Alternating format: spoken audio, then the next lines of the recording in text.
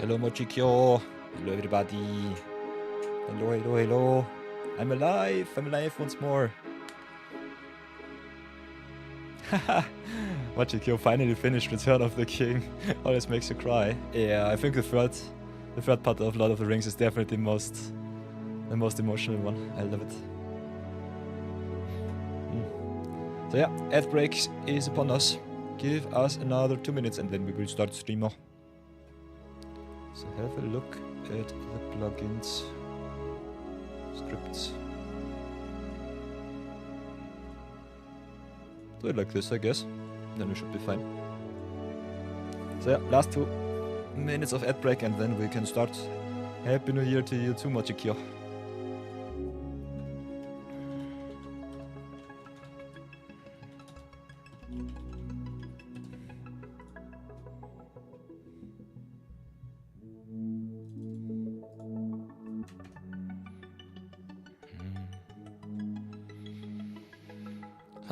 Second day of the year and already so close to earning myself a lot of monies.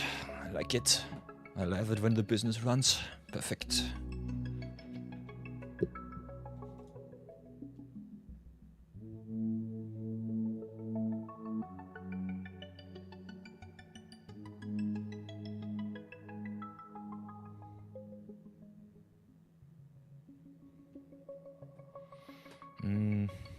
Let's enjoy myself a little bit more. Where am I? Yes. And we're running low. Ever so close. 1 minute left. Come on. Please.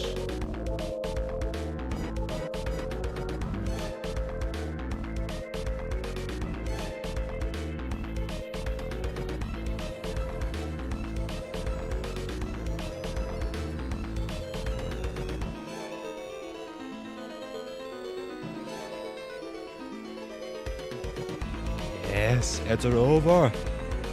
Ads are so over. I love it. Perfect. So OBS, reset my timer to 3. So that we just know when the ads are running or not. Good. So, how did we do so far?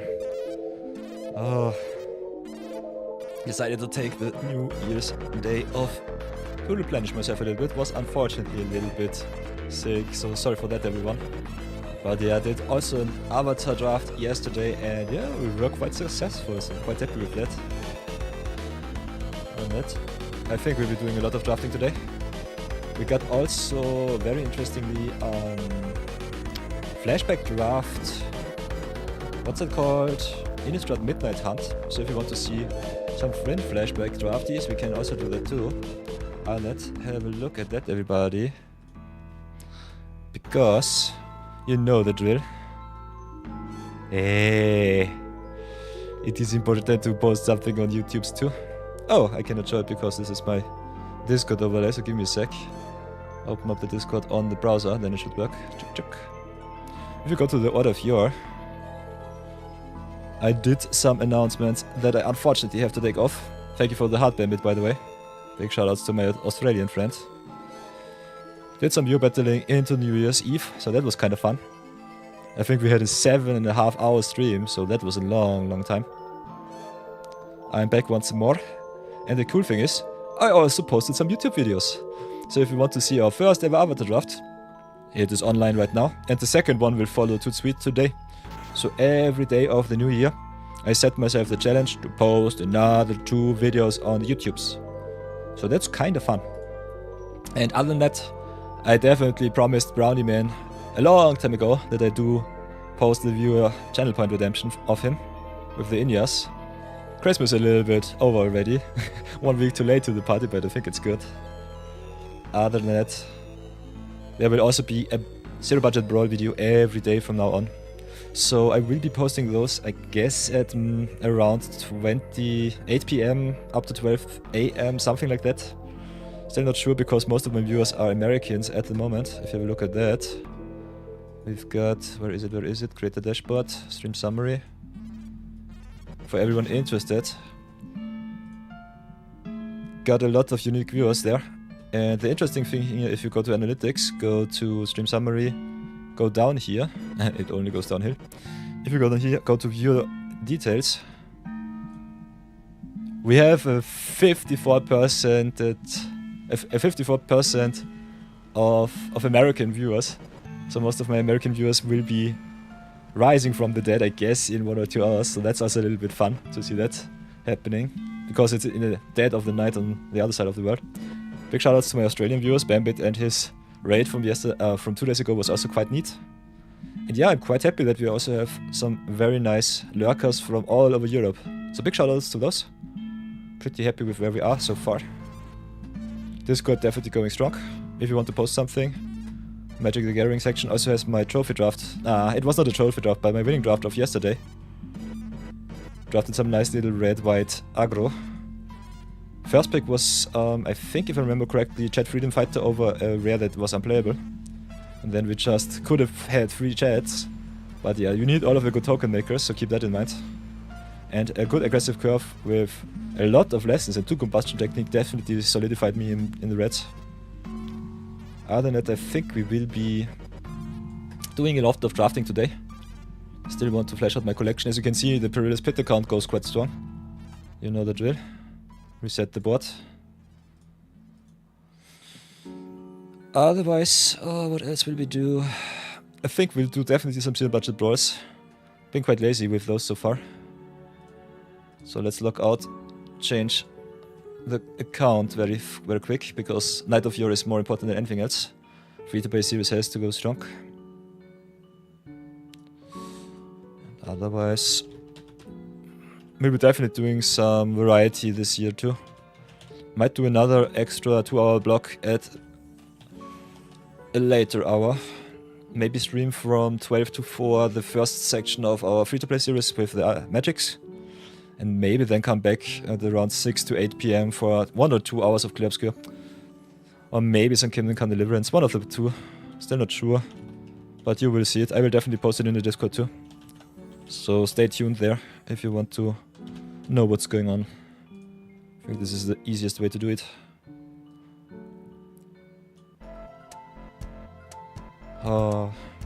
By the way, everybody, I also... If you go to our YouTube page, it's kind of interesting. Go to YouTube channel. If you have a look at our YouTube page, I also cleaned up our live videos a little bit more. If you go to playlists, you have here the Magic from Scratch Watts, by the way, with the public videos. We are live right now.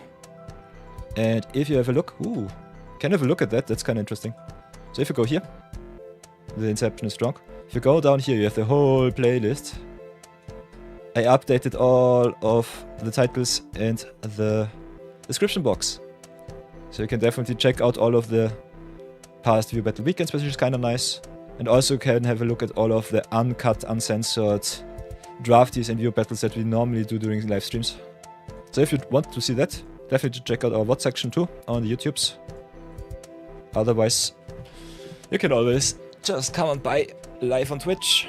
Earn yourself some channel points, redeem some nice little white cuts, so that you can have more of a say on what I should play. And that, as you can see, we slow roll a lot of nice juicy packs, so that's sweet. And I'm not allowed to lose any crafts, wildcards or anything else. So free to play means for me, 0 budget, no dollars investment, no wildcard crafts. Only our viewers can burn their channel points and craft me some powerful cards in my deck, like... if it really decides to stay at its finest, like Mochi Q. By the way, Mochi, thank you so much for the Shield Red Redemption. After we opened in our flashback... Okay, come on. After we opened in our flashback draft, the Necrodominant. Necrodominant and Shelly Wombo combo is my most fun grind deck off stream at the moment. It's so strong, I love it. So our Mono Black pool in Historic Bowl is so busted. Especially the overperformer, as always, the Alchemy cards, so big shoutouts to Mono's Graphliner. So happy with that one. Yeah, Shelly is so good. So yeah, that's, I think, everything for a little update for you all. So we will be doing a lot of avatar drafts until the new set hits. If you go to the limited section, by the way, so go to play, go to events.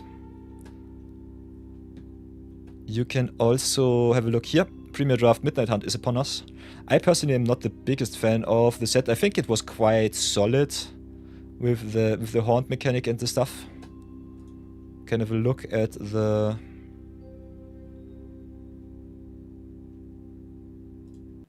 Maybe get the music a little bit more upbeat. Lock it in with Arena. If you have a look at our collection here, for all of you free-to-play players and new players, I normally have a look at our flashback draft sets here. As you can see, Midnight Hunt not even legal anymore, if I remember correctly. It already rotated out of the format.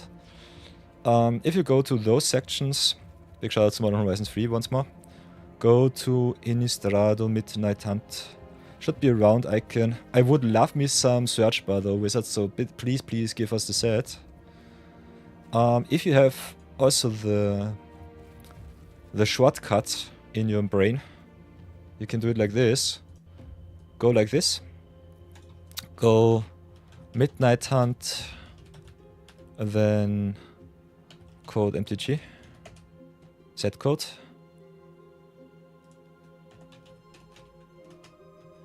Then you have here the short Midnight Hunt is MID. Can copy pasta from your browser or can just type it in your arena. Normally I would love me a search bar here on the right, but yeah, Wizards is stupid. So go S is set, double point into copy pasta, oops, mid. And then you go to not collected, Resin Mythics. It should spit out all of the Midnight Hunt cards. It does not work right now because I'm stupid. Set. Then we can have a look if we want to draft it up. I personally don't think we need to. Set is powerful, but not too powerful. I think you have to go to a certain format to have a look at that. Yeah, so here you have all of the lands, which are rare. So I think the check lands are kind of neat. With you need 2 basics or 2 other lands in play to untap this to play this card untapped. Other than that, if you have a look at all of the rares and mythics, there are some good commanders like the Adeline Resplendent Kafar in Midnight Hunt. Also got some busted mythics, which I personally love to play, like the Guardian Savior. This card is so good in Reanimator style decks. One of the better pairs for tokens is also Intrepid Adversary, but as you can see, those are all pretty highly priced mythics and rares. You got also some powerful blue cards like the Malevolent Hermit. So I think power level wise for singleton formats is definitely nice, especially big shoutouts to Meathook Massacre. Is a mainstay in all constructed Brawl decks these days. Is such a good card, especially the non-alchemy version. And you have some really busted mono black commanders like the Gisa Glorious Resurrector, which is not only a reanimator commander, but also a hate piece for the opponent's graveyard, so that's kinda neat. Also works pretty well with all of the cards that trigger at the start of your combat step, because she makes decay tokens, they normally, if they attack, die. But if you just enchant yourself something nice on the battlefield, some permanence is pretty neat. So the rares and mythics wise, we also have some nice little planeswalkers like the Wren and Seven and the Teferi who's low sunset. One of the better angel commanders in Lisa Forgotten Archangel. But this is more of a reanimator commander herself. And as I have seen with Final Fantasy and also Modern Horizons 3, sometimes the flashback drafts don't really attract too much attention. So investing in those might be a little bit tough. Nonetheless, we've got some very good options here. Just grind it up, I would say. But before anything else, I think it's time for 1 or 2 extra pack 1 pick ones. So, pack 1 pick 1 Avatar Edition. What will we get? What will we take? Another mythic for the collection is sweet. Uncommon wise, I think Glider Stuff, easy peasy first pick if your rare mythic sucks. And otherwise, I personally would definitely recommend picking yourself the Fire Nation Cadets or the Abandoned Attachments, because lessons are so important. Azul Always Lies is also a nice combat trick, but I think black not the most impactful color in this format. If you don't go blue-black and go for Dorju, it might underperform. But what will be the mythic? Okay, it sucks. So easy first pick Glider Staff, into second pick Fire Nation Cadets, and then Abandoned Attachments. What would be your picks? What do you think about the format? Let me know in the comments. Always talk to me. I think we've done a lot of Avatar openings already. So yeah. Don't think it's too necessary to still discuss about the set. I definitely need to open some power though, so always appreciate it.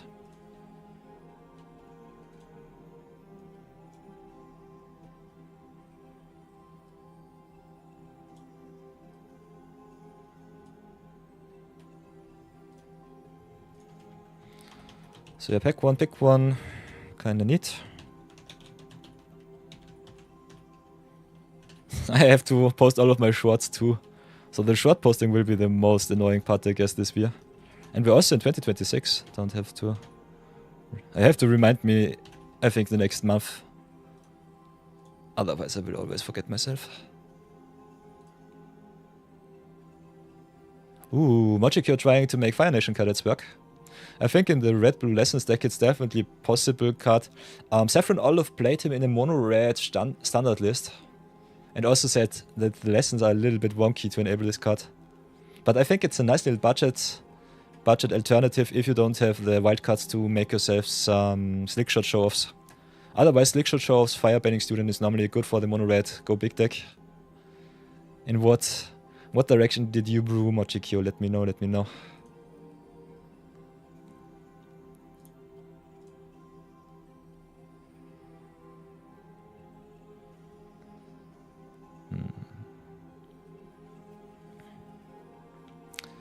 Otherwise, another mythic for you to craft around is kinda neat, so I'm pretty happy that my collection grows for you all to even invest a little bit more of your awesome laurels. Could also do some different openings here. Same here as a creature in mono red deck. Yeah. I think we could also adapt our mono red list for the Viewer Battle weekend tomorrow. I think I have a full playset of cadets. The Is It Lesson deck looks nice. It's definitely a little bit slower than your average deck, but I think it's kind of neat with some payoffs like the Fatigue. Might have to open more avatar packs. I kind of want a second or third copy of Run and Shaw. I think this card is so busted. It's so neat. So let's go for another pick one.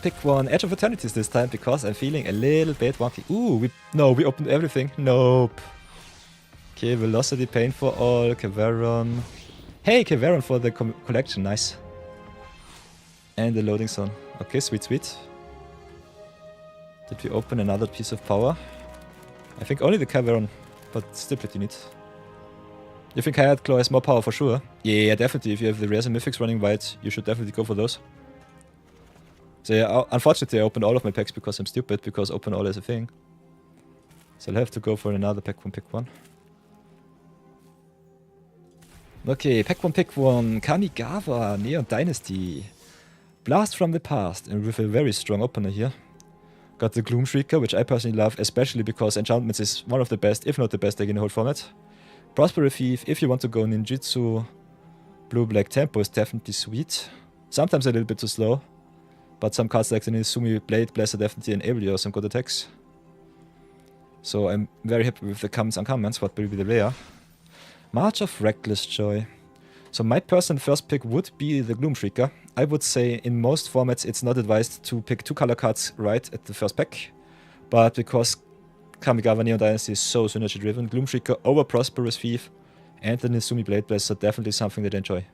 What have been your experiences? Let me know in the comments. And I think I'll just post this shot right away and see how the Twitch and the YouTube connection does work. Do it like this, because otherwise I always forget to just post my shots.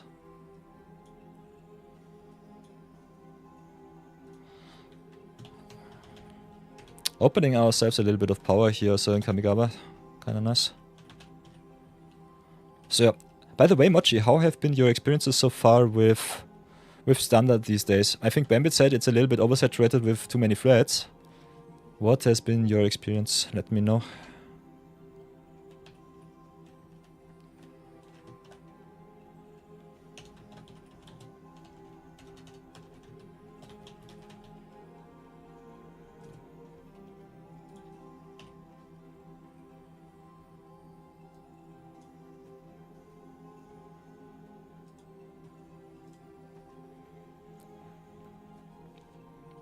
You avoided Standard this season? Ooh, interesting. So what is your favorite constructed format at the moment? You've been playing Standard Brawl a lot. A bit only. Not too happy with the Standard Brawl too. This sounds unfortunate. I've been trying to grind a little bit of standard. As I've posted in our Discord, I at least gotten to Silver 2. If I grinded 1 or 2 extra days, I think I could have definitely hit gold, but it was definitely a very torturous way. Very, very tough.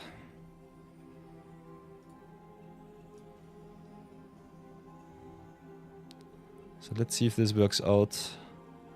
Let's post some good stuff on the YouTubes and then on the Instagrams just because I'm so lazy.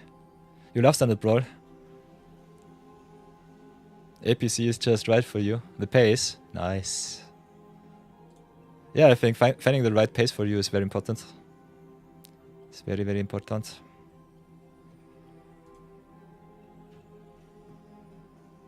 So share to YouTube, share to the TikToks.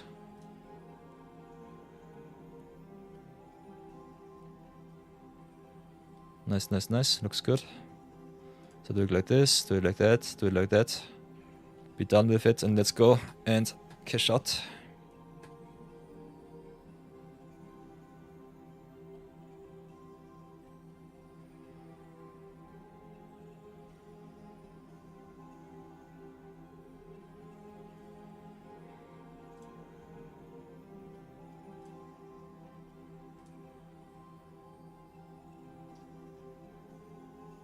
Let's see if that works. Not too big on uploading everything right away, but yeah, I'm so lazy with my shorts. I think just doing it live on stream is maybe the fastest way before I forget myself once more. You were trying out standard with the decks like Badger Mall Elf for the winter achievements. Ooh, neat, neat, neat. And Skeleton United Battlefront. Yeah, I've seen that deck too. Especially Mono Black Skeleton wrecked my Lessons deck quite often. That was definitely a thing. They are so joyless. Yeah, that's one of the reasons why I personally dislike block constructor reforms. I think it's way more fun to just go creative and have a lot of cards that do nearly the same thing, but not exactly the same thing. But yeah, this is the way of the creator and the crafter in me.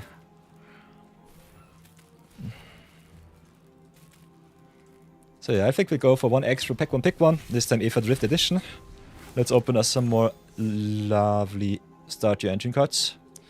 The best uncommon in green-black, by the way. Thundering Broodwagon, so big fan of that one. Destroy stuff, can cycle if you don't need it, which you normally should be. And then it just also beats down with Mana, and Reach. I kind of like all of the exhaust creatures, so big fan of the Grease Range Goblin too. Otherwise, if you want to go more value-heavy, I think Loxodon Surveyor also quite neat. Our rare, this time a wildcard, so we'll take the Broodwagon over the Goblin. And I think the third pick will be Surveyor, because you need a little bit of value. Normally, the format is very well centered around green-black. Otherwise, just having some good exhaust value and some aggressive Start Your Engine cards definitely can also win you some games. What have been your experiences so far?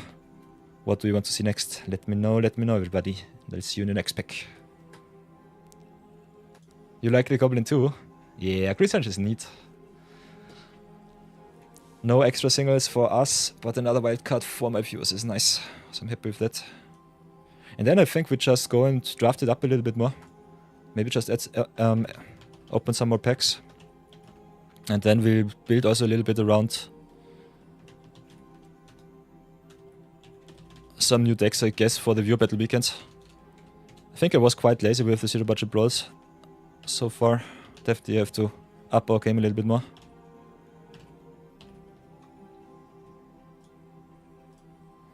So do this, save this thing. I think after stream I will just upload my shorts like this. Uploading all at once is a little bit stupid, I would say. Distributing your content normally the way to go for a streamer. But yeah, it is what it is. So continue here and let's go and start the nice little recording. So everybody, because Avatar is upon us until the 23rd, if I remember correctly, or the 22nd of Lorwyn Eclipsed. Whoops, Eclipse release. As you can see, we're already at day. Whoops.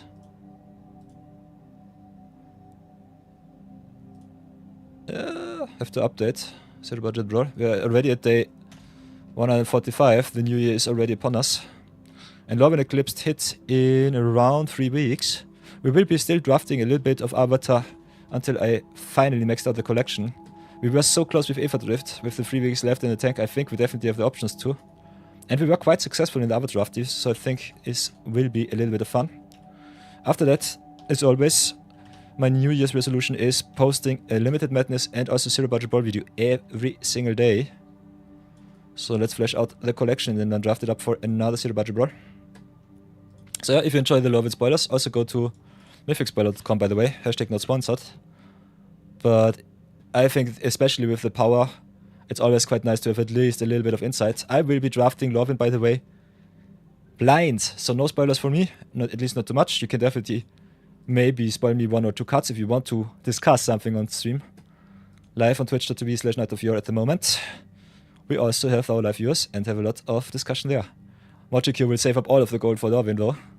I will slow roll and just keep the 3,400 for our next season pass. So what I definitely recommend as viewers, by the way, if you're free to play, save yourself at least 3,400 gold, gems, not gold, gems, for the season pass, because this is free and gives you also a lot of wildcard action from the latest set, and a lot of free packs too. So normally pays for itself, gives you some nice little decorations and avatars. And then you have double the fun with your free to play account. Other than that, converting your gold into gems is the right way, so Machikyo, totally right with that shoutout. I will salute you. Nonetheless, we go into another draft. Limited Madness goes strong. And I kind of want my 4th Badger Ball Cups. Until I hit that, I will definitely have to grind out a little bit longer. But we will get it done. So let's start another episode of Limited Madness. My American viewers are still a little bit asleep. Because yeah, in Europe it's 12 PM noon. It's high noon, haha. But yeah, the Australians should go to sleep, the Americans will wake up in 2 or 3 hours. But yeah, let's see what power we can pick up. Our first ever avatar draft finally released on the YouTubes. So whatever will it be? Have to start up untap.gg because I normally never ever remember myself on what I opened so far. So enable the overlay, please. Please, come on. Show rating, comments, and so on. For whatever reason, it's... yeah. Now we've got untap.gg online. Creative Wildcard is our rare. We still don't have a 4-off, so we'll pick those. Other than that, I'm a big fan of blue tempo-based decks. So first time flyers, Focus 1, Spirit Keeper is a pick 1, pack 1. Pick 1, definitely easy.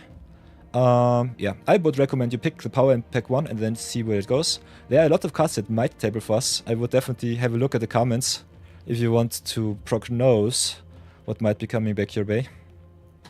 So pack 8, I think we can definitely maybe get 1 waterbending lesson or maybe some wandering musicians on the wheel. Otherwise, I think our uncommons are so busted that our opponents just pick them all out.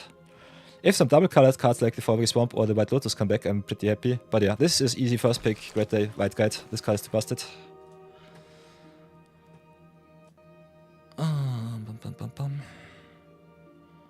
Save that one right for the YouTubes with the link.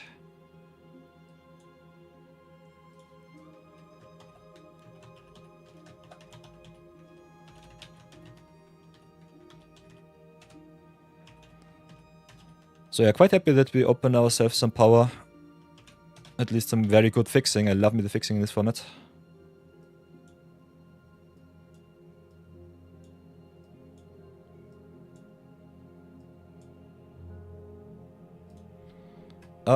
Other than that, what will we pick up for second pick? Could go for the more playful pet. I like me the cheap flyers a lot. Playful Iguana Parrot is also very good, aggressive and defensive creature. If you want to just burn your opponent out of the game, I think green-red go big is definitely a thing. And I did not play too much around with Combustion Man in Limited, so I think I'll pick the Combustion Man here. Otherwise, definitely big fan of the flyers coming around. So now we've got the Guru Patik or the Fire Sages. Yesterday's draft was a red-white aggro and I easily 5 in freed with that one, if I remember correctly. Lost some games to the Shuffler, unfortunately. But yeah, Guru Patik or Fire Sage is easy to pick for me. I think Judy is nice, but with the setup that we have here so far, I think value is more where it's at. Judy, sometimes a little bit too slow, so I'm not the biggest fan of that card. So it's... I personally would say the Fire Sage over the Guru Patik. If you don't pick too many lessons, he might whiff a little bit too much. Him just being able to pump up your board is pretty neat though, and he's also an ally for the Great Divide Guide. So with what we have so far, I think the Fatigue might be better than the Sages, although I love me the aggressive 2-drops a little bit more. I think just going multicolor allies is kind of fun. So, next pickup, what do we have? We've got the Hammer, the Bloodbender, best card in the pack by far. This card is so good. If it can snipe some cheap removal from the opponent's grave, it's so good. Other than that, we have some very good, solid comments for the Waterbend deck, like the Forecasting Fortune Teller. Some go wide payoff for Water Bending and for the red-white aggressive deck in Water Tribe Captain. One of the better removal spells and protection spells in Airbend is Reversal. I will go for the Hammer though. She's not an ally, but cheating her out, getting some extra mana with cards like Great Divide Guide is definitely neat. So we've got a 4 of Fire Nation Palace already. Otherwise I think the card is solid but not too busted. If you want to go allies, rebellious captives is always neat. Just being able to give you another creature with the exhaust is so good. Other than that, if you want to get the most value out of Fatigue, can always go blue, red and green lessons. Pick either the Sparing Dummy or the Origin of Metal Bending. I think Sparing Dummy just being able to get you some stuff back is neat. It's pretty good. Otherwise, just some extra gems with the Fire Nation Palace is also a thing. And we might be able to use the Fire Bending mana. I think we go for the Palace here. Otherwise, I think picking up Dummy is nice if you get some nice little recursion in green.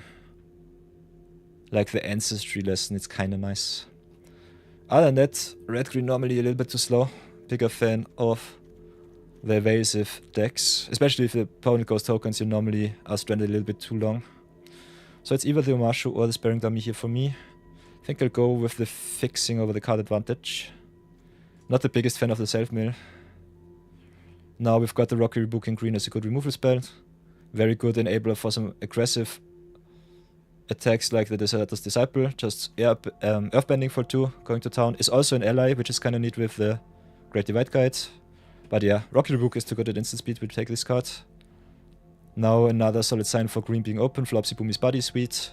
Got the Cycle of Renewal to fix ourselves if we want to splash. Otherwise, Hammer I personally dislike in any deck that is not too heavy blue. So I might have to cut the Hammer here.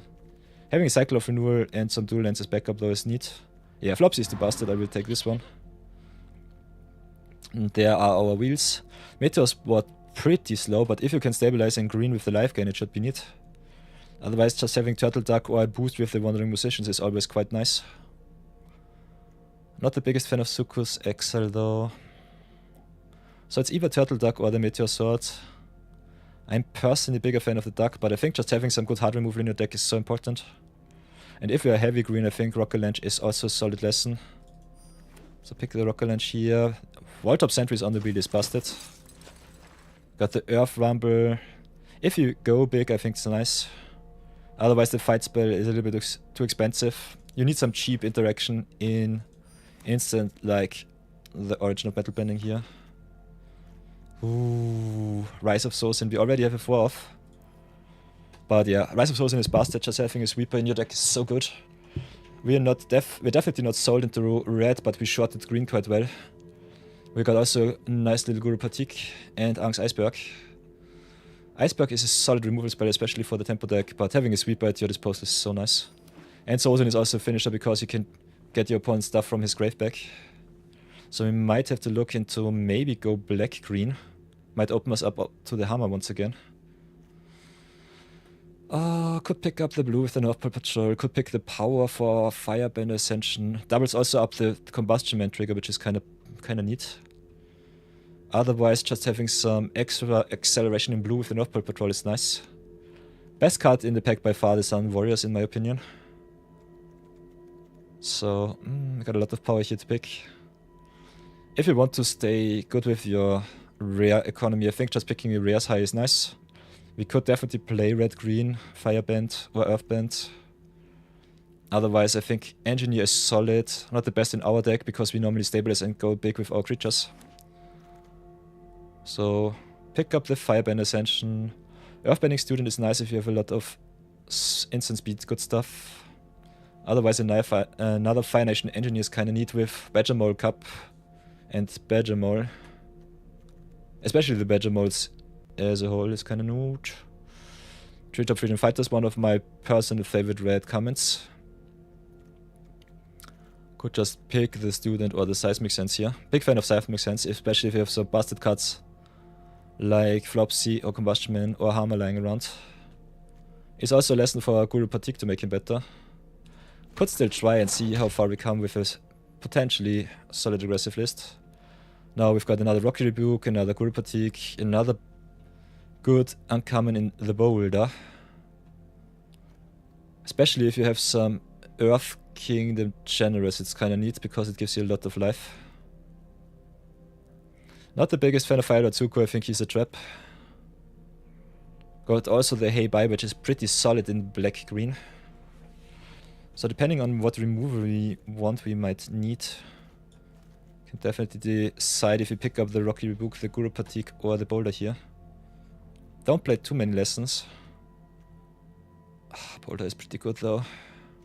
I think we'll take another Patik and see how far we come. Because Patik loves himself some sagas. Now we've got the You, the Moon Spirit. Solid 4 mana 3/3. Also makes your non-creature spells playable at any time, which is kinda neat. And because we are rare drafting Avatar, I think we will not pick up the Haru. I think Haru is pretty good, especially in the green-white ally token decks. I'm not sold on anything besides green. We'll pick the Yue for the collection. I think she's also pretty good in constructed. If we pick up more lessons, Boomy is kinda solid. Firebending Student is just a very good 2-drop. Got the Northern Air Temple if you want to go black-green. I think the Patiks become better. But yeah, most of the green-black cards normally not lessons. So it's either the Boomy or the Rocky Rebuke for me. I will take the... Oh, will I take the Rebuke? Rebuke is so good. I think I'll take the Rebuke over the Student here. Having another Student at their disposal though is so nice. So another Wall-Top Sentries over some Blessed Peaks, I guess. Could also go for Abandoned Attachments. So it's either Attachment or Sentries. I think if you want to go lessons, you should play at least 4 or 5 of those. Otherwise, Sentries is just a very good defensive card. Gives us life, trades with the opponent's biggest creature. Another Rocky Rebuke or the Badger Mole here. I think both are so good. Kinda like me the aggressive big creatures a little bit more. Just having your good removal at your disposal is so nice though. I think we go for 1 extra Rebuke. Cry myself to sleep later on. Big fan of Earth Kingdom Soldier, I think this card overperforms. Otherwise just having the Rumble Wrestlers with the reach is also quite nice. But being able to pump your stuff is kinda good. So could pick the Rumblers, could pick the Lesson here. I think Lesson is solid. Also makes Patik better. Pillar Launch is a very good combat trick. More lessons for Patik is nice. Yeah, don't look Gifted Zuko in the mouth, just pick him up. Also Porcupine on the wheel is kinda neat. Because our non-creature count is quite high, I think we're good. Not biggest fan of Earthbending Lesson, we need more cheap cards.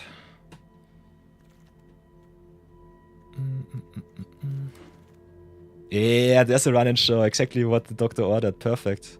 So yeah, pick up Run and Show, this card is so busted. On the wheel we might be able to get a War Balloon, or maybe an Origin of Metal Bending. With the amount of allies that we have so far, I think we do not need the White Lotus Reinforcements on the wheel. If we can get it, it's nice though. But yeah, Run and Show is busted, so we'll easily play the red-greens. Now with the Baleful Bounty Hunters, True Ancestry, and there's another Accumulate Wisdom. Still need 2 of those cards for my collection for my standard deck. Otherwise, True Ancestry is nice, but Baleful Bounty Hunters is too busted. And I think we will be maybe picking a little bit of fixing and just splash our 2 black cards here. I think the Hammer Train might have left the station, but we'll definitely play Rise and we'll definitely play the Baleful Bounty Hunters. Especially Baleful Bounty Hunters setup for the sweeper and just rough the opponent's board, get yourself some good stuff. And as you can see, yeah, we are blessed with power. All of the good rares coming our way, especially in green. Pick the Earth King next. So far, I'm pretty happy with our deck. Be careful about your average though. Another Firebending Student might have been neat.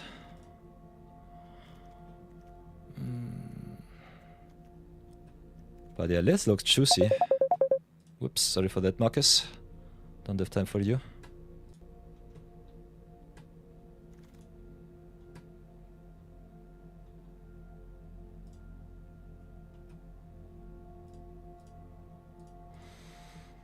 What do we have next? Sparring Dummy on 2 is nice. Otherwise, we've got the Foggy Bottom Swamp to fix us into black. We're still in dire need of 2 drops. And the Sparring Dummy is nice. We have no recursion at the moment though, so I think we go for the fixing here. Otherwise, Sparring Dummy also gives you life for milling some lessons is kind of nice.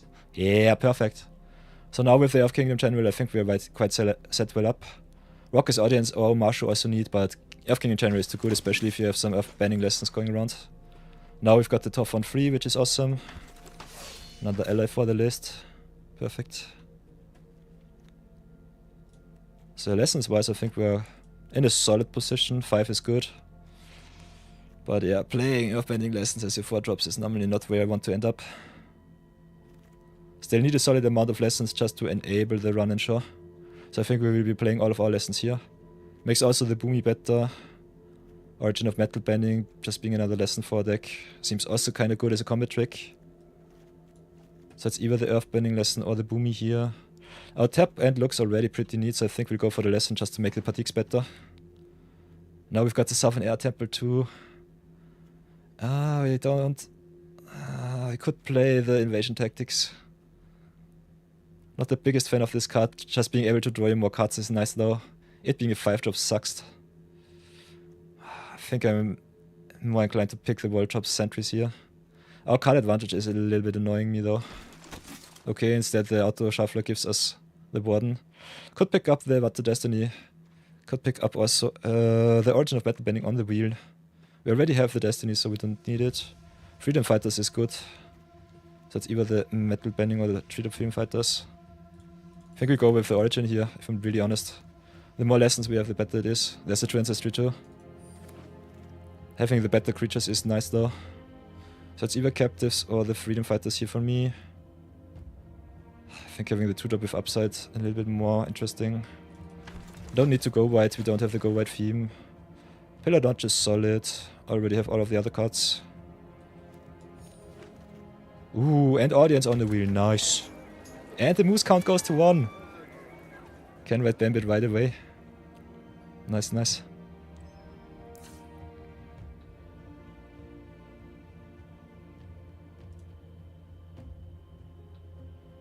So yeah, pretty happy with where we ended up so far. That was awesome. If you have a look at our rares, I think we picked just 2 off-color rares. And other than that, on-color rares, I think we also have a lot. Already have the full playset of Fireband Student. But how many gems did we earn ourselves? Ascension we had, I think, the 4 off. Student we have the 4 off, so that's 40. Run and Show, Earth King, Wayfung's Bounty Hunters, I think, 60, 80. So a solid amount of gems. So pretty happy. Even if we lose, we have enough gems left in the tank. And we have 50 cards. 50 or 40, so we have to cut a lot. So yeah, go minus type creature. Then see what we do. Fixing a black seems a little bit iffy. Although Rise of Sozin and Bounty Hunters is busted. Us not having any fixing in the deck sucks pretty bad. We got the Foggy Bottom Swamp for at least a solid off-color splash with the Bounty Hunters. Would love to play Rise of Sozin, but I think screwing us up with our mana is not worth it. Might be wrong, we'll have a look at it. So 1, 2, 3, 4, 5, 6, 7, 8 lessons. The more lessons we play, the better Fatigue will be, that's for sure. So Fatigue pretty neat. Love our curve so far. General is good, Earth King is busted. Bounty Hunters, if we can enable these knees. Moose, I think we do not need, we have a lot of power already. Soldiers is okay, normally on the cutting table with this kind of power. Got the fixing with the Great Divine Guide too, so I think playing Swamp, and the Guide is solid. Don't want to play too many off-color cards because this normally wrecks your draft. Then could cut the Earth Rumble, I think it's okay, especially in Go Big. It's not a lesson though, and we have a good amount of removal with the Rocky Book. Otherwise, because we do not ramp, I think Meteor Sword might be on the cutting table. I only have 6 forests, so this is only a 3 in the 6 mana 6/6 at the best. Could cut Origin of Metal Bending. We'll definitely cut 2 non-creatures and 2 creature spells. How are we looking with the Firebend Ascension here? Student triggers it. Earth Kingdom... Earth King triggers it. Rung and Shaw triggers it. Combustion Man triggers it. The token self triggers. I think we have enough cards to make the Ascension good. Would maybe just shave a Lesson here and a Bending here. Playing enough Bending seems kinda nice. As I said, the sweet spot for me with Lessons and Fatigue is normally around 5 to 6. Not the biggest fan of a 4 mana 4/4 which has to come down on 5. Always remember, this is more of a 5-drop than a 4-drop. So our top end looks solid. We have enough non-creature spells to make the Porcupine good. Have enough allies to make the Divide Guide good. Divide by the Guide, by the way, also pretty neat because he fixes your lands too. So big fan of this card. This is a busted mana dork. Other than that, what else can we do? Could cut the Earth Rumble. The more removal we have, the better it is though. I think 3 Rocket Rebuke and a lot of big creatures makes our attacks even better. Especially with 2 Wall-Top Sentries just having Death Touch and pinging for some Death Touching damage. So I might cut the Earth Rumble here, just have a look at it. Love the Flopsy just pumping my whole board, so that's pretty nice. Audience also ramping us up is sweet. So I think creature-wise we're well set up. The weakest card might be the Firebend Ascension still. Could also cut the Earthbending Lesson or just the Fatigue. Could also be the Rockalanche. Fatigue looks like the top 5 of your library. Normally it was 7 cards, go to 30. So if you have a 6 Lessons in the deck, 5 to 6 Lessons, he should not whiff too often. Fatigue whiffing though is so annoying. So I think the cut might be here with the Meteor Sword or maybe the Rockalanche. Or the Earthbending Lesson if I'm really honest. I think we could just cut the Earthbending Lesson, but the less Lesson we have, the less busted the run and show is.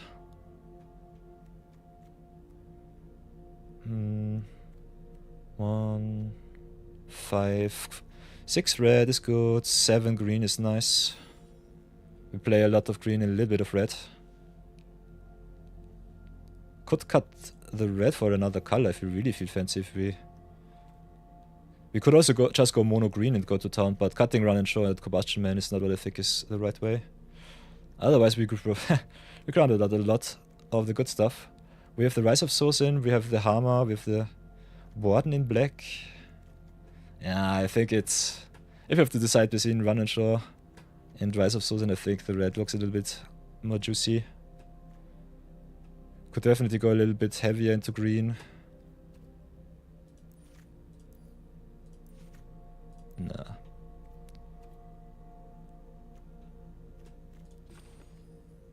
$17 lands. We still have to cut 3 cards, so never mind me. I'm stupid.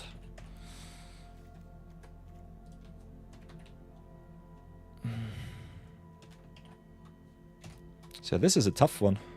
Still have to cut 2 cards. 3 cards.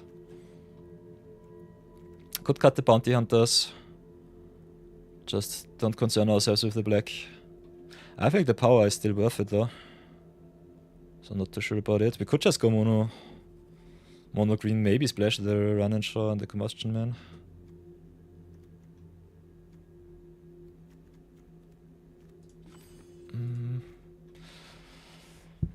Ba, ba, ba. 1, 2, 3, 4, 5. Could also cut the creature for Earthbending Lesson. I think Earth King with Earthbending Lesson is kind of nice. We need our 2 drops. I think Student is fine. Ascension is good. This is such a tough one. Such a tough nut to crack. Don't want to go down on my Rocket Rebukes. I think they are necessary. We really might have to cut down the Lessons. Makes our Fatigue and our Run and Show worse though. And that this is a really tough decision. Could also just cut the Porcupine and the Firebending Student in my opinion. Might do it like this. Could just shave the Fatigue.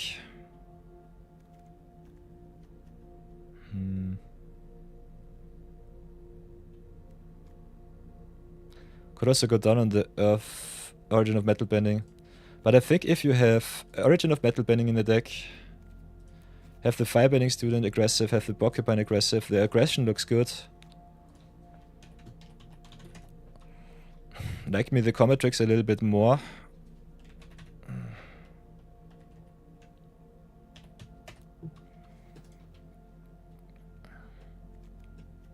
So with our instant speed interaction in the Rock Rebuke and the Origin of Metal Bending, I think we could just get away with those.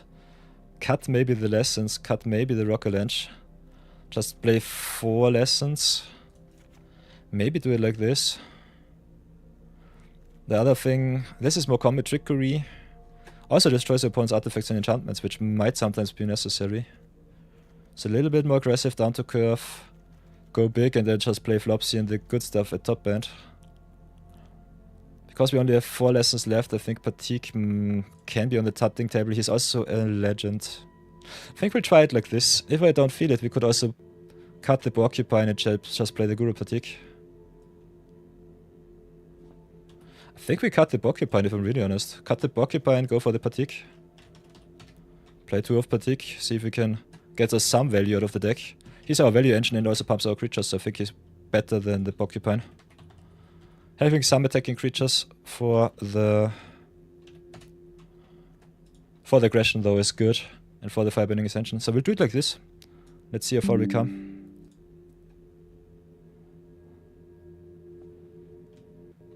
I think we do it like this.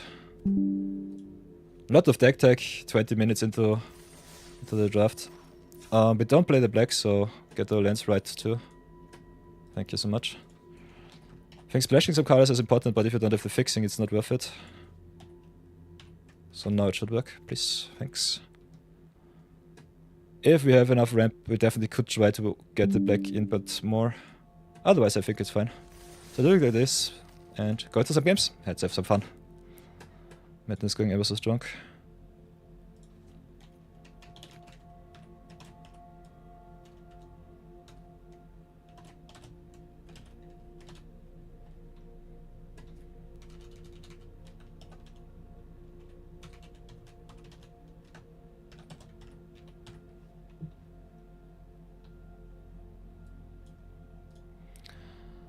Ay, ay, ay, ay, ay. I can definitely understand the people slow rolling their golden gems for when Lorwyn hits. I think just maxing your collection if you're not allowed to craft anything is still pretty sweet. So yeah, this is one of those openers where I'm not sure. We are on the play, we are screwed. It's a virtual multi 6 because we cannot cast Combustion Man. Also don't have any early games, so I think we mulligan here. This on the other hand looks busted. We've got the Great Divide Guide, so I think we can get away with just dropping the forest here. Also, this is 2-drop.deck for us, so pretty neat. If the opponent does not play too much aggression, it should be nice.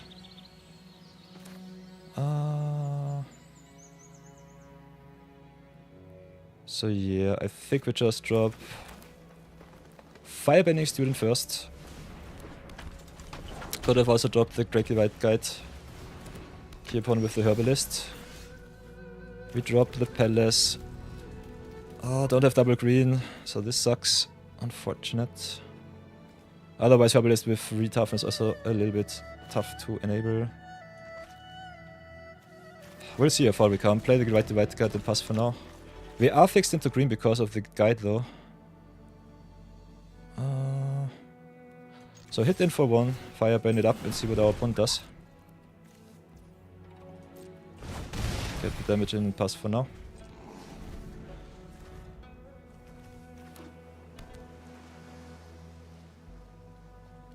So yeah, not having enough threats might come back to bite us. Still not sure if Earthbending Lesson is better than including the Metal Bending, but I think we have to cut down on our lessons a little bit. Otherwise, the more lessons we have in the deck, the better it is. Ooh, opponent with a Wisdom for 0, okay. Still a bit scary. And we are playing Golden God against Platinum Pleb. So that's a thing. Go online, by the way, for our friends to see. But we are busy right now. So, there's Run and Shaw. Run and Shaw on 5 is kinda nuts. If the opponent has the Quench though, I'm pretty sad. because we have 1 extra mana to play around Quench. So I think it's worth it to play around the Quench here. Just do it like this, go to attacks.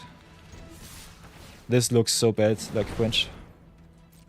Especially if the opponent's playing Lessons. I think playing around the 2-drop is good. And us just being able to force some good action is nice.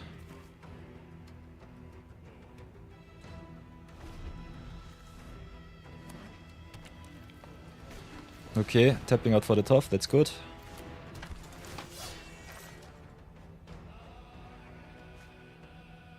Okay, gets back the wisdom. Let's bust it.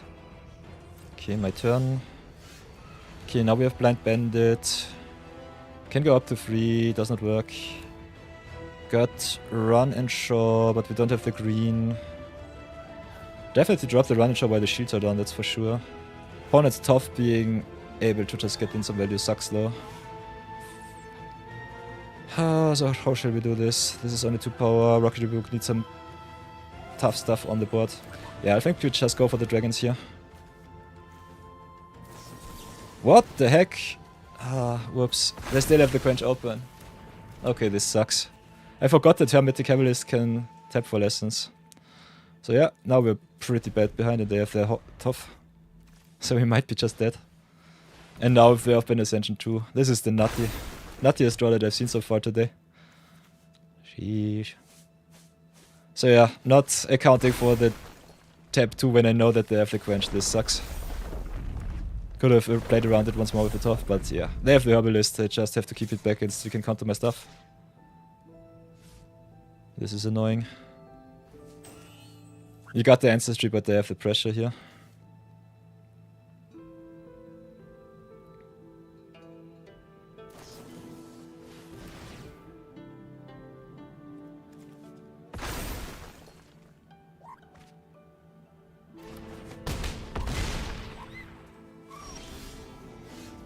Okay, play the land, play the tough. Animate a little bit. Get at least some board presence, but yeah, this sucks. Rocky Rebuke pretty sad here. So yeah, green removal is solid, but sheesh. Opponent had just a better curve out. And also the stupid Quench, whenever it is played against me, I'm just sad. Quench is definitely an overperformer in this format. So yeah, I think we cash in the Firebending Student now. Student underperform in our deck. Might be a cut for just another lesson. Yeah, we don't even have the Death Touch. If we hit Sentinels from the top, it's neat. But yeah, this looks bad. This looks pretty bad. So pass for now. This is pure sadness. Lessons is such a good deck. Unfortunate. And they just hit all of their good rares right on curve. I think even with Run and Shaw on the battlefield, we might not even have a shot. So I have to pass here. And we don't have any hard removal for this card. So I think we just die to Island. Yeah, Ascension, what does it does good. We'll concede. Let's go next. The madness is growing ever so strong. Might have to re-elevate my threats. I think having more lessons for Patik is sweet. I think we do some good rebuilding. I think Student does not do too much. Ascension is nice though. Having some good 2-drops is sweet. I think we need more lessons in the deck though. I think we get the extra F-binding lessons in. Saber to Moose Lion could also be nice, just being a big threat that works perfectly with our Rocky Rooks here. More targets for Patik though is what I want. More power, go more aggressive. We also have an ad break, so stream is paused for the next 3 minutes.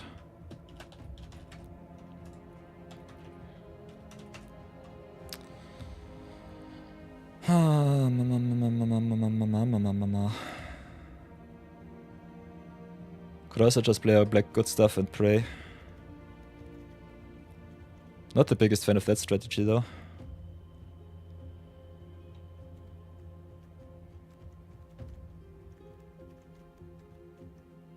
Yeah, our value sucks, unfortunately.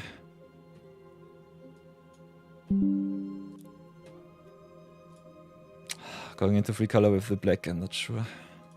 This seems like a pretty terrible idea. Could always just cut the red and go into black. This might be the way.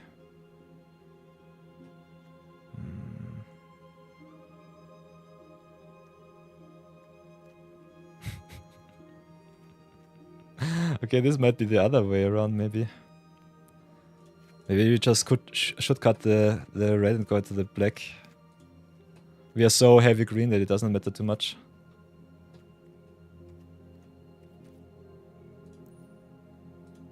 Rise of Sultan is pretty busted. Hammer also getting the opponent's stuff from grave is kinda nice. Could cut the lesson and do it like this.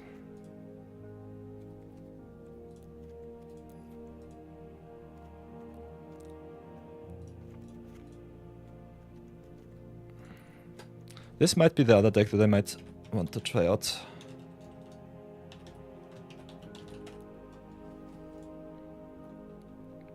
I think this definitely has some potential.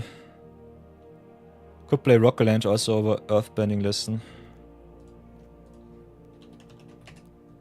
Might be better.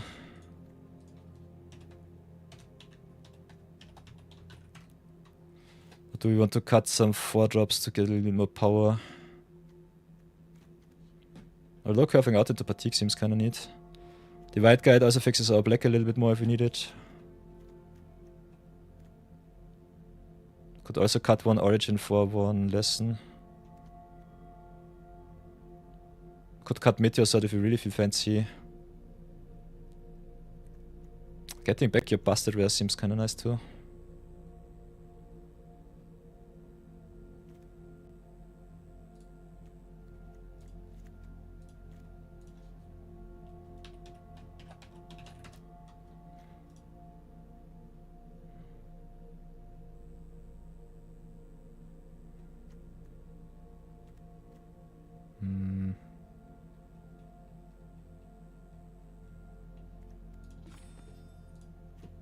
I think we'll try it like this.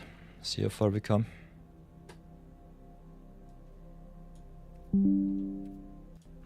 Could also see myself cutting a Rocky book for another Origin of Metal Bending. But yeah, I think we'll give it a try with this list.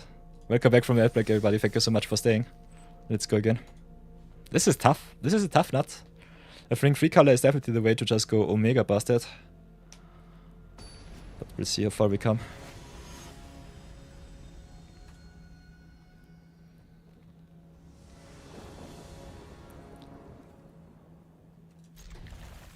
Mono green.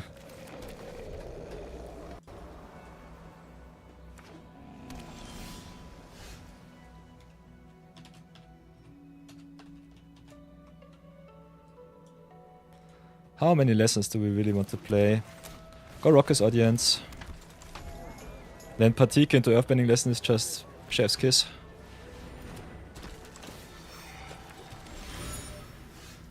So play the forest as long as we don't need the black.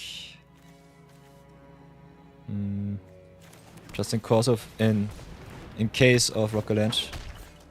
Then there's the Rockalange, yeah. Nice. The next turn we can drop the Earthbending Lesson, can go Rockalange. Unfortunately, don't have the Badger Molds. One Badger Mold in this list would have been nice. So yeah, the extra Rocky books look so weak. First time that I try main beats with the greens. The later we play Rockalange, the better it will be too. Opponent with Esper on turn 3. Okay, with the Judy, scary. Okay, there's Earth King General, sweet. Yeah, so we could Earthbend Lesson, get another 2 mana, does not really do us any good. I think just dropping General here is nice. So do it like this, play General, get the value for the counters right away. Opponent can make more Judys, which is fine. We could hit in with Fatigue. I kinda want to stay back for now. Opponent, if he has Yip Yip, will make me pretty sad though.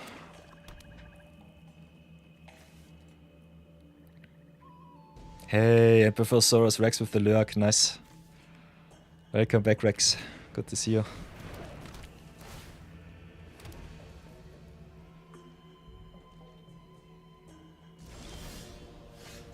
So let's drop all of our forest because we play mono green Stompy. First time that I play main green with a little bit of black and red splash. So if we hit Rise of Souls in, we still need the second swamp, so as long as we don't draw that one, I think it's better for the Rock Range just to do it like this.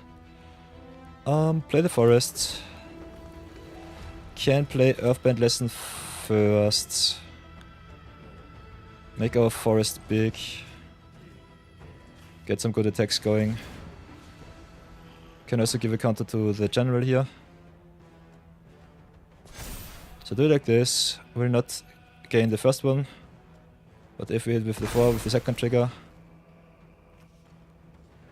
gladly take the 4 here.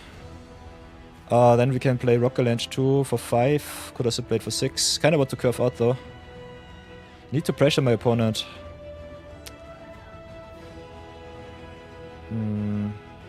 Think we can slow roll the Rock Range. Let's go to attacks. Just hit them with the forest, get some pressure online. Okay, jumps with the Fortune Teller is good. Our deck looks so strange. Not sure if I like what I see.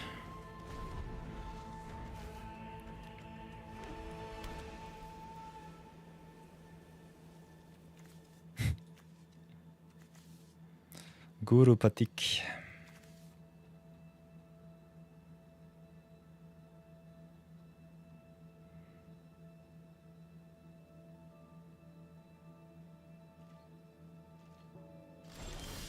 Okay, nice. There's the protection, sweet. So drop the forest here first. Then go Rokalanch. Animate another forest. Don't spread our counters too thin. Nope. I think 6 life is better than 1. Decline first one. Put the counters. Gladly take the second one. This card is so good. I love Earth King in general. And because I don't want to shotgun my protection spell, I just attack with the big rock forests here. See how far I come. Okay, there's a sold out. Unfortunately, Metal Bending only gives indestructible, so this will happen not either way. Cannot do anything against that. Still hit in for a solid 6. Opponent jumping quite aggressively. Kinda like it. So it's also one of the reasons why I'm not the biggest fan of Metal Bending. The best removal normally goes around the indestructibility here. Still being able to protect your creatures from combat seems kinda neat. Also blowing up some artifacts and enchantments is kinda nice.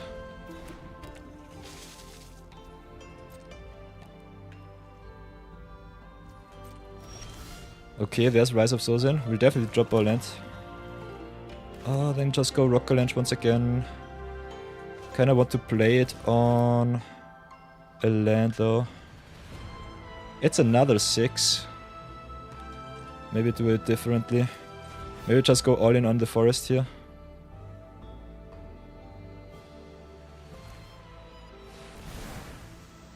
Would love to go wild, but the giant core is a big problem.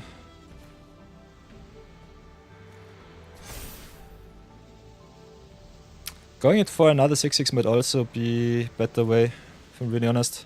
If the opponent has removal, I will be so sad. He blanks all of my spells. Like this, he definitely is inclined to block. That's a lot of pressure. Okay. That's at least some free value. So pass for now.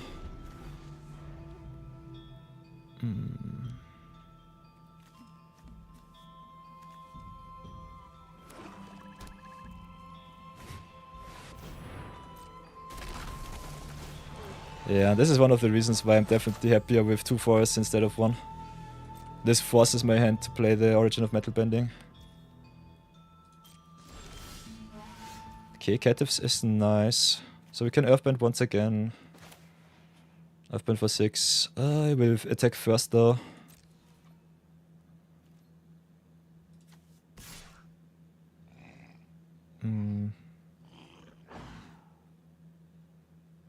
Yeah, do it like this, attack with the forest.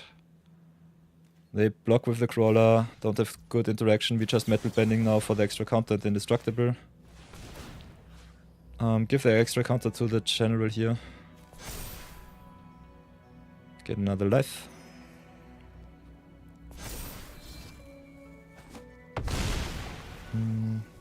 Then go rebellious captives.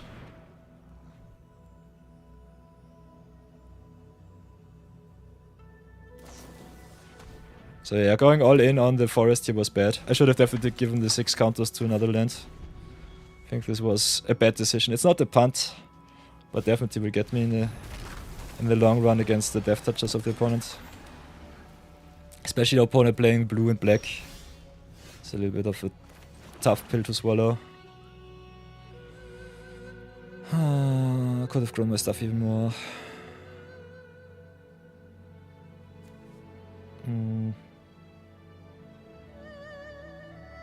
How shall we do this? We've got a solid board state.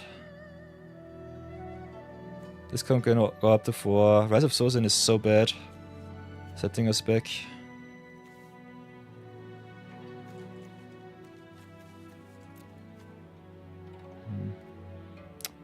Do I for the trade with the land?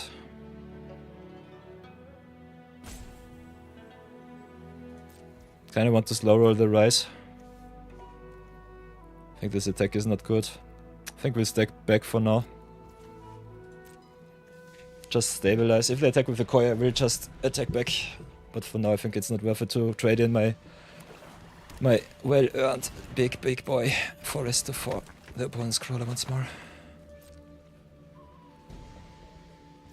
So let's get the rebellious captives value out of the way. Animate another forest, I would say. Yeah, with 2 big forests it would have been way easier. Gain another 2 either way. Swamp it is. Keep the swamp for discard of the opponent. Pass for now. Cannot really pressure against the Koi here. If I had another big creature it would be better. But we don't, so pass. We also still have, I think, 1 Origin of Battle pending in the deck. So I think it's still good. But we have also a lot of dead draws with our lands. So big sadness on this deck right now.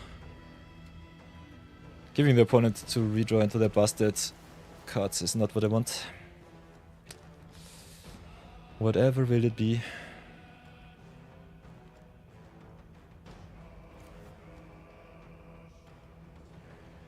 Them having exactly conviction for the Death Toucher was so annoying.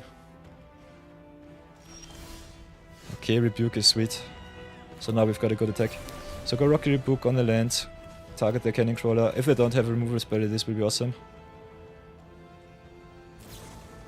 Of course they have Ang. And this one can airbait also land, which sucks. So I tap for the mana. Yeah, this is annoying. And because Ang is busted, I think we just go right click attack. We cannot even attack with this. Don't have the mana. I think we just drop the Rise of Souls in here. Rise on an empty board seems kinda neat. Could give the counter, doesn't matter.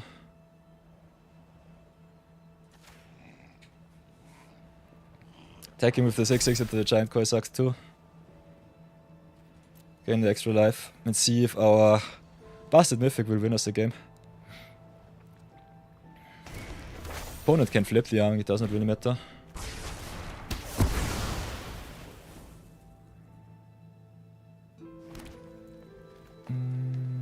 Pass for now. Big question is what card I want to snipe from the opponent's deck. What can wreck us? Could be a removal spell like the Sold Out. Could be just some cards like the First Time Flyer. I think we'll just have a look at their deck. Let's go Sold Out. Could also go for Conviction. Let's go for the commons here. So Sold Out from Grave. Sold Out in Library. They have the Piandao, the Glider, the Iceberg. Airbending Lessons, Snowballers. Okay, the deck looks powerful. They have a lot of removal. Only land, so nice. So exile those 2. If you name something with Sozin in Limited, I would definitely recommend you go for the comments. Could have also searched for First Time Flyers, but I think Sozin being a threat, which the opponent has to answer, is better just exiling the threats from deck. And pray that it's good enough. Ooh, now we also got the hammer plus the Suko's Conviction in grave. So this is awesome, we can get our best card from grave back. Our graveyard sucks a little bit though. Can also mill the opponent and just have a look what we can yoink from them. But yeah, we'll definitely have a hit with the hammer, so go for that one first. Hammer on an empty board is nice. Suko giving us the value back too is also sweet. Yeah, now we also have the airbending lesson here. As a backup.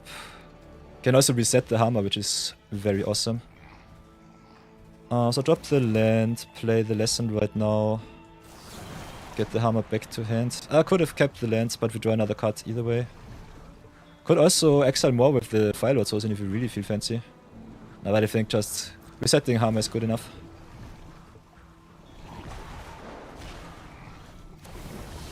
Then mill them for another 3. Get all of their answers out of the deck. They have only hard work left, and I think that's good enough. Yeah, and the Ang's Iceberg and the Precision, sweet. So we can go for the airbending lesson once again. And this is just hammer milling them with the airbending lesson every turn. Nice, I think this will be a hammer win. Sweet. Ay, this is a perfect one for combo. Hard work it is. We can even get our humble merchant here. But yeah, we win with the hammer. We have a million life. The Geiselipa is not fast enough as a threat. So drop the lesson. Could also bounce back our source in. I think they don't have any threats left in deck. I think just going here with the hammer is good enough. So tap down the source in. Water bend it up. Bend with the hammer. Build like this. Just replay the bad girl. Lesson comes back to the grave. We replay the hammer. This is waterbending.combo. I love it. Perfect. Oh, hammer going infinite here is perfect. I love it. So drop the forest. Go for forest, hammer. Tap down the hammer too. Just mill the opponent out. So yeah, going into black was definitely the way. Also draws us another card every turn. So go for the green, go for the black, play the hammer once more. Hammer also coming down for 2 instead of 5 is so good. So mill. Get back the lesson. Replay the lesson once again. Hammer it is, tap down the hammer. Can replay her and mill the opponent down to 2 cards left in deck. So yeah, enjoy everybody. Airbending lesson without any airbending in your deck. So yeah, past turn, opponent is down to 2 cards. That should be game. Yeah. The power was too strong. Wombo combo achieved. Whoops. I had a lot of fun with this game, that's for sure. So yeah. Hammer is busted. Hammer is busted. Clip that. Ay. Nice. 1-in-1. Switch into black was definitely worth it. Sourcing into hammer. Perfect.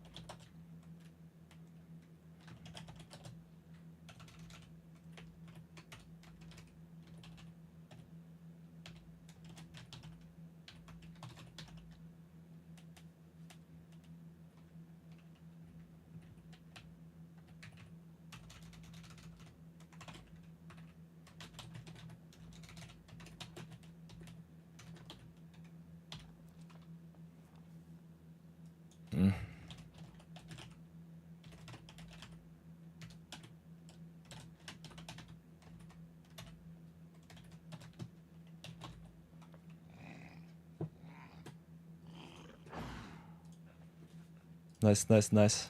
Big fan of this game. Sheesh, this was busted. Way too strong.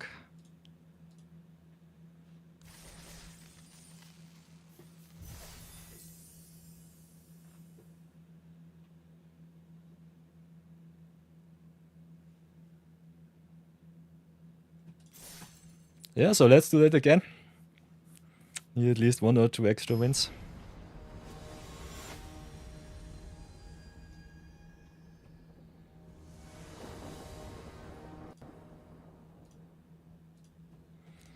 Nice, nice, nice. Keep this one.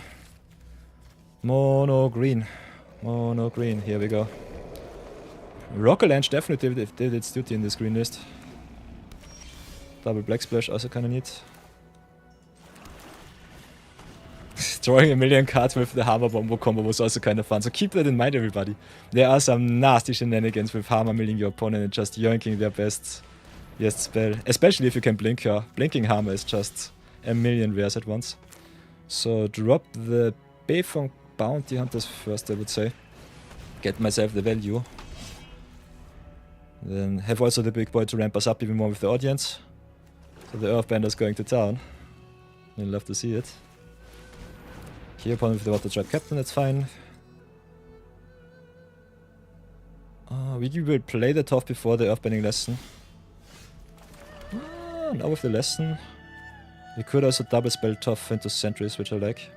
So do it like this, play the Tough first, animate the Swamp, don't need too much black. Then play the Sentries too. Can offer them the trade for their captain and their token. We have a lot of pressure on board, so I think that might be worth it. Also Earthbend's more to make the Tough even better. Could also just keep the bounty on the spec to get the value. I think offering token for this extra pump is not worth it. We will attack with a good chunk of damage next turn either way. So let's say to the opponent better have it, they have the sold out, okay. And then still get some really nasty attacks in.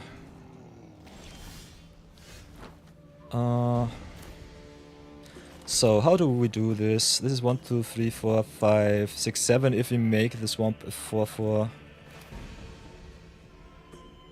Which I think we'll do. So make the Swamp a 4-4, Rocket Launch it up. Then can tap down once again, Earthbend another Swamp to a 4-4. Can offer trade Water Tribe Captain for Tough. Yeah, I think we just hit in and offer the trades here. The longer we give Black-White the time to set up, the worse it will get. Could have also waited for a combat trick from the top. Don't expect that one in the near future though. And we have 2 4-4s which can be done at opponent. Yeah, they've got the Kyoshi Warriors, which is fine. Got the Rocket Launch. Can make us also another 3-3. Could also make our Swamp big to force him to trade with everything. They have the 2-for-1 trade either way.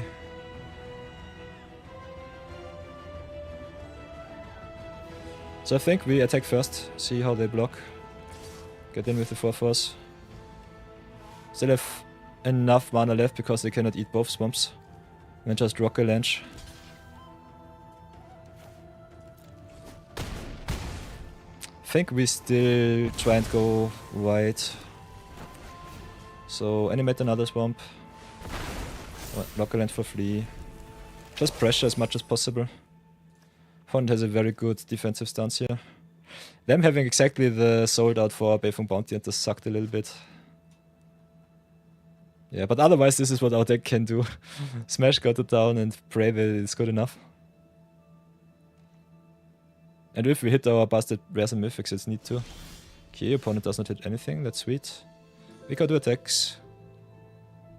Play Sentry, Swamp, and Swamp. Could also attack with Audience here. We don't need the extra mana. We have already all of the lands. I think offering token for Audience is okay-ish. And we want to push damage as much as possible. So yeah, this might have been a little bit of a mistake. Pros and cons everywhere. Okay with the reversal.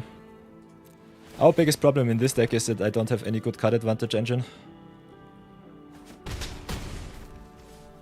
So that sucks. So I might definitely have to put more earthbending lessons into my deck. Just get all of them in. Get the lesson count to max. Opponents sacrificing the token here for the Hereby is strange. They still have to trade with the sentries. Can get the land also big, which I think we will be doing. So play the Earth King in general here. Then give another 2 to the swamp. Then attack with the sentries. With the swamp here. See how they want to trade. They just jump, interesting. So pass for now. I think the trade with the Hereby was okay. Hereby gives his counters to another permanent creature if he leaves the field. So if he gets exiled, he still distributes the counters. I think opponent not really in a position where he would have to jump block. I gladly take the 5 because general gives me a lot of life. And this makes the block even worse. They can get a counter or a food token. I think they should go for the counter here.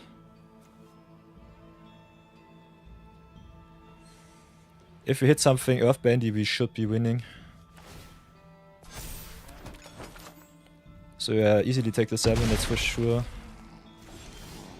Also if we had some removal, we would be really in a good position. So yeah, they have to block our big boy, otherwise they're dead. So that's nice, and they go down to 1. Only have 4 mana left. Next turn we have the redraw with the Foggy Bottom Swamp, which is nice. And this shows why the attack with the Rocker's Audience was important last attack cycle. He would be dead if I did attack with it. Okay, Deserters is fine-ish. Gets our opponent back to 4 with the food, has 2 blocks. Yeah, we need some action from the top. So might have to sack the Foggy Bottom Swamp here. Also with all of the earthbending, I think the taplands are kinda neat. Okay, that's good. So play Ancestry here. Get Tough back. Then play Tough, animate the Foggy Bottom, attack with everything. If they have exactly Azul Allies, they are still dead on board. If they just gain some life, it's fine.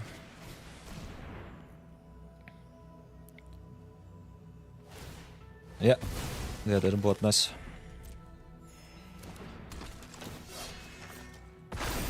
So yeah, our earthbending definitely got us there, sweet.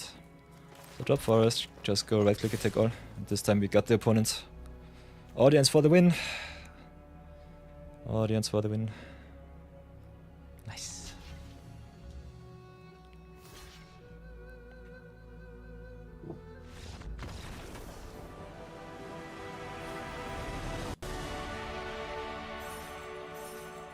So yeah, very convincing 2-in-1 with the black-green version of our deck. Pretty happy with that one. Take all of my smiles, wizards, thank you very much.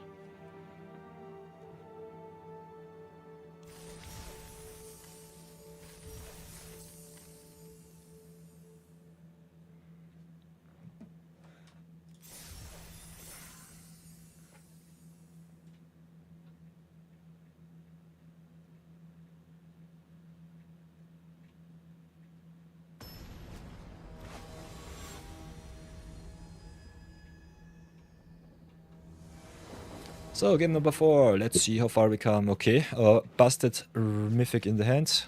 Got also the Rampant Earth King on turn 3. I kinda like what I see. Let's pray for some nice little black sources. Otherwise, our deck a little bit of non-synergistic with the earthbending here. Because we try to commit to the board and Rise of Souls and just resets us. So cards like the blue-black decks normally definitely profit way more from the Rise. But just being able to reset the board state is still good enough in my opinion. Ooh, Earth King too. So we first make the 4/4, get us some ramp online, especially while blue is tapped down. I think just playing a busted rares is good enough. Also gives us extra mana with the Rocker's Audience, so if we hit another land we can go General into Rebuke. to make our attack always awesome. Yeah, there's the swamp, sweet. So tap down to go for the general here. Animate the forest, I would say. We have a lot of green, might need the swamp though. And having an extra attacker for the rise is sweet. Then go to attacks, ramp it up for the second black source, set those up for rise if we need to. If the opponent has some octopus form, we can also blow out their block, so that's good for us. So mana fixed, threats are there. Also deck thinning with the Earth King, pretty important. This is a little bit of value. So pass. And we also play against Blue-White Flyers, so I'm pretty scared right now. Whew, but we will be able to do it. Whoa! They concede, what the heck? This game was not nearly over, we'll gladly take the win. Why? Why does our opponent close the game here? Maybe they had no answer for the Earth King and our ramp was a little bit too much value for them. I would definitely play this game out, they have 3 mana. If this is just their splash color, I can understand it. So if they are stumbling, they definitely get wrecked by me. Otherwise, I did not have too much pressure on board. Could just attack for 4 every turn. Nonetheless, we go again. Black, green, earth bandit is.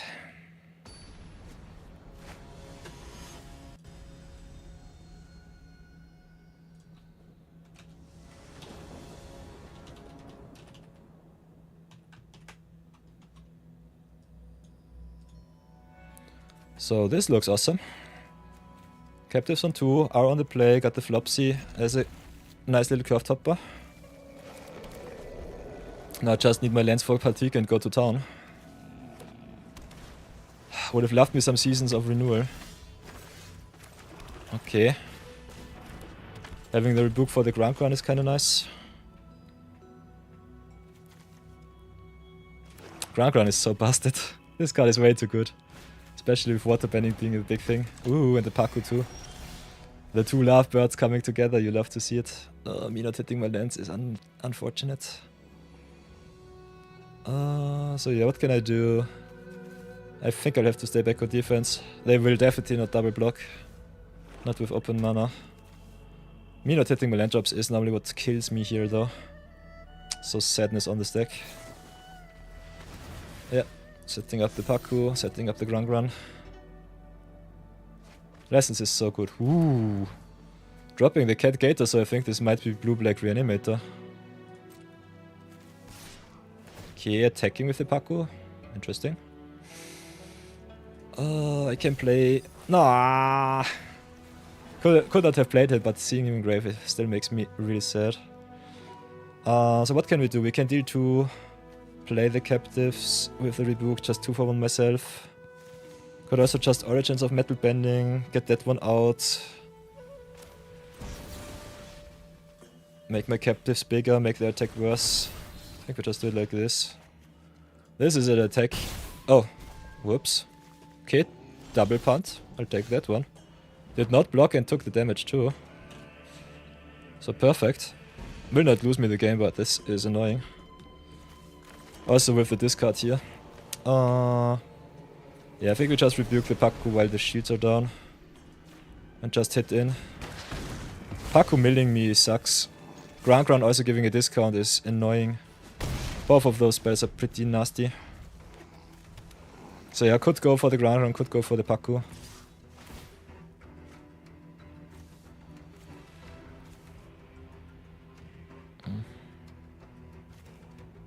Nice little 2 for 1 into the Paku and getting dealt 2 damage. Still, we have so many good busted cards in our deck that I think it's worth it. Yeah, this looks like a pretty nasty Reanimator Shell. Ooh, 2 Ancestry is also sweet. So go Ancestry here, get ourselves the Earth King back. Pray for a 4th land next turn and then just go to town, I would say. So yeah, I could stay back on defense, but I think we have to pressure. The damage race we will win, the value race not. So let's set the opponent as low as possible. Go to town with that.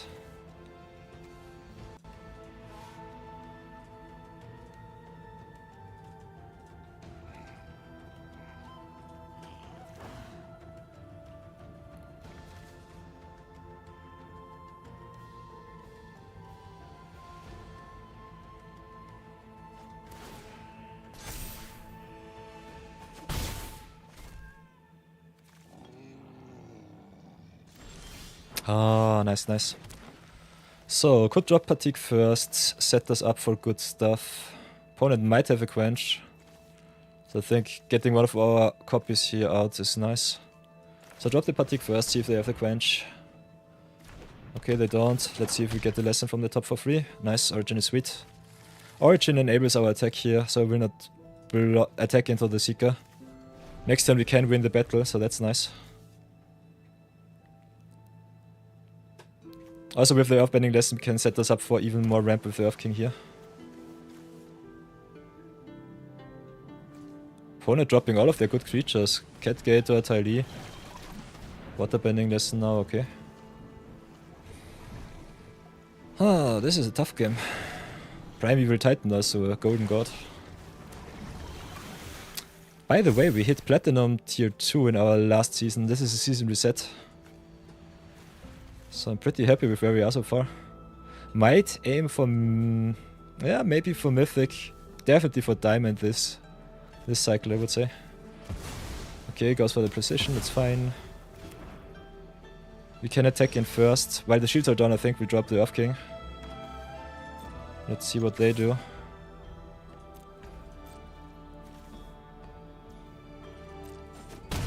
They can smack us back for a solid amount, but yeah, we need the ramp. We also have the creature just to jump if the opponent wants to attack with the Seeker. I think I'll cash in the 4-4. What the request for King is okay. I think they shuffle it back, which is fine. Gives us the option for another token. Not having the extra ramp though sucks.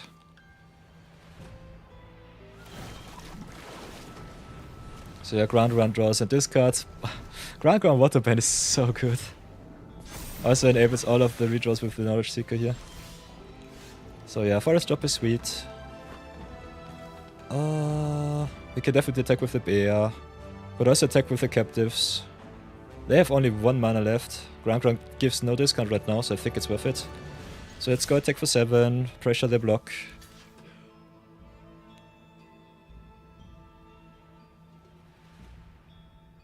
Yeah, they cannot play anything. I don't know any instant speed spell. I think Fatal Push is not in the format. And if it was, we still would lose the combat, so it doesn't matter. So hit them for 7. They fall behind a lot. Could just drop the wall drop sentries, stay up. I think Fatigue getting some extra value might be also kinda neat. Both plays are good. I think the Fatigue play is the more valuable one. Because we can also Earthbending lesson. Okay, Bounty Hunters down sucks. But still is pretty neat. They can smack us for 5 or 6, it's okay. Okay, Swamp's net up, it is. First threat is down. Having the Death Toucher for the Seeker is good. They get some free attacks because of the Vigilance too. It's just a tough nut to crack.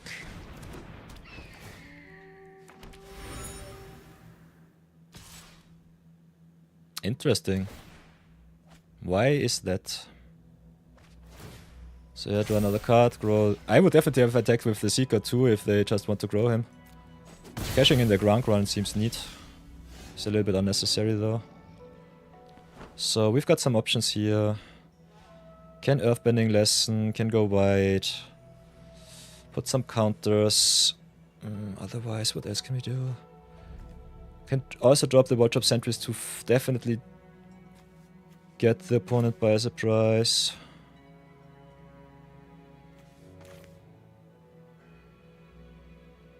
They have the redraw with the Hawk.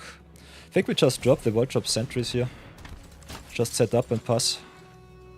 Also have the clue to redraw.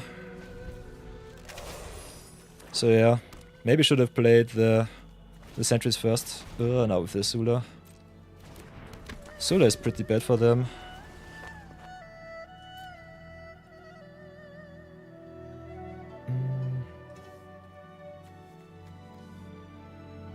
Can give them the Origin of Metal Bending or the Fatigue. They cannot attack right away. And we have to sacrifice a non-token. This sucks. This sucks really bad. Annoying. So yeah, they can replay the other spells. I think you just give them the Fatigue here. They play lessons themselves, so it sucks either way. Giving them the combat trick for the indestructibility is also nasty, so I think we just give them 2 fatigues. Do it like this. Ah, them top decking Azula, annoying.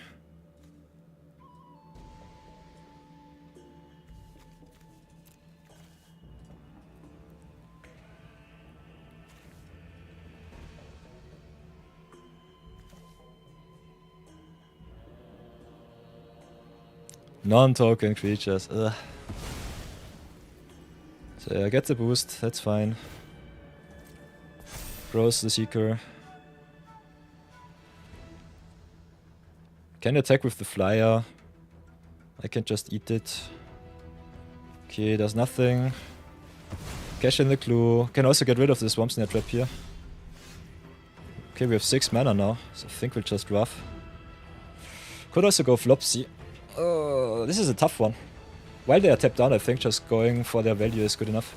So do it like this. Rise of Sozin, make it the redraw. We can see what we snipe for.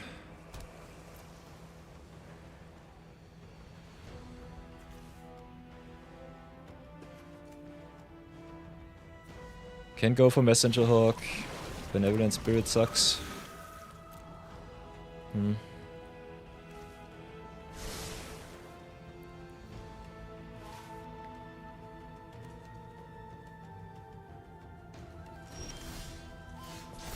Ooh.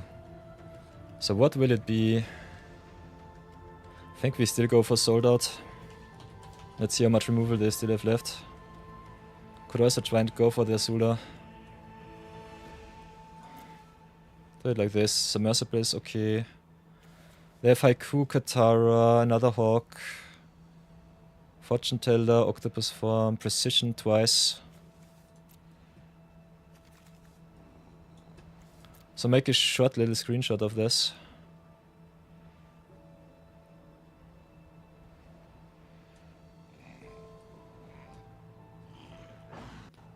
Always keep that in mind, is important. So they have as answers Haiku, Instant Speed, Watery Grasp, and the Precision. Also Submersible. But don't have any recursion for the Azula, so that's good. So their pressure is quite low. They only have the River Spirit and the Katara as really pressure creatures, otherwise they are quite thinly set up. So getting rid of the Benevolent Spirit here is the most important thing. Can definitely drop the Earth King first, keep up the Origin. All of the enter the battlefield triggers here are good for us. Yeah, play the Earth King first. I think we just would do it like this. They can Submersible get rid of our token though. Maybe should have played the Hammer, I'm not sure about this. Hammer also milling our opponent in this spot is kinda neat. And our opponent bouncing the Hammer does not do him too good. Bouncing the Rise of Sozin also not nice. Giving them the extra value with the token here, not good enough I would say. But yeah, makes their attack with the Spirit a little bit tougher.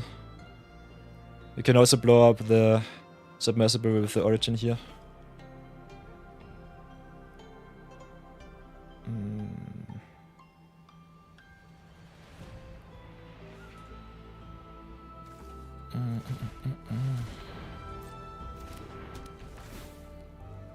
Yeah, they have to bounce back the token. Anything else doesn't make sense. They bounce back the Rise of Sozin. Sweet. Okay, that's nice. Kinda like that. Gladly take that. I know their interaction, so they don't have anything instant speed. If you go pictures here, by the way. This is what I would recommend you, by the way, if you play a lot of arena like me. If you are not playing competitive, this is definitely legal. Just make a Photoshop or write down all of the name of the cards in your opponent's deck. So they could still have the Sokka's Haiku to counter our stuff, otherwise this bounce makes no sense. If they want to just get rid of the tempo here is also a possibility. Otherwise we can take our time if they do not attack with the Spirit. If they block and cash in the Haiku, it's fine. We could also just drop the Flopsy and see if the coast is clear. Which I kinda like. They cannot double block, so I think it's worth it. Could also just play it slower. Maybe just drop the hammer. How shall we do this?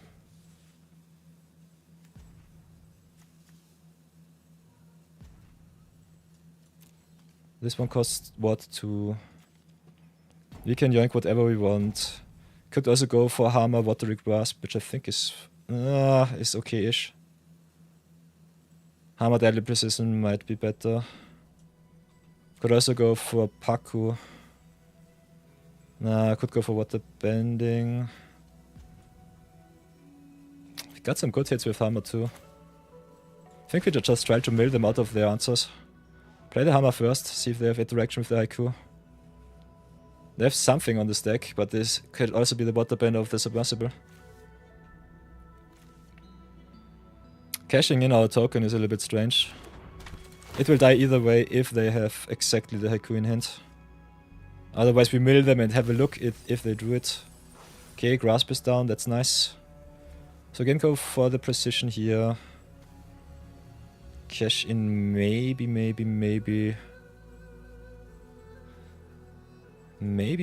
Cash in the Earth King. We can water bend for 2. Tap down. Nah, it's fixed, the water bend. No, I'm stupid, it's not the water bending. This was a misplay, it's the deadly precision here. Whoops. This was the wrong one. Should have taken another one. Oh yeah. So yeah, go ahead and attack in with the 4-4. Ramp us up for another forest for the Rocket Launch. See what they do. If they're just submersible here. They want to block with the spirit. We'll go for the origin of metal bending here, get the counter. See what they do. Do they have the haiku? It's octopus form instead, so whoops. So yeah, even if you know about everything, you can still get blown up. But yeah, I have indestructible, so that's at least a discard for them. So good enough for me. Waterbender Ascension, Web Up Watery Grasp goes, Creature. So Grasp on Katara is kinda neat, reshuffling her. Could also just draft our opponent's stuff, because what did they play? So far they still have the last deadly precision in deck. Octopus form is gone, Watery Grasp is gone. They don't have enough threats. They don't have any cards left. I think roughing the board here might be the correct play. Just getting rid of all of the opponent's stuff. Could also just force them to make some not so nice blocks. Oh,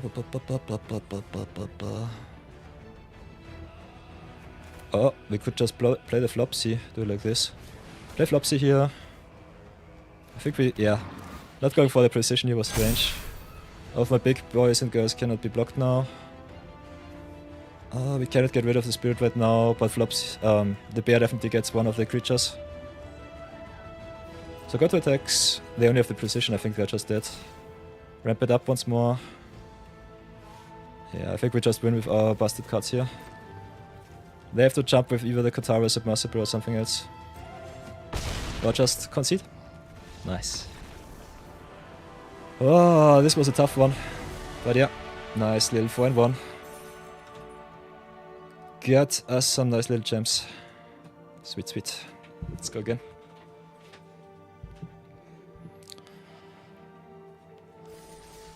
Ay. So yeah, our green-black deck definitely slaps, I love it.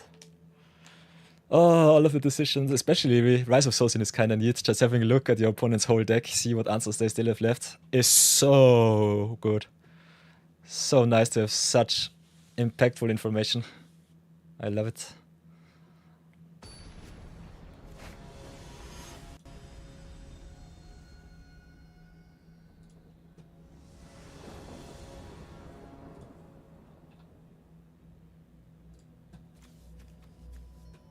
So who else is online? Okay, Raisasa, Mochikyo, Marathon is online, Samal too, sweet. We are on the play and are perfectly blessed with all of our combat trickery and our good threats. So this I gladly take. Got the Rebellious Captives, pass for now.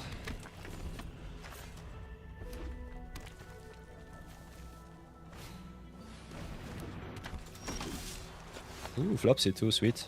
Drop the forests before all of your swamps because the rock lunge is a thing. Could offer a block, a trade or whatever. See what happens. I could just go Origin of Metal Bending here, get a nice little free. Could have also just curved out into the wall drop sentries. Which is a nice little wombo combo without death touches. They've got the Iris demonstration, so 2 for 2. So drop swamp, drop sentries. I personally think, by the way, Captive is better than sentries because of the Earthband extra value late game. Opponent with the Judy, that sucks. As long as they don't lightning strike our wall drop sentries, I will be happy. Otherwise, shotgunning this into open mana is not what I want. Yeah, there's downfall. Unfortunate. Okay, we have at least our 6 lands for the Flopsy. But opponent with the perfect control opener.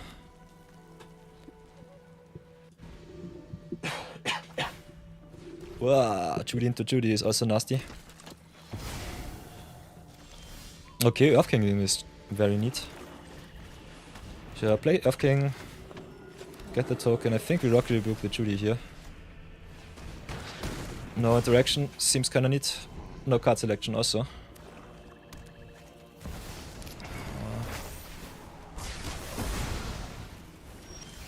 So pretty sad right now. So drop the forest, drop the Flopsy. Rocket Launch is a thing. See if the Flopsy is good enough. I think they'll go for Rebuke here. Otherwise, we'll be very excited to see what they choose with their Rise of Sosin. We already have our winning record, so even if we lose, I will not be sad. Sold out it is. That's a nice one. Nice one to choose. Good choice, opponent.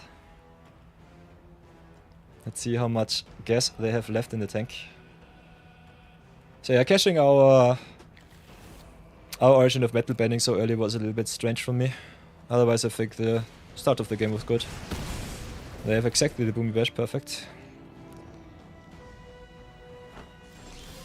See, we've got our own Rise of Sosin. So let's wait until their Rise flips, maybe they commit to board and then we just rough them back.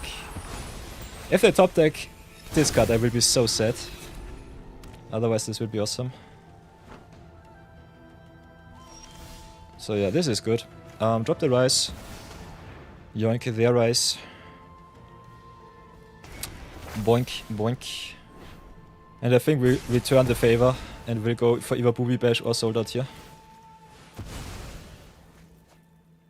I think Boomy Bash not so bad as is Sold Out because we have the Ancestry in deck. So we can get back our busted permanents, like the Rise of Sosin. So yeah, Lizard sucks, it is what it is. Forest sucks too. Let's go for Sold Out ourselves. Have a look at the opponent's deck. Let's see what they play as removal. Okay, Diamond Strange in hand is annoying. Wow, Phoenix Fleet Airship. Mythic Letter let go in our ever first Avatar draft, so I still remember that one quite easily. Firebending Lesson, Corrupt Court Official twice. So I make some screenshots here. Uno, whoops. Then go here, make another screenshot there.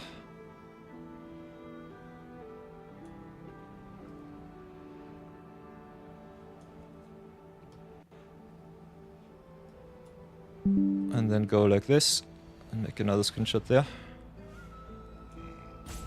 Do have something else, Rumble Arena. So yeah, get all of the permanents in a good shot. We're still in a pretty bad position. They have Rumble Arena too. So yeah, no targets for us unfortunately. Could have also gone for a Demonstration, but Demonstration is an uncommon. So not so probable that they hit something good with that. Otherwise, they have 2 court officials in deck, so I think dropping the forest here is good enough. Showing our opponent that we don't have any action sucks though. But the more lands we have in play, the better the Rise of Sosin's attack will also be. But yeah, opponent has the lizards as in good blocks, so we need some removal from the top. Let's see if we can turn this around. Ugh, they have so much value with the Cave of Two Lovers. Having 2 copies of those sucks. And Sosin needs to connect, unfortunately. So that is a little bit of a no-no. Pass for now. So yeah, them top decking the Cave of Two Lovers was really annoying.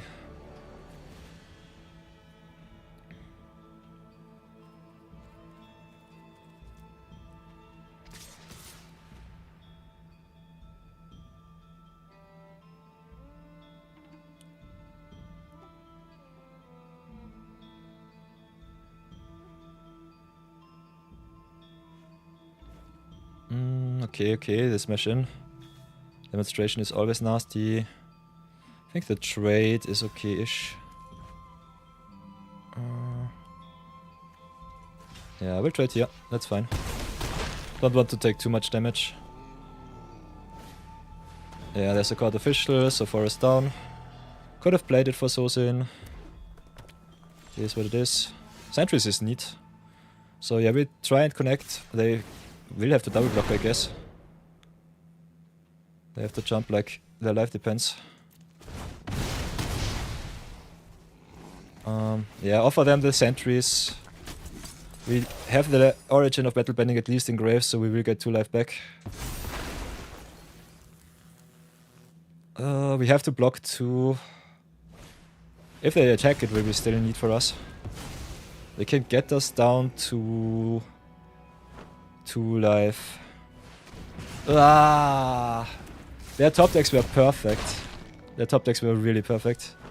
So Ancestry would save us if we top decked it, but only Patik is not good enough. Yes, Earthbending lesson. Yeah, that's game. GG's. Bastard Mythic into buffed Mythic. Will take the L here. So yeah, 4 and 2 so now. For now. We also have an ad break coming up in 30 seconds. So let's take a short little ad break and I will see you all in 3 minutes. If you want to support the stream, turn off the ad blocker, maybe mute the ads if you don't like them. If you dodged ads, let me know in chat. Otherwise, I will have to use the restroom and be right back. So enjoy the music and see you soon.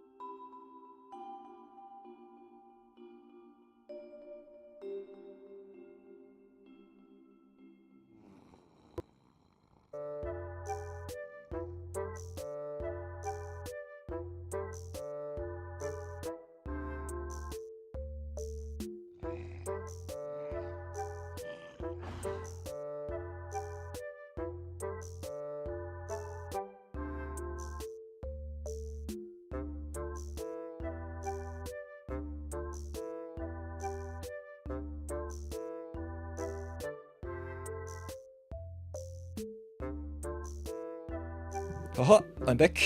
Ads will be over in 60 seconds. So I hope you got yourself some snacks and drinks, because we will continue with the awesomeness rather soon.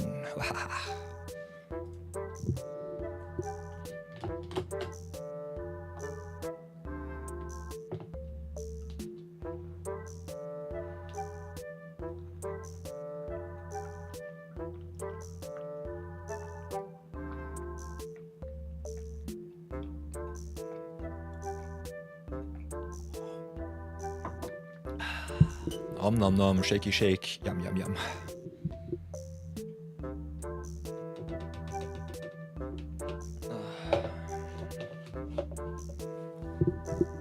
Still have to tackle the gym. Oh, might do so after stream. Let's see how much time I still have left in my achy bones.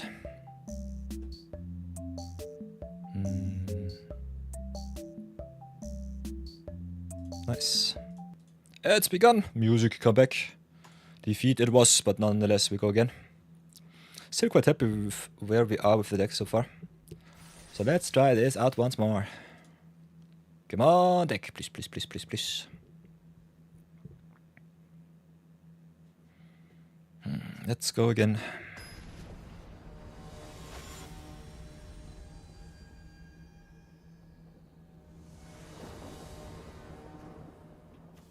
Okay.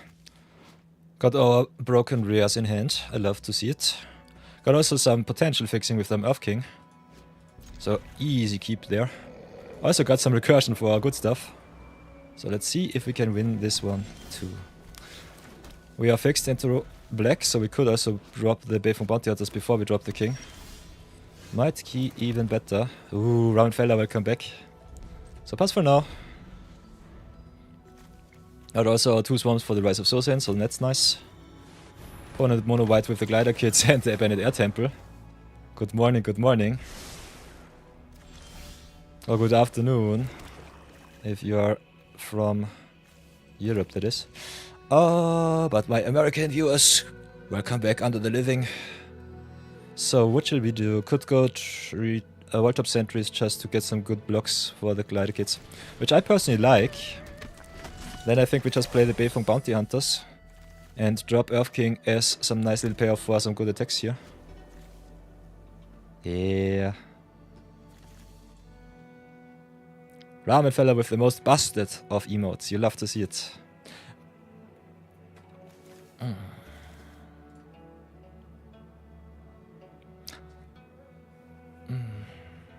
By the way, Ramen, I lurked a little bit in your streams yesterday and the day before. That are you in general more of a World of Warcraft player? World of Warcraft. So we've got 2 options. Could play Earth King, could play Bounty Hunters if the opponent plays Wind, Bending Less and stuff. Playing the token here is a little bit nasty. Playing the Bounty Hunters is also something, wastes us for mana, but it doesn't even matter too much. So I think what we do here is we go to attack with the sentries first, see what happens. Maybe we can start a little bit of a damage race. And I think we just drop the Bounty Hunters. And if there is no interaction, just drop the Earth King next turn. If the opponent wants to stay back on defense. Otherwise this mono white opener seems a little bit strange. Maybe they're just color screwed. Could also be the case. Play some World of Warcraft, nice. Very, very sweet. So yeah, our hand looks juiced up. Pretty happy. Even if they destroy our Bounty Hunters, we can still get them back with the Ancestry. Hey bye seems nice too. Do they want to crash? Ooh, they eat. Sweet. So this is kinda strange.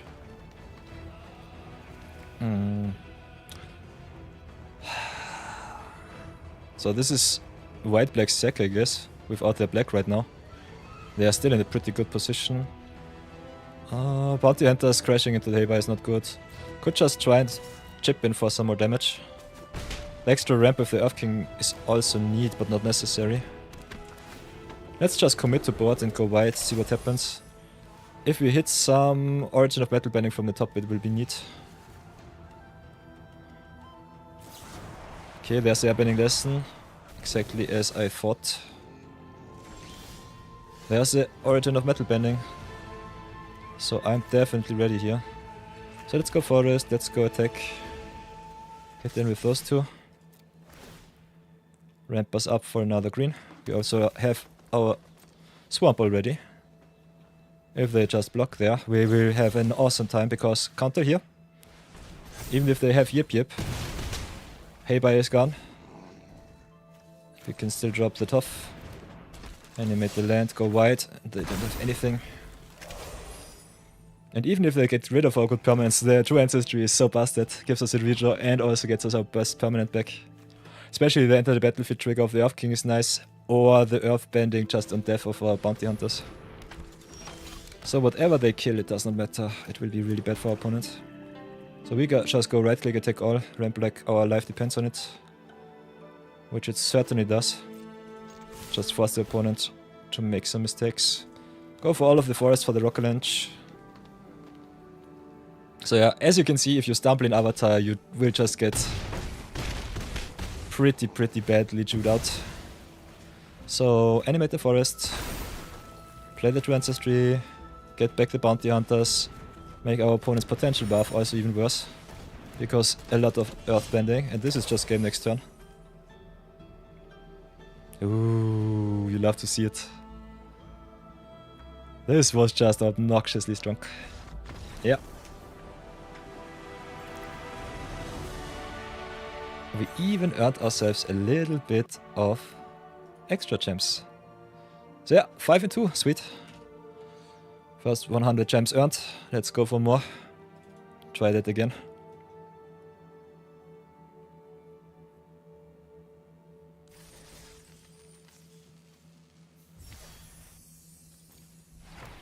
Ooh, Tendril of the Micro Tyrant. Nice little uncommon to drop. Sweet, sweet.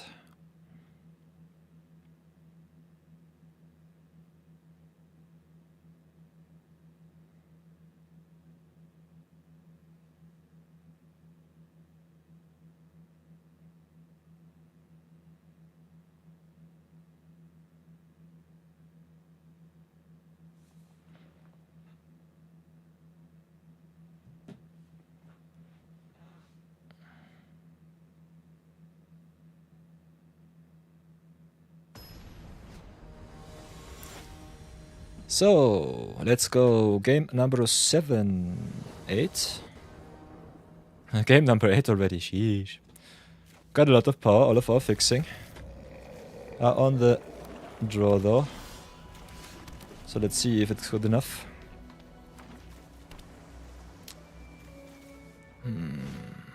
Ooh, Obsessive Pursuit on 2. Think I'll blow that one up right away.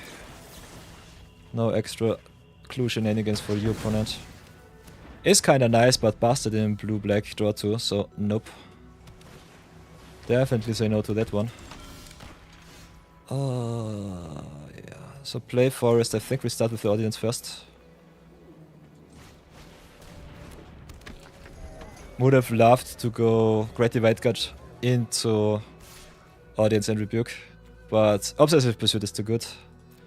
Will not crash into their peddlers here, because if they sacrifice that clue on the stack, they just get a free. So I'm still in a very bad position. Yeah, play the rebuke while the shields are down. Get rid of one of the peddlers. Make their blocks not so good. Hit in for 2, pass for now. Could have also slow rolled rebuke, just draft the board with the Rise of Suzin. But don't really want to cost myself too much value. So now the decision is either the Flopsy or the Rise. We'll definitely drop the Swamp, that's for sure. What is better? I think the Flopsy for the pressure might be better. This is obnoxious. I think it's still correct to do it like this. Because if they rough my creatures, I will be sad. Jelly is also nasty. Okay, Origin is sweet. So play Flopsy, give some counters. Damage wise, we're pretty far behind. They can destroy my Flopsy if they hit another land from the top. If they don't, I will be really happy next attack. Could also try and just destroy the Blasting Jelly here.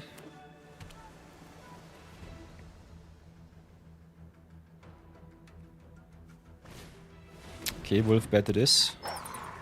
Hey, Bambi reporting to duty, sweet. So we have a lot of mana here. So drop the Bay from Bounty Hunters first. Keep up the 2 mana with the audience. Just hit in with the Flopsy and the Boomies. And the Great Divide Guide. Is that good? Is that not good?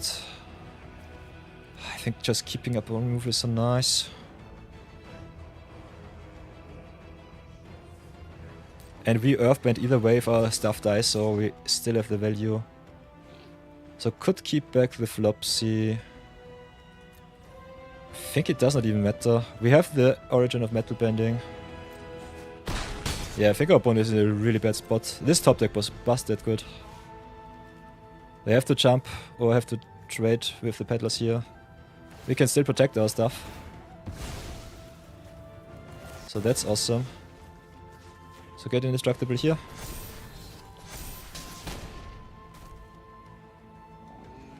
They have a nice juicy 4-4. But yeah, we can just go right click attack all, and I think that's good enough. Offer them some trades, earth bend it up like champions. They eat the bounty hunters, we will definitely keep the Flopsy. So trade, go down to 1. We earth bend twice. So should have dropped the Foggy Swarm first, but I think it doesn't matter. If they don't have exactly Swamp with the Rise of Sosin, I think we should be fine. This was nasty. This was pretty nasty. So yeah. Only tiny mistake was not playing the Foggy Bottom first, but other than that, this was really busted. And ranking up to gold tier 2. Sweet. New season. 6-2 so far. Perfect. You'll love to see it. Obsessive Pursuit. No match against our metal bending. Rank it up even more in power. So yeah, last game of this draft. We started with a little bit of red-green. But I think our black cards are way too good. Rise of Sosin won us 2 games. Harma won us 1 very hilarious game. Definitely check out that clip, Bambit, if you have the time. That was busted. This was airbending Harma with no white cards, just yanking the opponent's airbending lesson and just replaying Harma, I think 3 or 4 times in one turn. Mailing the opponent out. It was really good. Beifung's Bounty Hunter is also nasty. And we have some recursion too with the True Ancestry. This deck looks busted. I clipped it on Twitch, yes. So yeah, let's go for the last game. Trophy, come on. I want the trophy. I want it so bad. And you know what happens when I want something, I will not get it. Watch it right now. Yeah, definitely enjoy it. It's awesome. It's really busted. Not sure if I got all of it, but definitely most of it.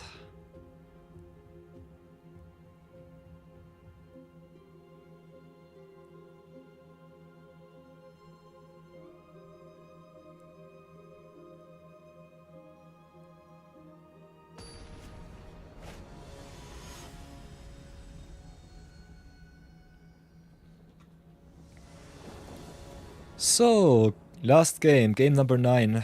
We made it to the final boss. Somehow. With a very slow opener. Only 4-drop into 5-drop on the draw. I don't know about this hand, but I think it's nice. If the opponent curves us out, he curves us out. Playing against blue-white once more. Or is it blue-black? It's blue-black, okay.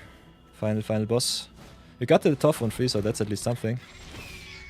And we have the Earth Kingdom General in our deck. So we could definitely raise if we hit our 4-drop. Opponent with the perfect curve for Otter Penguin into Messenger Hawk, so we might be dead rather soon. Could snipe their clue. Might be worth it, not sure about it. Might be just a 3-mana discard one, like this. Them cashing in their card low sucks. Yeah, I think we deny the opponent the extra draw and the better attack here. Just cash in the clue, make a discard out of their play. Play the Voltop Suntrace for some good blocks in the air. Pass for now. Yeah, lol opponent.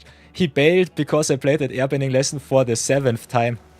I milled him for half of his deck with the hammer. I had 2 turns uninterrupted and they only had 1 removal spell that I milled. So yeah, they did not have any out for this wombo combo. This was hilarious of a game. As hilarious as can be. Okay, bouncing back my Voltop is fine. Could have played the tough to make the submersible less important. Also, Origin of Metal Betting for the submersible kinda neat. What else can we do here but cry? I think we still play the wall drop once again. See if we get punished a second time. On an open board, I think with an extra land, the top might have been better. They have some really good flyers though. Yeah, I drew at least 5 cards with the airbending lesson. I was down to 1 and Hammer won me the game. This was so busted. Yeah, take the 3 here, that's fine. Need my nice little reacher. Also have the lesson engraved to get some life back if I need to. So what else do we do? Could drop another Death Toucher. Could drop the Toff instead. I think another Sentries might be better. Just jump with the wall drop Sentries this time.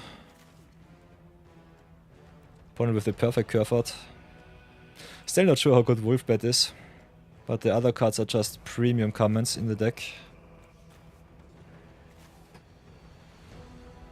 So this is blue-black tempo at its finest. Interesting, Boomerang tactics in going for the Wolfbat instead of the Hawk. Kinda strange.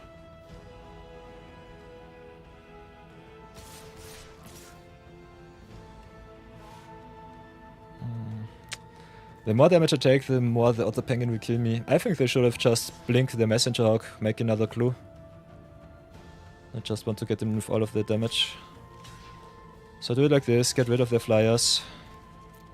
I can cash in the Hawk. I will get another 2, which is fine. Would love to hit my land drops if I'm really honest. Otherwise I will get some good blocks next turn. Or at least some blocks with the Toff here. So play Toff first. Would have loved another land if I'm really honest. Another black for Hammer is solid. Just any land would be good for the Meteor Sword. So yeah, Meteor Sword, one of the worst cards in our deck. Good removal spell, but we are not ramping up, and the 7 mana is just way too expensive in such a tempo-driven environment, and they just hit everything. So yeah, might get crushed by the final boss once more. Yeah, opponent curved out perfectly, Bambit. So big sadness on this deck for me right now. What else can we do but cry against Flyer.deck? Could get back the wall top sentries to make our defense better. I think it is the way, if I'm really honest. Just getting down on the board is not good enough. So I get the wall top back. Also gives me some life, gives me some clues. Some redraws into lands, pass for now. Lost Day sucks, but it is what it is. Lost Day is also giving your opponent a clue token, makes this card so much better. It's so good for the draw too. Gives you the extra clue to enable your synergies. It's also another lesson that you can fetch up with Fatigue to grow your stuff. So all in all, just nasty. And also really good against all of the earthbending too. So pretty much pure sadness for me. So let's go it like this. Try and redraw finally our lands, please. And of course, the most busted of rares. We got some death touches for that though. But they redraw with the Unagi. So this is annoying as hell. We draw 1, they draw 2. How fair of a card that is. We could have played Rocky Rebuke first. We're dead though if I tap everything down, so I don't have the option to do that. This is nasty. Nasty business. Can snipe it down next turn. Now the shields are down though. How would this look? I have Rocky Rebuke, have to tap down 4 creatures. No, I'm just dead. Don't have the luxury to do that. I think we just go Rocky Rebuke, get the counters on the forest. I know it's bad, especially for Toff and this with the Lost Days, but we'll have to make them use their Lost Days, and this is a juicy target for them. We are at 12 with the sentries being a thing. They still get a lot of value with the Patik though. With the clue token I can also get the Wolfbat back, so their deck is just bastardly strong. I think this is the strongest blue-black deck that I've seen so far, with just the commons and uncommons in regards. This is how you should draft blue-black in my opinion. Just a lot of tempo go to town. So I get the extra counter, forest is down because reasons, we know that. Kinda want to really draw my lands. So yeah, block suck, can't take too much damage. Have to get rid of the flyer. They can get it back, but it's only a 2-2 when they do so. We draw before anything else. I think we just hammer here, commit to board. See what we can waterbend out if we want to. Octopus form is nice, boomerang tricks, basics too. So yeah, hammer is only on during our turn, so keep that in mind. So I think we just boomerang basics and get some hammer shenanigans going. But if I bounce my hammer, I will just die. Could just reset the Toff. She's still a blocker that I need though. So yeah, I have to wait one extra turn to do the shenanigans. We need the extra creature, otherwise they will just blow us out if they have enough removal.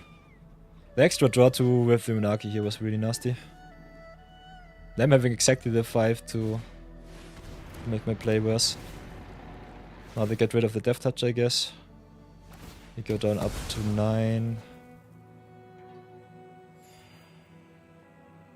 They can redraw, attack with the unblockable Otter Penguin. I can trade Hammer into Submersible, will got no value. Still take a solid 8. Yeah, I think I'm just dead. I hit my 7th land, but the Unagi of Kyushu Island just kills me. So I can eat there, can block there. Could also jump here, but it looks pretty grim. If I want to live, I could do it like this, just take the 6.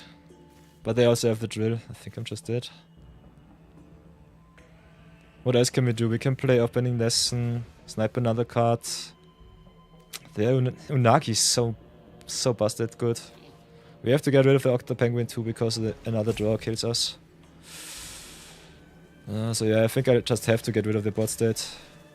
Would love to get more value, but it is definitely not feasible. Could also just play Hammer, play Meteor Sword, bounce the sword. Keep the Hammer back. But yeah, their bot state is too good. I think we still have to do it like this.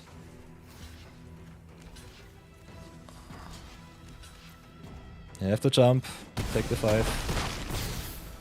I think this is a worse block.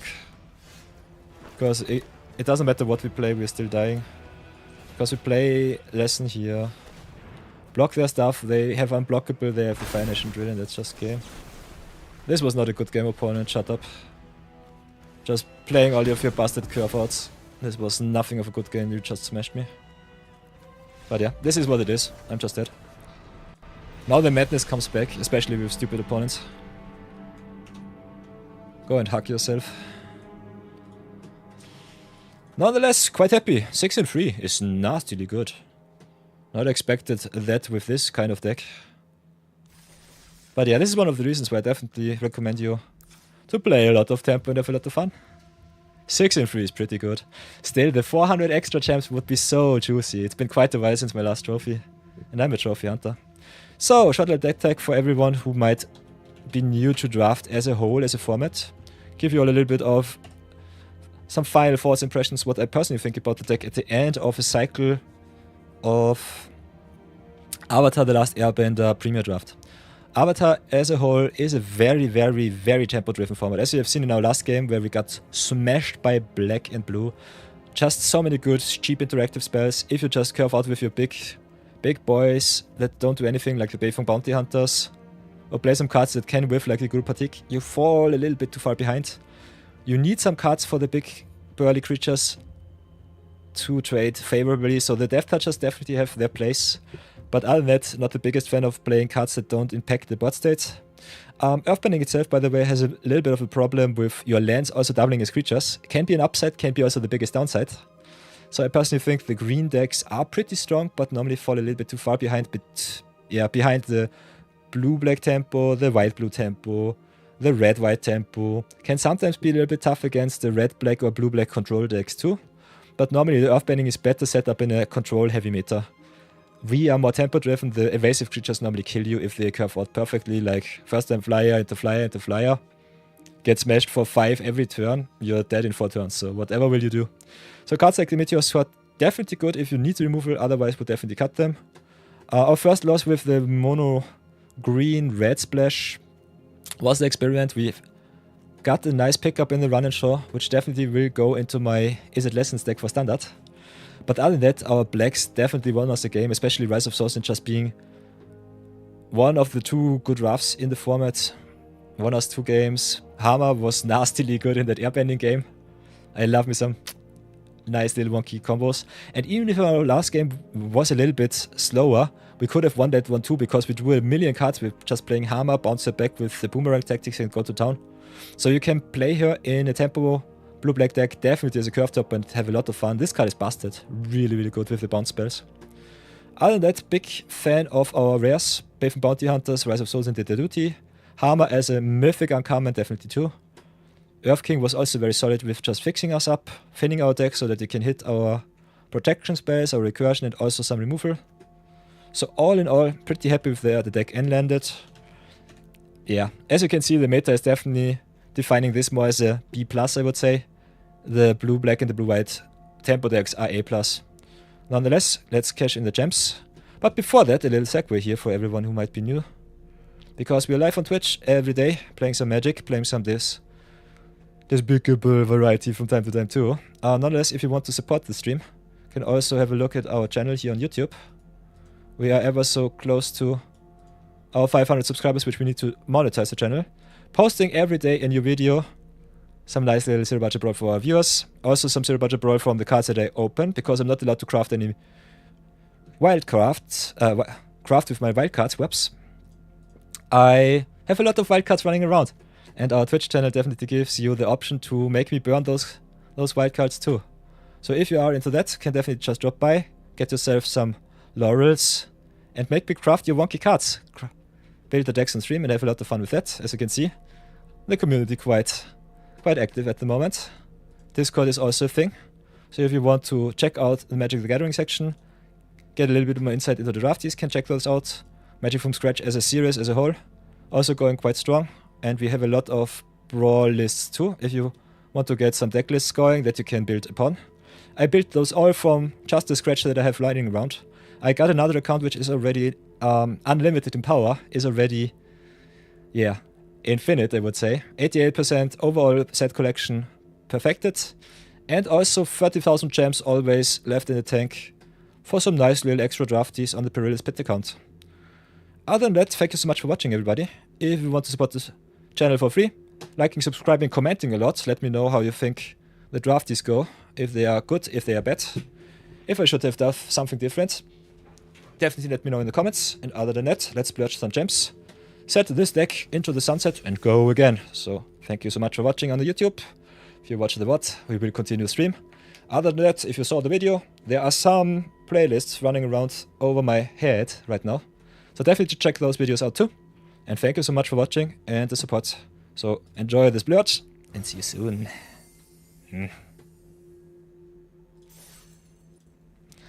So Twitchers, what else shall we do? We are definitely cashing in a lot today. Getting ever so much money. What do you all want to see? Should we do some zero budget brawl? Should I draft it up once more? Should we try out the flashback drafts? What do you all want? Got a lot of good stuff. A lot of possibilities.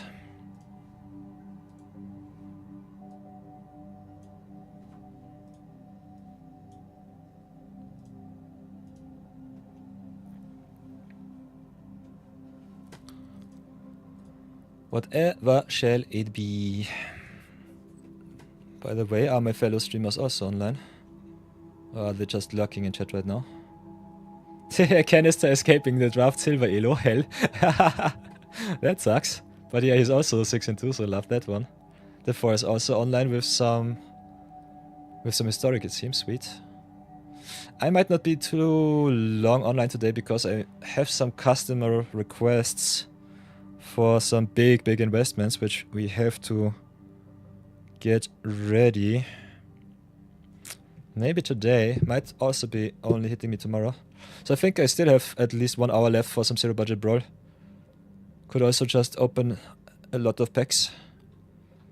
See what suits our fancy there.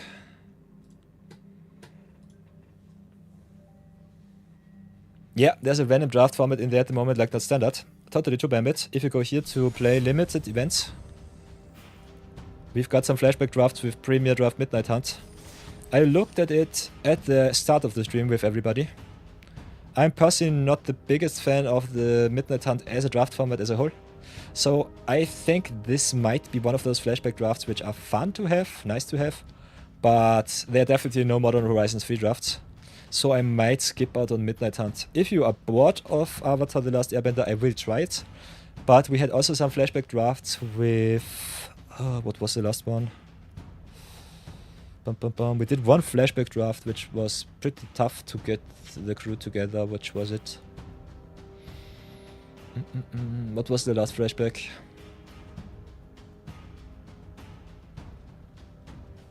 Good question. I have such a guppy goldfish memory. What is it? What is it? Do we have still the announcements? Nope. Yeah, we had some other flashback draft and they did not fire for 15 minutes, so... Yeah, I'm keeping my hands off the flashback. If I see some power, I will definitely draft it. Other than that, I think just playing some constructed, a little bit of brawling might be better. And it is still this time of the season where I have to build some decks to play against you in constructed too. So yeah, by the way, here's my standard Izzet list, which carried me quite heavily to Silver 2 in one day. Whoops. But yeah, if you want to see a certain format, if you want to see me play something specific, always let me know in chat. I know most of my viewers these days, I think at least 40 to 50% are lurkers from the US. Or some people which just don't really care and want to enjoy the show. But if my awesome followers, companions, loyalists want to see something specific, I will definitely gladly oblige. So yeah, Subman of the Past, more of a curve filler. Would definitely love to play at least 1 or 2 run-in shows. I think this card is so good in this deck. Also the one of Stormchaser's Talent, which we open in one of our free packs from Bloomborough. This card is so busted. Just cycling Stormchaser's Talent into Boomerang basics, draw a million cards, make a million tokens. This is normally your win con in this deck. Also, if you have the Artisan's Talent, you also can make your spells infinitely cheap. Which more than often doesn't really matter too much. Just getting the 1 discount is already good enough to make your Accumulate Wisdom also an Ancestral Recall. Which is also one of the reasons why I definitely have to open more packs and draft a little bit more. Kinda want my 4 of the Accumulate Wisdom as long as it is legal. So yeah, Wisdom, Sadness. Still need my 4th Combustion deck, need 2. Will not force those picks, but will definitely need. If I want to get more lessons in my deck, definitely could go just for a Quench or Octopus form.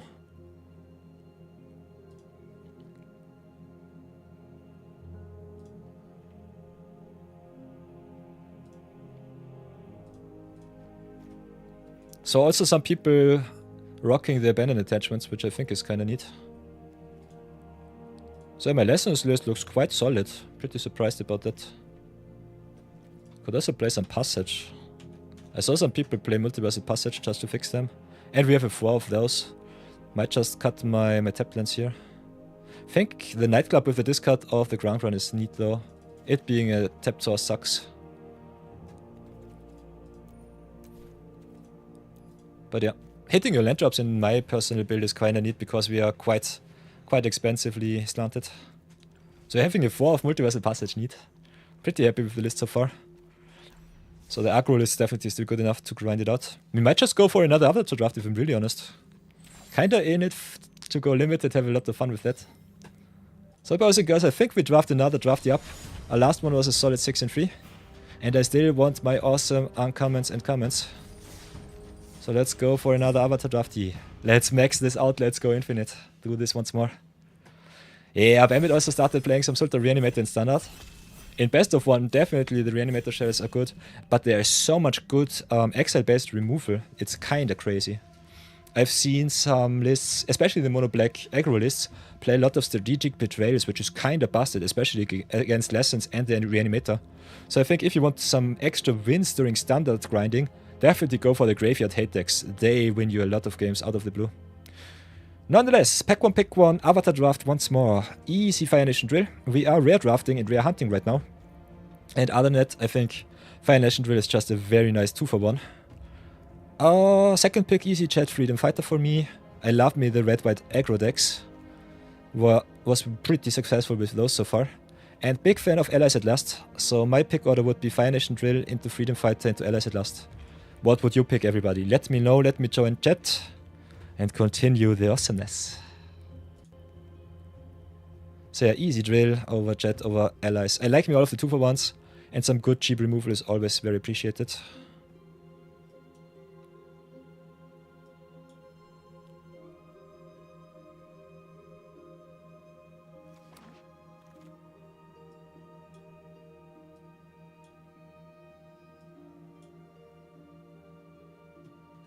So, pick 2.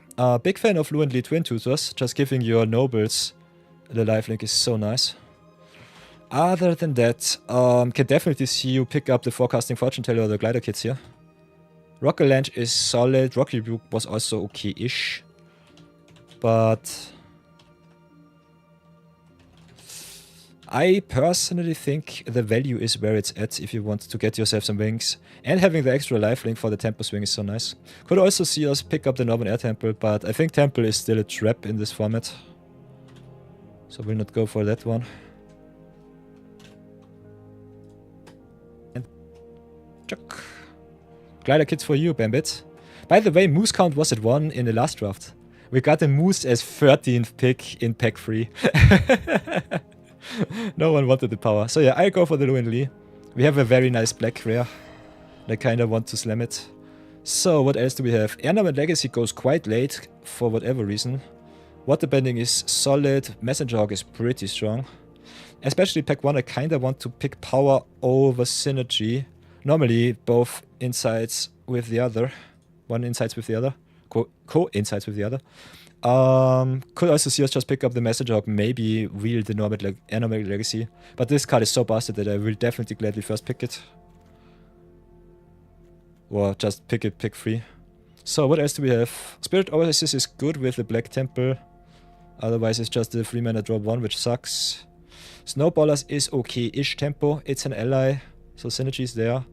Other than that, Careless Inspector is also very good if you drop it early. I want to pick some power and we are still early in the draft. Could go for Tempest if you really feel like it.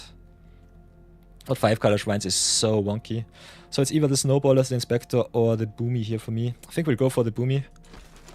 Still not sold that we go into the tempo deck, but I definitely try to force it as much as possible. So here, if you have picked up a Temple, Angst Journey is a high pick for me. Otherwise, I think it's just awesome also for the Lessons deck. If you splash and are not in green, it's awesome. Also really good for the Boomy King of 3 realms, 3 trials. So can see pick us up the Angst Journey over the Soul Dot or the Razor Rings here. Razor Rings is good, but having some hard removal is more important. So the best card in my opinion, the Soul Dot here. Tactics is solid if you go green, white, go white. Is sometimes not so open, and I kinda want to stay in black here. So it's either the Angst Journey or the Soul Dot. For whatever reason, Journey comes by quite often, so I think we'll go for the Soul Dot here. Just go for the good hard removal early and then just pick up the synergies. So for the lessons we have Octopus Form, which is always blowing me out. And it's really good for the Boomy, good for the Flyers.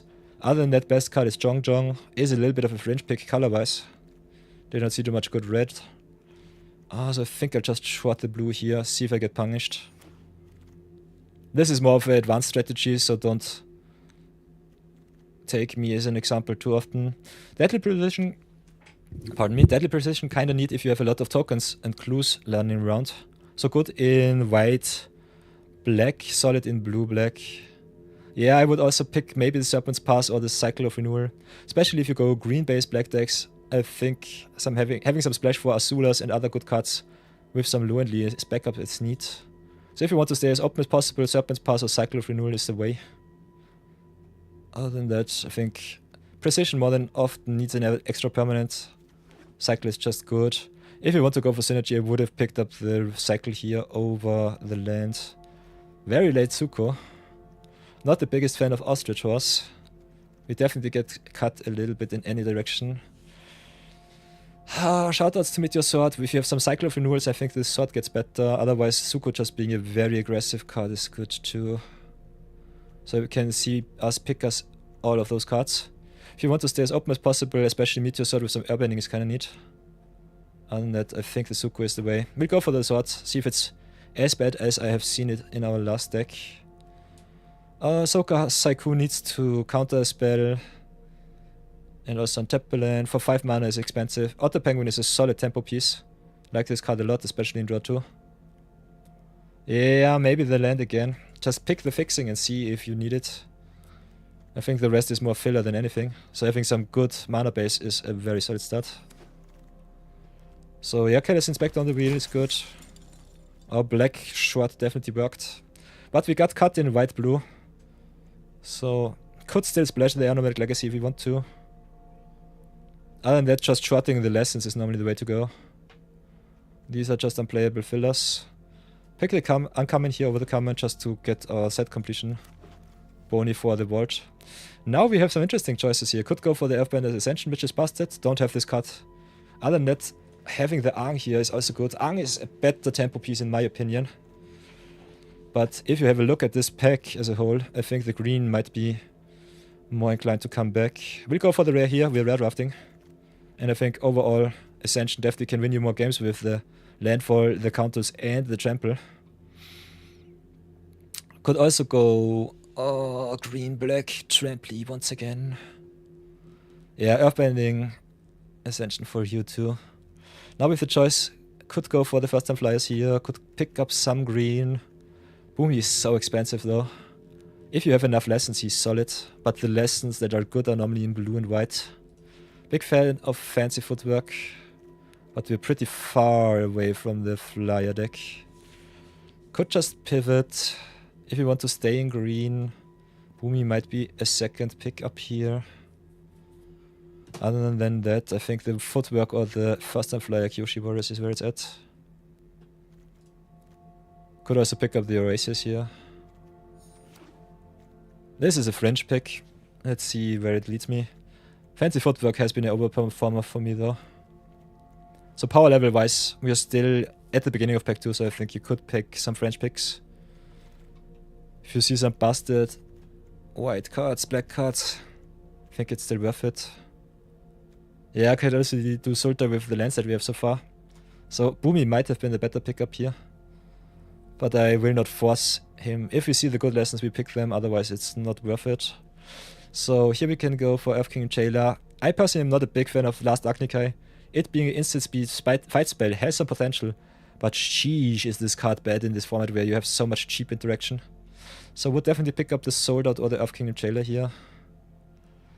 Kind of think power level wise the Jailer is the best card. Permanent with removal is nice, very good tempo piece. Especially in blue-white good. White-black tempo is also a thing. Picking the Sold Out might have been the more conservative pick. Low and E also can fetch us our lessons. So this is also a lesson, one of the few lesson payoffs in black. One of the best payoffs. A little bit expensive for 5, but still nice with the ATB.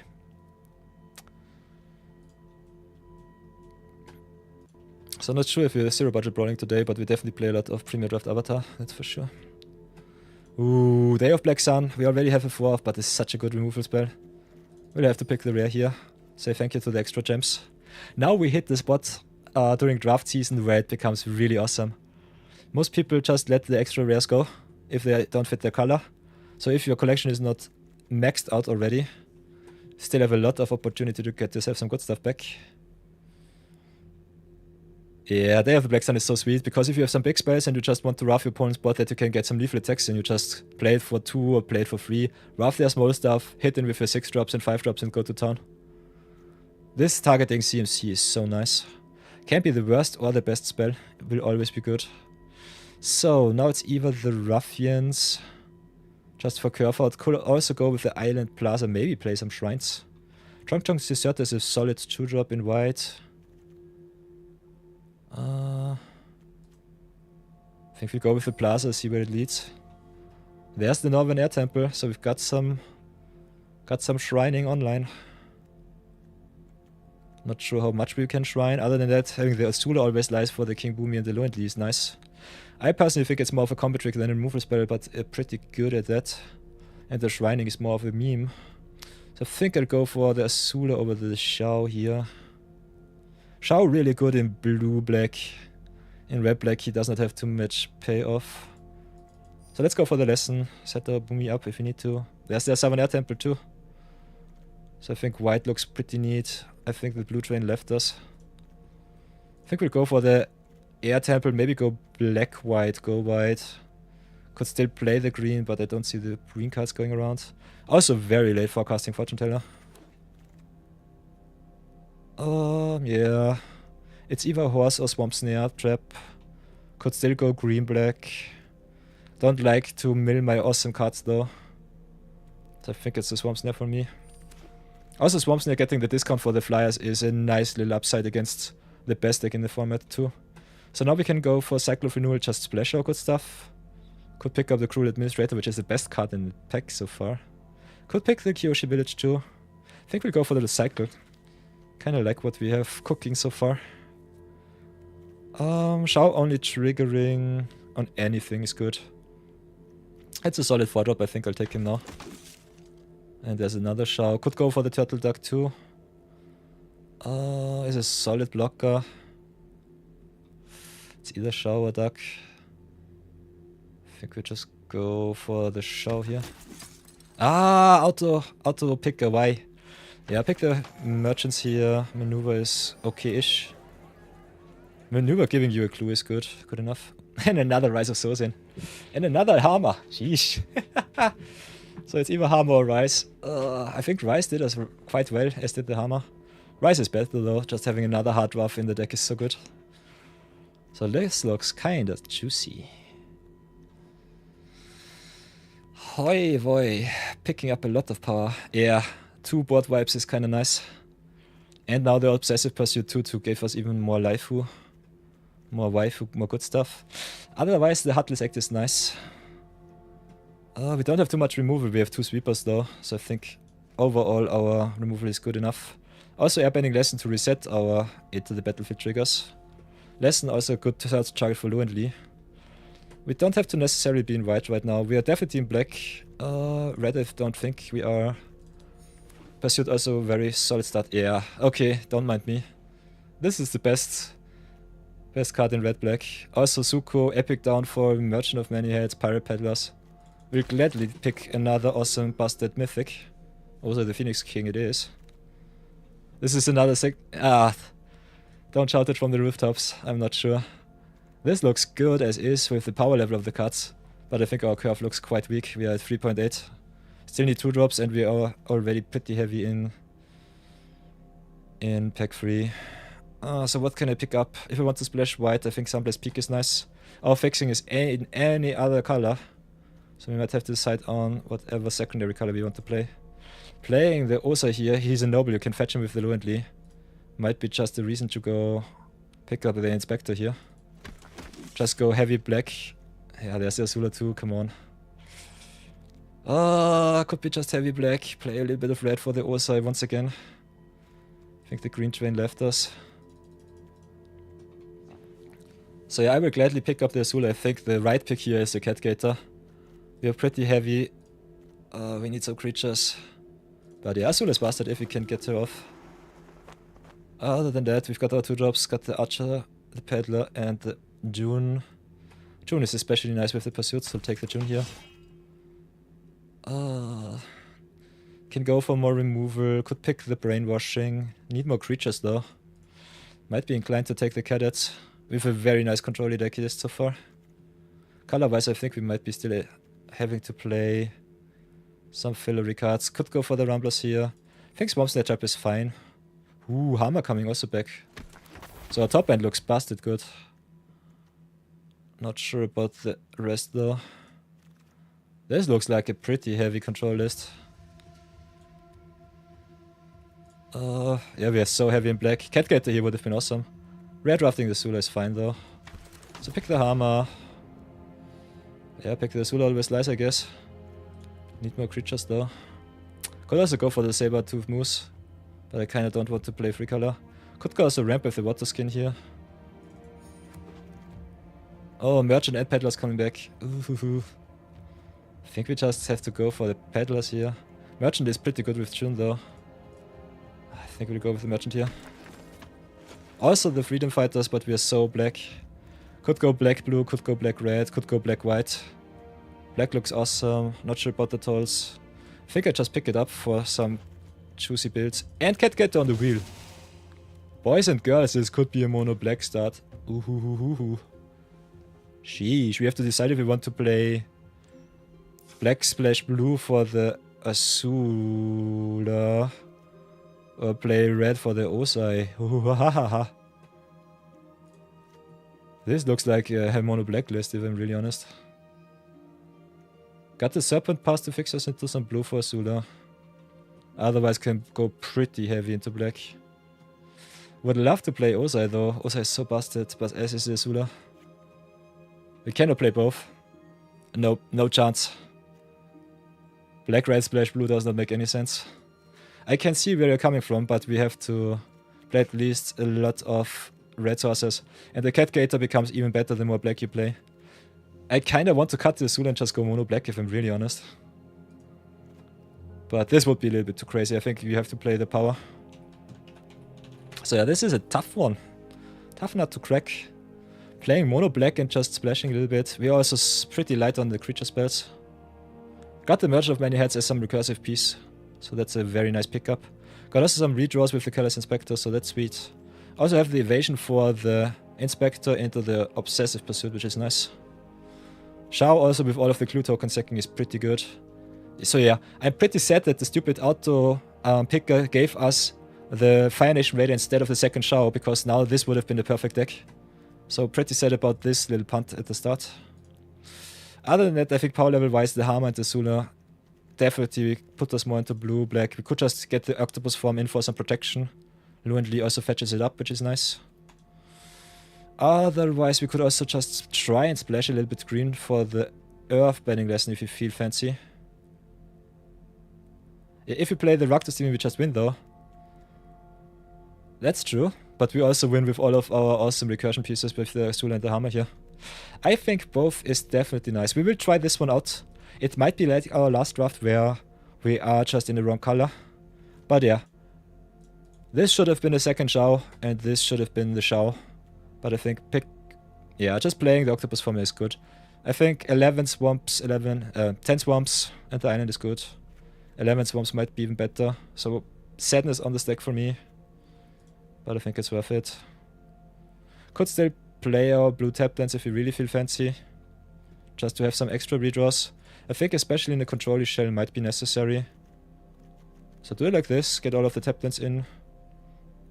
We might die to some Curveforts, but we play so much removal. So this is control as it is written in the books. Pretty happy with where we are. This will be my deck. Let's see if we can go with a mono black control list and get ourselves another juicy amount of wins. We also got ads coming up, so we'll be pausing the stream for another 3 minutes. And I'll see you then after that in the games.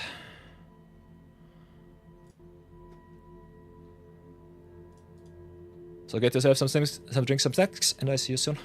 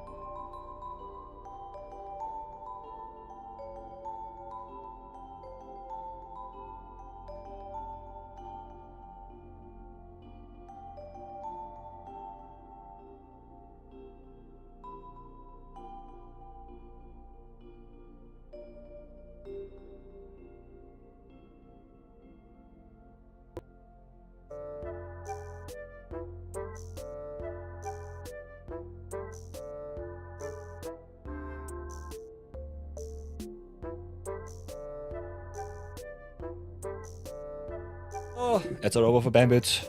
My shaky shake is replenished. Last 1 minute of the ad timer, and then we'll definitely continue. Continue.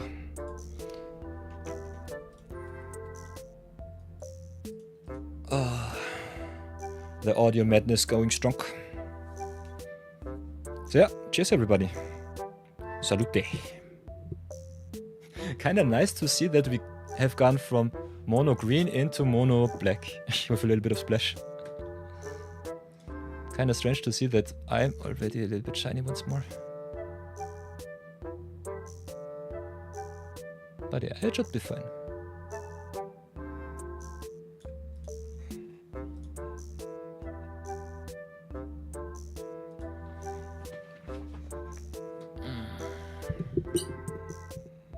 Oh.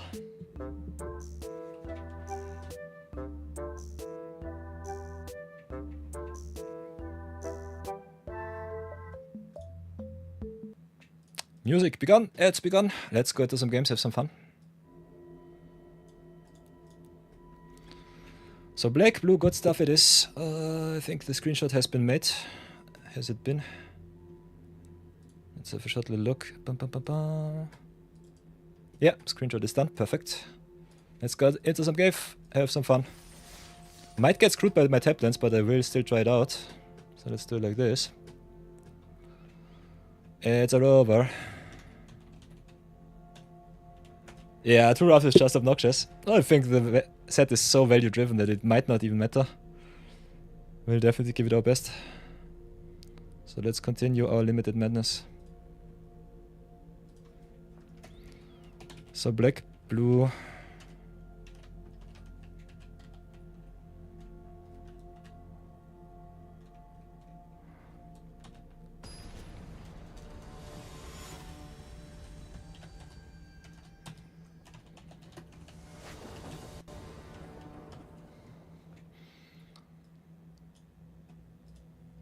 Blue-black Azula control is normally kinda neat.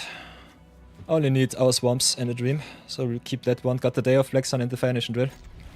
Hammer to mill the opponent, get the good stuff, so keep the board clean and just go to town.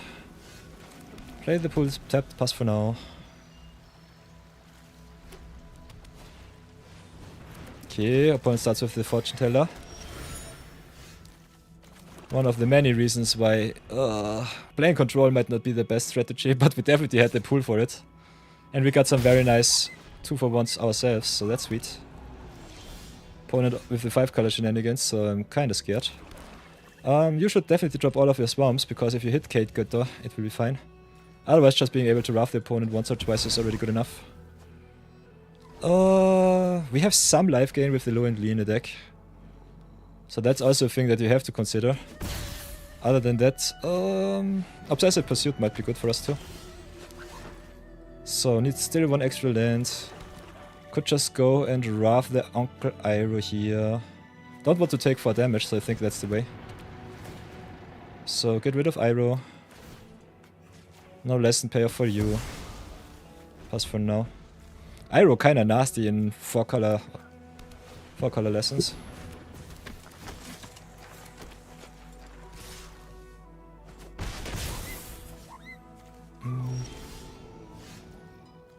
I can decide when we play the Hammer here. Setting also the opponent's graveyard up with the lessons is a little bit nasty. But we need some blockers to commit a little bit to board. I think they should commit a little bit more of their cards before Day of Black Sun. So we can stabilize, try. So yeah, exile the Quench. Could hit in for 6, we really lose the damage race though, so I think we keep our 2 blockers back. See what they do. Otherwise, if we want to get some damage in next turn, I will definitely rough. Now we have the board presence for that. And we also have land 6 and 7 for Meteor Sword. And River Spirit is in juicy target. Nice. So yeah, this is perfect. We just play black for 2, for 3. Just rough the whole board. Keep our stuff safe and hit them for 6. So my turn it is. Also with the Rise of Souls in here, so this is obnoxious. Play the Swamp. Could play Rise too, but lose our Hammer. I think playing Day is better. They also targets not their small stuff. So let's go for their 3 and less. Plague with the opponent for just 5 mana. Animate with the Hammer. Smack in for a solid 6. I don't think that's good. Nice little 3 for 1. Tai Li, nice. Perfect target for my Swamp Snare Trap. So I kinda like what I see. Also playing around some Quench shenanigans. Have some Quench of our own, so we could still play the Rise of Sozin, but I think we don't have to. So do it like this. Play Stomp Stat Nap first, get rid of the Tai Li. And they concede.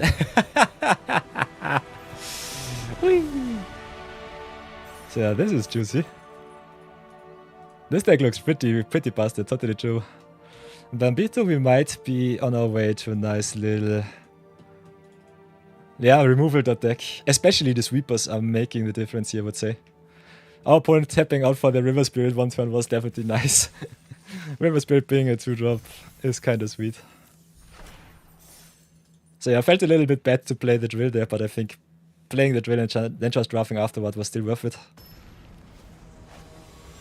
Oh yeah, I don't want to take too much damage from Iroh and giving them the discount for all of their lessons. Oof. So yeah, easy 1-0. Night of Yor going strong once again.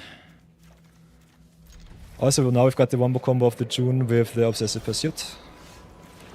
And I think we want all of the value right away, so we'll drop Pursuit before we play June. Opponent ramping it up with the Cabbage Merchant. Could also go June into Merchant here. I think all of the clues are worth it. And we can stabilize at least a little bit with the Merchant here. Then set up with 3 clues and go to town with the June. Opponent with the Enthusiasts too. So against white-green allies I might be in a very bad position. Still give it a try, see how far we come. Can get our Merchant bigger. Could also take some damage. Don't really want to give them free attacks though with the cards. Look at this sad man. Oof.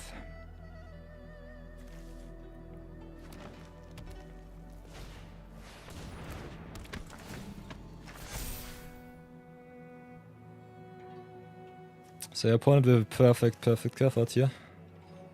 I still need to earn myself the good stuff. Will eat the Cabbage Merchant. The more pressure the worse it will get. Drawing my lands like I need to. Magic number for Pursuit is normally 6. Yeah, I think we just curve out with the Shao. Could also play June and Zac, but want to at least be able to block the musicians here. Their Enthusiast growing sucks too. Yeah, they hit me for 7. So I might die before I get myself some life. Sometimes it's also good to play the Pursuit late game, just drawing 1 or 2 extra cards. Because this sucks pretty bad. And even with the hard removal I'm just dead. Shao grows, gives good stuff. Yeah, it doesn't matter. They just had the perfect curve out. I should have committed more to board. Made some aggressive trades. So yeah, not the best opener here. So yeah, I'm dead. Let's have a look what the last card of the deck was. This is the play versus draw difference. I think on the play we are good, on the draw we're just dead. So concede this one. Let's go again. Unfortunate. Opponent with the perfect card fought. We did not have the removal. So as you can see, control the deck is a possibility. Taking that extra free damage definitely got to me. So yeah, if your opponent plays a lot of control elements, I think you could drop the Pursuit earlier. Otherwise, just playing into your opponent's plan with the extra incidental damage kills you. You need a lot of... yeah, you need a lot of... a lot of mana to enable the Pursuit. So it's more of a curved top bar. Oh, this is only our rare deck. Top end. If we live until turn 5, it's nice, otherwise we just die. Not able to play anything, so we have to mulligan this one. This looks better. Do we want to keep the Azula Always Lies? Pursuit redraws us cards is nice. Kind of think getting Azula back might be the way. Could also be the hammer here. I think we just go for the hammer here. Play our removal. Pray that it's good enough.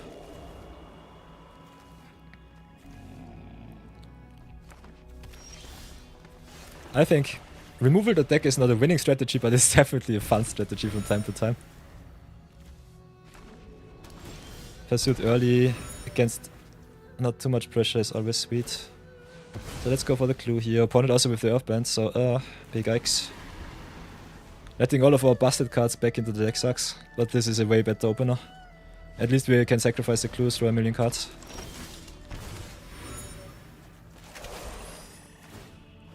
So draw more good stuff, get all of the lands. Yeah, keep that one clue back, pass for now. Now with the Beetlehead and Merchants we definitely have some nice little payoffs, so that you don't have to pay the mana. Can grow our Beetles too. Yeah, next turn I think we just Wrath for free. So that's good. I think they should animate the base passing say here. Don't know what they are doing.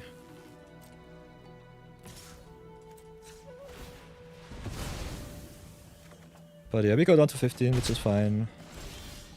Have the Wrath. Could drop the Merchants first, but I kinda don't want to run into some rebooks with the Death Touch. So I think we just Black Sun here for free. Get the guaranteed 2 for 1. They can Earthband, we can commit. We need at least some creature on board. Definitely hitting the spot where it's good. And this is one of the spots where I say the Azula Always Lies is just it's mediocre filler. If you have more creatures, it's normally good. In our deck, it's just not good enough, I would say. So yeah, drop the Beetlehead and Merchants, drop the Callous Inspector, next turn have 3 clues.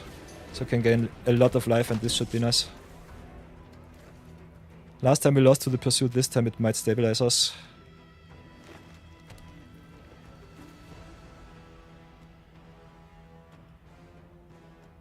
Opponent can definitely bonk me for some damage if they want to. Indoctrination. Getting rid of my Swamp Snare is nice. Okay, another Voltop Sentries is okay-ish. Yeah, I think we can just attack in. Could play double Azula Always Lies on the forest, get my Inspector back. We need a life gain though. So I think we'll do it like this. Draw 1 extra card. And then draw a second extra card. Then could attack with the Merchants and the Inspector. Got the Octopus form, which is neat. Could also just sacrifice an extra clue. Like this we have an extra mana open, an extra 2.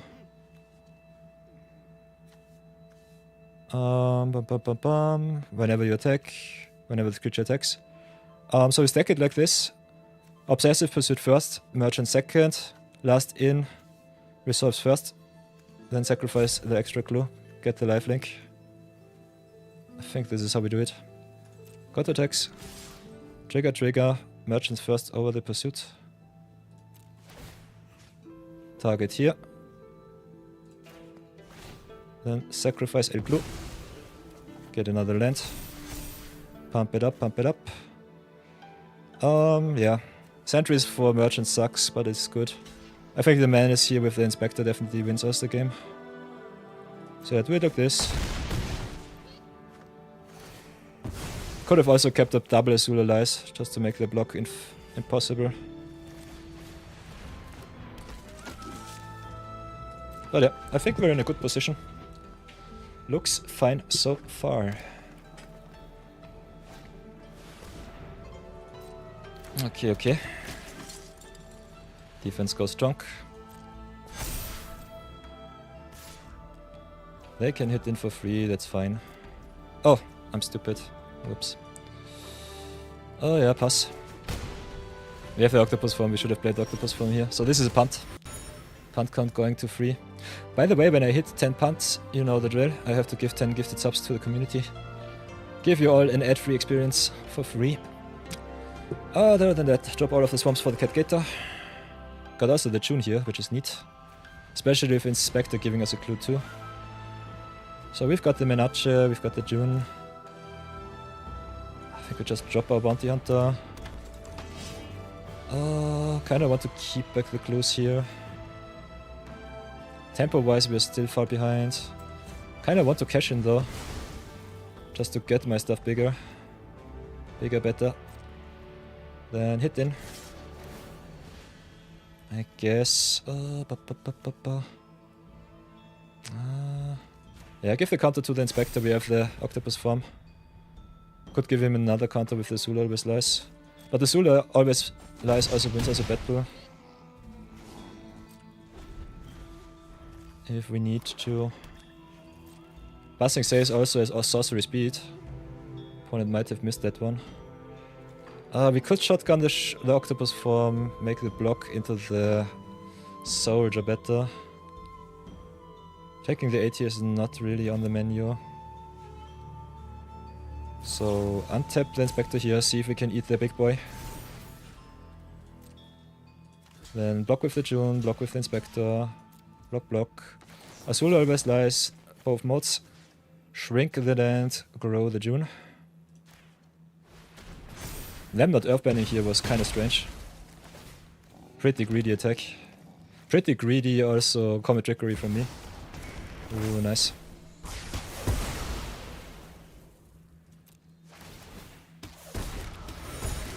Okay, now I need some action. Ooh, Azula, sweet.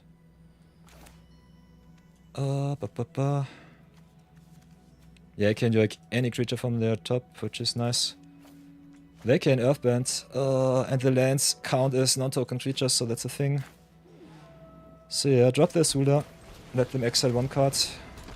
Still have some removal in deck, so it should be fine. They need one extra turn until Sosin flips. We can get a big life linking attack in with the Azula next turn if they don't have hard removal.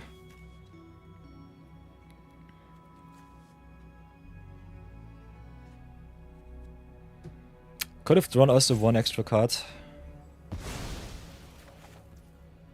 So yeah, their attack was pretty strange. Other than that, just daily indoctrination here. Earthbending my Serpent's Pass seems kinda neat. So let's do it like this. Just hit in for 2. No counter for me, but that is fine. Pressure it up. Make my stuff big. Kinda excited to see what they exile. Nice. That was the wrong target. Interesting. So yeah, I can understand why the opponent did not earthbend, because with the Rise of Sosin they roughed their board. This makes the attack more reasonable. Them conceding after this play was a little bit strange. Don't know why. But yeah, with the pursuit, and if they don't have an answer, I just will win the game next turn. So maybe they did not draw an answer. I would still play it out. Just conceding beforehand is not really necessary. They named Daily Indoctrination. We don't have Daily Indoctrination in our deck. I would have named Soul or something else so that the Rise of Sosin lives. But yeah. They had a look at our hand and said nope. Had a look at our deck and said, oh, definitely nope. So I think they might have just conceded to seeing our deck. Otherwise I could not understand that one. Still pretty nice giving us the 2 clues for our Inspectors. So yeah, nice little 2-in-1 so far. Pretty happy with Eraso. And this was a Malta 6 by the way, so our deck can definitely draw a million cards too. So keep this one. Azul Always Lies still pretty weak. But we've got the Swamp's Net Trap on 3 on the draw. I think it's okay-ish. Also for control deck, I think Merchant of Penny Heads is kinda nice. So that's pretty good. Ooh, and the day. Sweet, sweet, sweet. Got some options. Yeah, opponent going first is big oof, but I think that's the fun thing, especially in limited and draft. Normally in draft, if you're controlly, you want the extra card. So most control decks, if the format allows it that there is not too much aggression, normally go second to draw the extra card so that they just have the extra removal spell to get rid of all of your bots creatures. So yeah. Kinda want to get rid of the general here. could attack. I think the attack is not really worth it. And we want to stay on the defense just to curve out into Azula go nuts. But yeah, us not hitting our land sucks. So yeah, not sure about this spell here, otherwise I think our deck looks awesome. And I think the Harma and the Azula are worth it to play blue-black. Don't have the cards for red. White is solid, I would say. So let's see what it will be. Animates another land, which is fine. We can trade with the merchant, eat one of the lands with the inspector. I think they don't have any good attacks. They could just try and push some damage though. I think attacking with the lands is still okay. Depending on what they have in their hand. Might be some good pressure.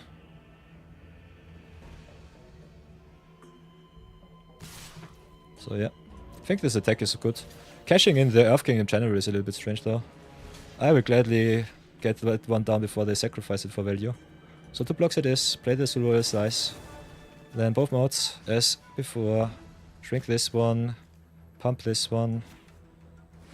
Because we can get back the Merchant of Many Heads if we don't hit the land. Blocking the lands might have been better. But I think this position looks good. So yeah, big fan of Merchant of Many Heads. That we get this card back to Wombo combo with our June is also neat. So this control list looks really juicy, I love it. Let's see the attack once again. We just get the merchant back. Dropping a Sula here might be nice. Yoinking the Earth King in general enthusiast is good.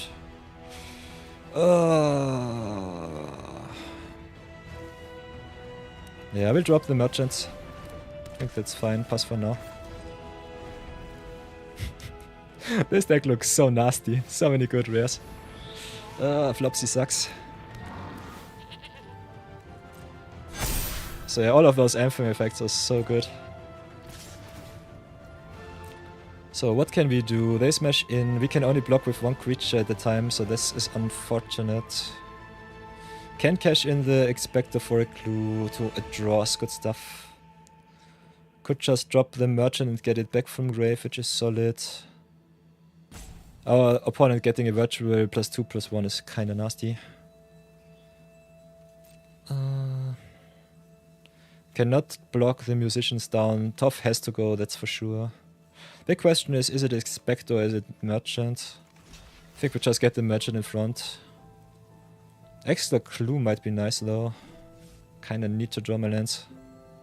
Yeah, we can definitely 2-for-1 us with the Zula with Slice. Big question is what we want to trade, if it's the Merchant or the Inspector. I think the extra clue token from the Inspector might be the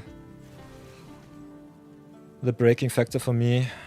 Getting back the Merchant is good, but I kinda need my land drops. If I don't, I'm just dead. So yeah, shrink down the Toph. Give the counter to the Inspector. Take 4. Merchant also jumps quite neatly. Okay, never mind. We would also rough our own creatures, so cashing in the Inspector here is okay. We'll go for the Zula now. They sacrifice the land, which is fine. 1 less attacker. We also get one of the creatures. I guess it will be the Enthusiasts. Would be surprised if they give us the Toph or the Lieutenant. Or the General.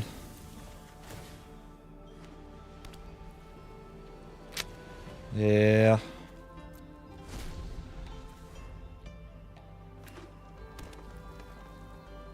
Us missing our land drops really kills us here.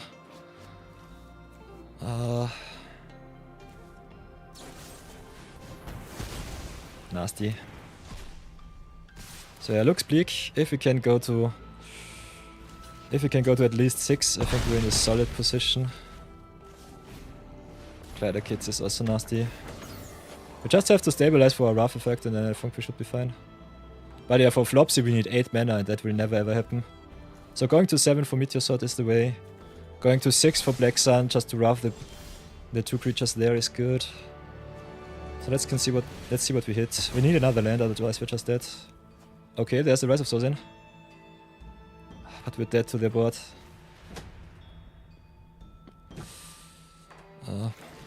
Show them the day just because. Yeah, we lost to our lands not hitting us. So that was annoying. I think our deck has definitely potential, but sheesh.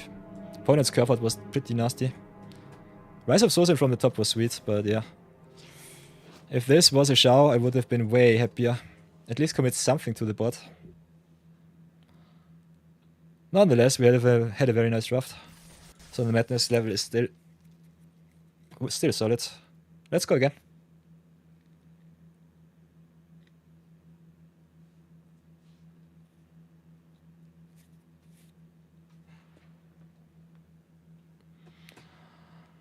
Hi. Let's do this once more.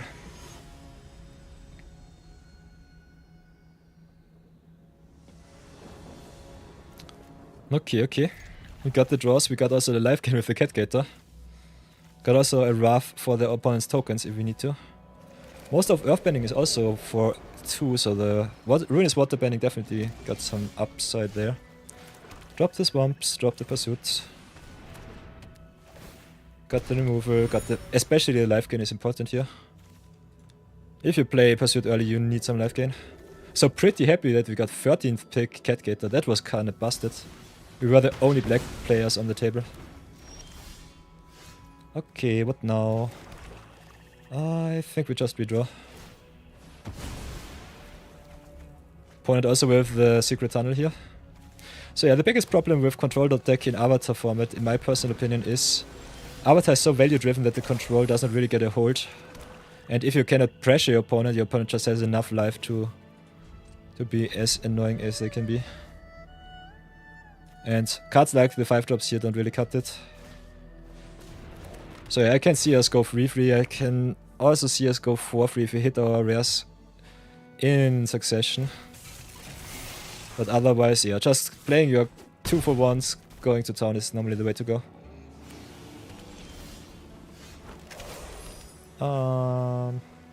We need something to trade with the warship. It's nasty, but it is what it is. Need something to commit to board. Could also go Origin of Metal Bending next turn into Hammer to get rid of the warship. This is tough. I think we still play the Beagle. If I play Hammer, I definitely just want to get the value right away. Warship also pretty neat because it's only a creature during your opponent's turn. So our sorcery speed removal kinda sucks. But the opponent has the answer for their card already in their grave. Could also just decide and trade with the warship here.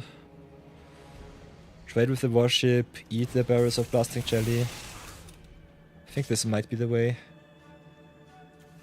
Let's see if they have another combat trick. Definitely don't want to take too much damage with our awesome deck. With our good late game. Earthbending the blasting jelly, that's a thing. Can also earthbend the secret tunnel here, so the Tough is nasty busted. I need one extra turn. We'll gladly get rid of their 2-2s, but before anything else, let's get rid of the Tough first. So Tough down. Then destroy also their 2-2s. Just draft it up. So yeah, we were quite unlucky that we played 3 Earthbend decks in a succession. First one just curved it out. Second one had a little bit too much value. And this one is just big, yikes. Tough so early is kinda nasty. So we'll slow roll a Cat Gator. Crying in islands right now. Can go for Hammer, get rid of the blasting jelly. Which I kinda think I'll do. Playing around the quench right now, so that's good. If they have it in hand, they will be happy rather. Okay, lightning strike it was. That's tough. Hoo-ha! At least we mill the Earth Kingdom's general. We don't control Hammer, we could still snipe their lesson here. Which I think we'll do. If they play lesson payoffs, you should definitely exile lessons from grave. Otherwise they play green, so if they have Ancestry, they definitely have some juicy targets to get back to. But yeah. We might lose to an Earth Bandit Secret Tunnel here. Or just them playing Secret Tunnel as a whole.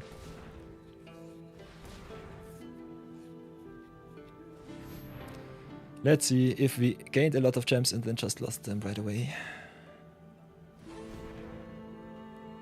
Otherwise we still have a lot of gold left in the tank, so that's good. Yeah, that's a big secret tunnel. Nice little unblockable tutu. Still think we have to go for the badger mole here. So drop the swamp, drop the cat gator. Them just having the nasty tutu here sucks though. I think pressure-wise it's right to get rid of the badger mole. Depending on how much removal we have to get rid of the secret tunnel, we might have to kill the secret tunnel though. We still got a lot of removal. I think we go for the badger mole. Also opens up some attacks if they don't blasting jelly or stuff. We might just do so next turn. Yeah. This is a 6-turn clock, so we still have some time. They have to tap down for 5, so... Okay, don't. Never mind. We'll die either to a 4 or a 3-2. 3-2 unblockable is definitely a bigger problem. Okay, Azula Lies is the first piece to the puzzle. Pass for now.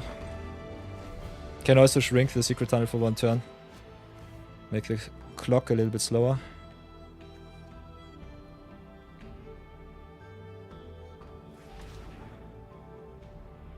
So yeah, let's see if we get punished by the unblockability here, or if we would have got punished by the big badger mole.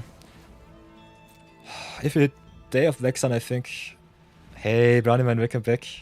If we hit Black Sun, I think it's nice to just play it for equals 0.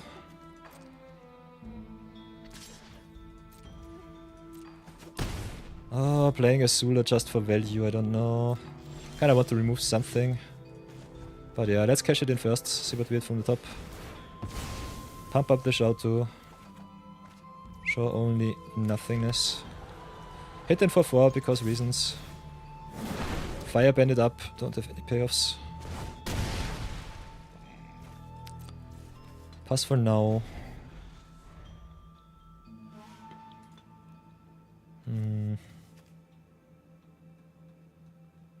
So yeah, with the Azula always lies and the Shao, I think the badger mole would have been a better target. The blasting jelly deals 5, so that's also a thing. So yeah, I could have sniped the secret tunnel, forced them to use the blasting jelly, but they still had enough removal. We're still in such a bad position. We need an answer for the tunnel. The sooner the better. With the removal that we have left in deck, I think every removal spell is good. Which, if we would have kept the badger mole back, I think it might have still been a lot of trouble. Interesting that the opponent, yeah, goes wide. I think they should. That's totally fine as it is. So yeah, I can go North Pole, see what we hit from the top. Still in a pretty bad position. There's the day, and they only have the lands. Ooh. Ah, should have kept up more black. But yeah, this is my answer. So that's neat. So play deck for Day of Black Sun for 0. Should work on lands. Yeah, there it is, nice. Could have also played it a little bit more safe. Okay, that's a start. Would have loved to drop the June though. What will it be, opponent? Hoi boy. So yeah, lucky enough to draw a sweeper. Julian Archers is a card. So yeah, punished for not tapping more islands. We still have a million mana open, so it doesn't matter too much in my opinion. They re-equip, okay. Battle Fan only gives +0/+0. And now with the... we can only activate the June during our turn. Still, it's pretty neat. So drop the June. And I personally think we get the counter on the June here. What do they have? Rocky Rebuke. That's greedy. So yeah, we'll have to play it like this. Get the -1 here, get the counter there.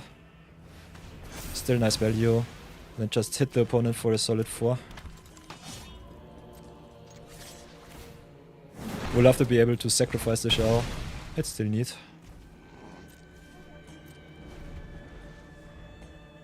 So much good stuff from the opponent. Especially the Tough. Tough not animating the secret tunnel definitely cost them a lot of tempo. I would have animated this land right away. Yeah, there's a blasting jelly, so down. Nice, nice. Come on, cut draw. Okay. Removal is a start, I would say. Hit for 2, pass for now. Hoi, hoi, hoi. It's your Friday. Sweet.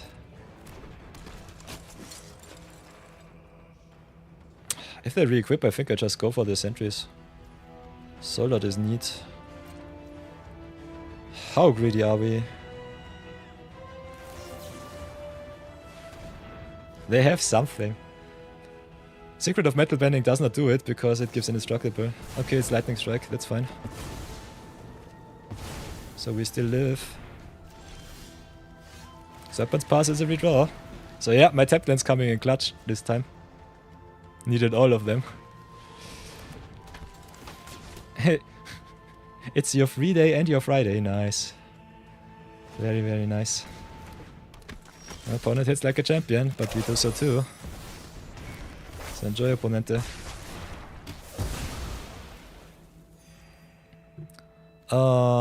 With the Sozen being a thing, I think we slow roll island still. 12 cards left in deck. Oh, hitting like a champion, sheesh. Okay, for what are we searching? That's the biggest enigma here. We could just exile their Tough. Could go for Ancestry. Could go for another common like the Badger Mole. How many Badger Moles do you play? 2 maybe?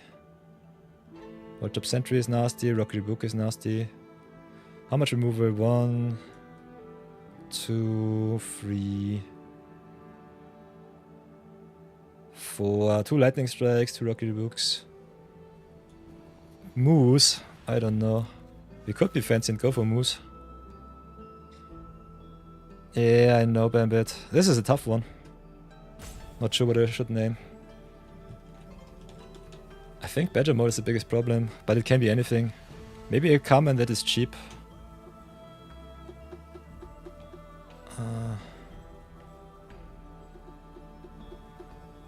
Whatever shall it be. Yeah, I think Badger Mole just wrecks me, so I think I'll exile the Badger Moles here. See if I get punished. Okay, allies at last. Got still Azuki, the Katara, Origins is there. Okay, they still have some pressure, but not too much. And I kinda want to yoink their Tough if I can. So go Serpent's Pass, redraw. Okay, Hammer is nice. So drop Swamp, go into Hammer. They have the allies at last though, so that sucks. Dropping Hammer here is really bad. Forces them to use the removal spell though.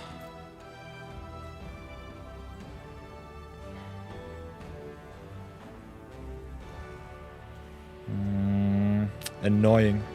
This is really annoying.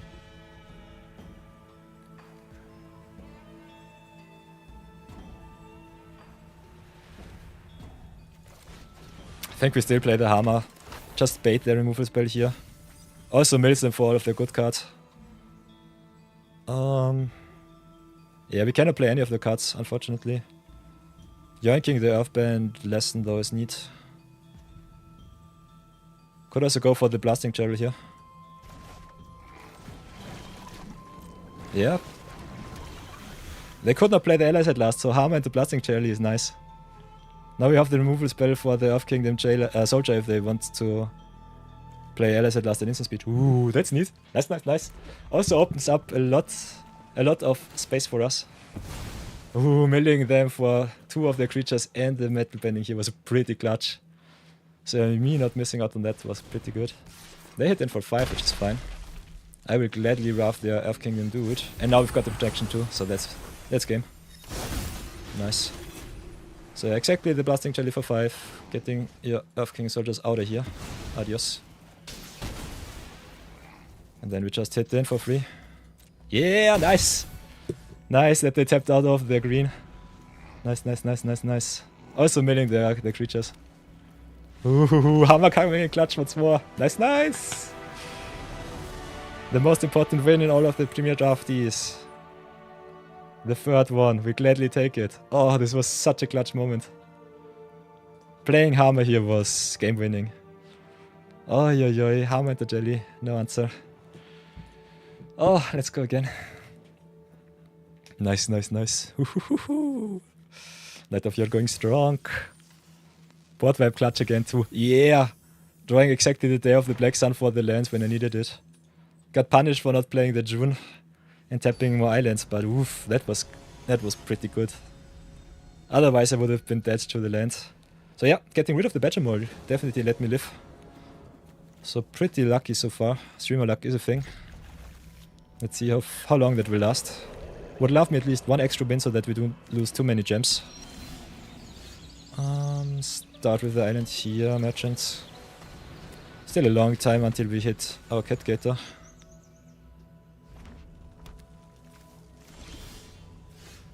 So this opener looks juicy. Hitting our lands on time is what we definitely want. Also playing against red-green is very nice for us. Plays a lot of earthbending, so removal whiffs a little bit against the lands, but sets them back a lot of tempo. And this is one of the prime targets that you can definitely snipe here. So before the trigger resolves, you have to get -1 and +1/+1. Otherwise they get the extra counter and you cannot interact with it. Our opponent also whiffing here. So that was pretty devastating.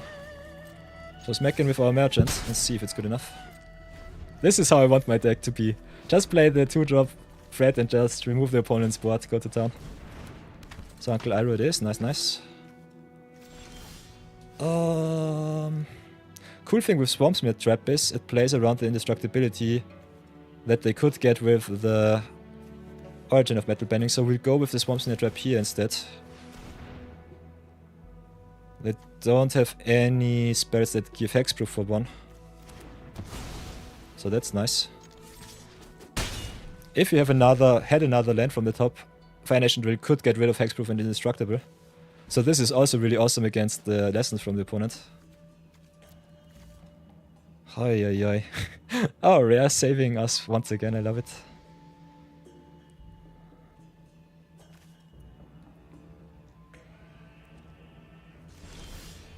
Okay, Azula always lies. I will definitely slow roll my removal here, so we'll just go in and smack bang a little bit. Also if the opponent has the lightning bolt, the lightning strike, getting this one up to 4 is kinda neat. So I think opponent might just miss against our Merchant of Many Heads, which I find kind of fun. Okay, there's our 5th land, perfect. So could have played Fire Nation Drill. As I said before, I kinda want to keep up the activated ability with getting rid of indestructible here, because Origin of Metal Bending is a thing. They can pump it up, cannot give it extra +1/+1, so that works. There might be a Firebending lesson.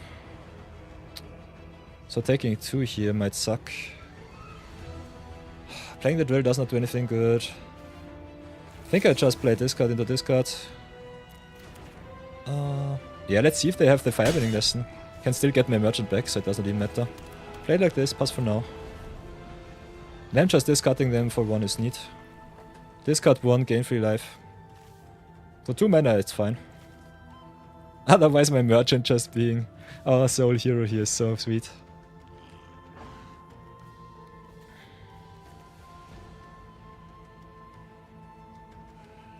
Our opponent also thinking about quench right now.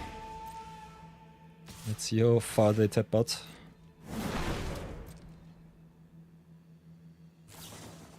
Okay, Fire Nation attacks, that's nice.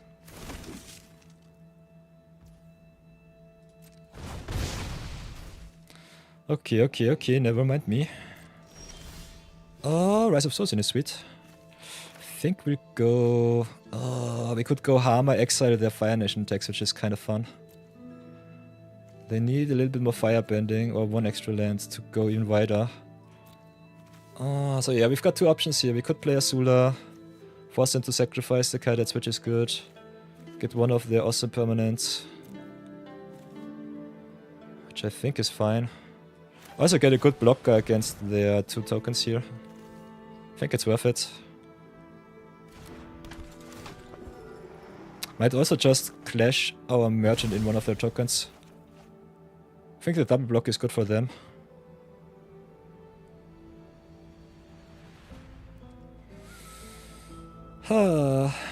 Could have also slow rolled into the Rise of Sosin here to not lose anything.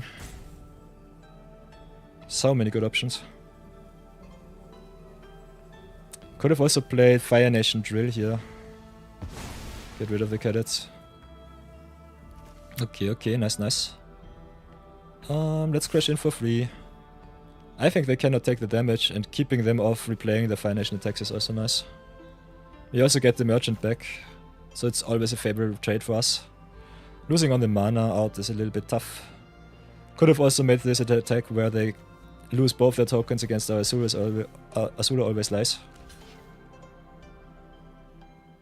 But I think it's fine. Just trading the merchant here.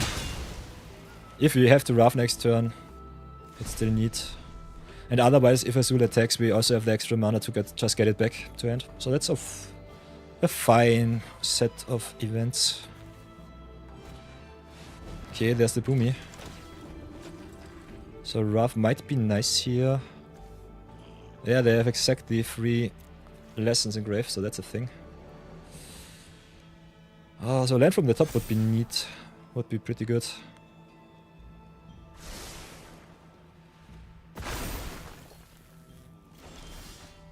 This is a land, but not what I need. Still pretty nice. Can just play the opponent's stuff, mill myself a little bit.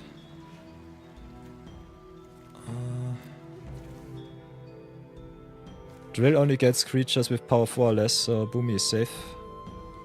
I kinda want to play the Rise of Sosin here. So I think we'll do it like this.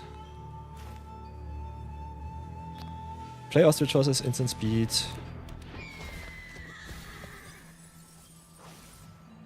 Get myself another swamp for my Cat Gator, which is neat.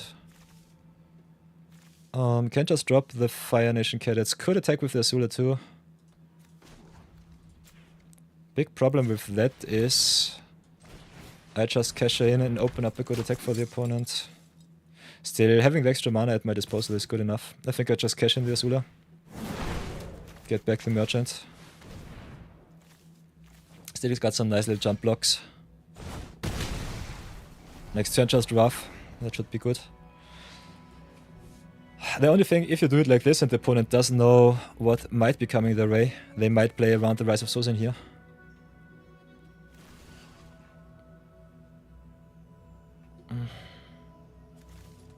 So yeah, normally I would recommend just keeping the Azula back, let them commit to board and then just roughing.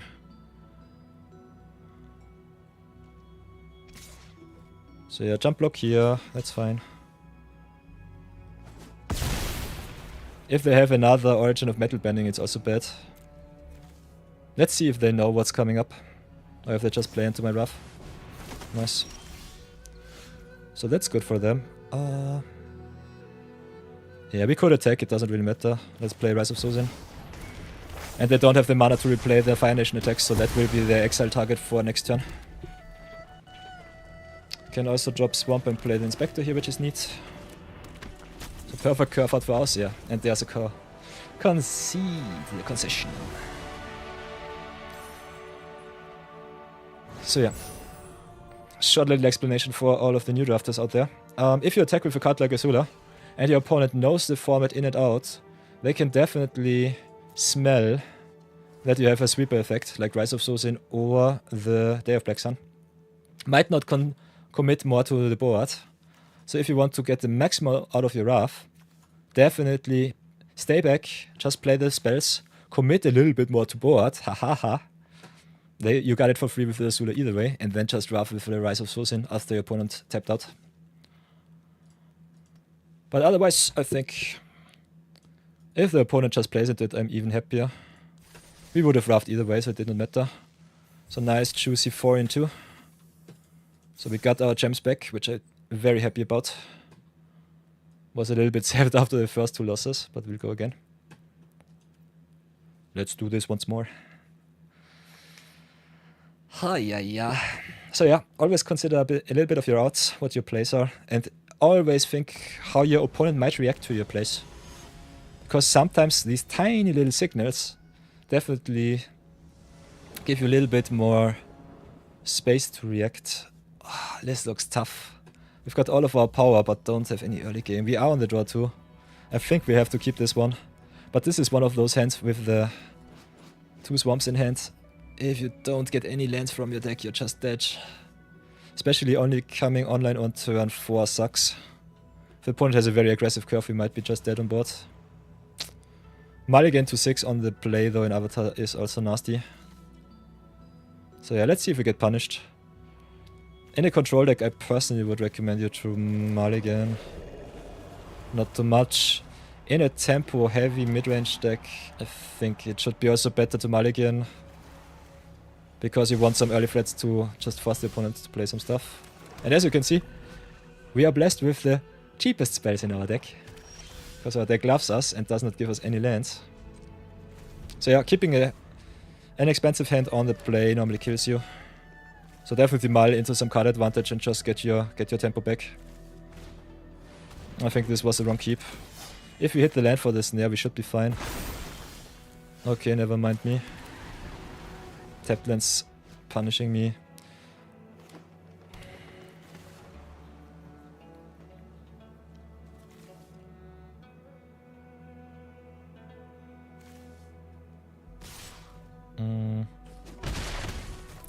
Because how tough works, I think going for the Rumble Arena here might be even better. Definitely have to remove something.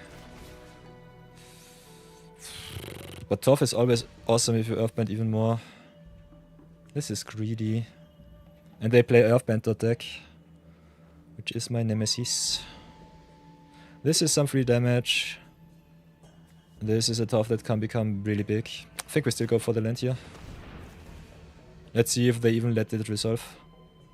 Or if they have some nasty pump effects. But even if they have, they work until end of turn. Okay, Cycle of Renewal is sweet. So they go up to 5 mana, 6 mana. Opponent ramping up to 6 while we are stuck on 3 is really nice. Not nice. So at least the tough is a 0-3 right now. But they will definitely Earthband next turn. So yeah, might not even have mattered for the mulligan here. Not hitting our land drops definitely was bad. But yeah, it is what it is. Still pretty happy with the rares it picked up. So our collection definitely had a nice little boost this draft. So I think we can definitely go for a third one today, if we really feel fancy.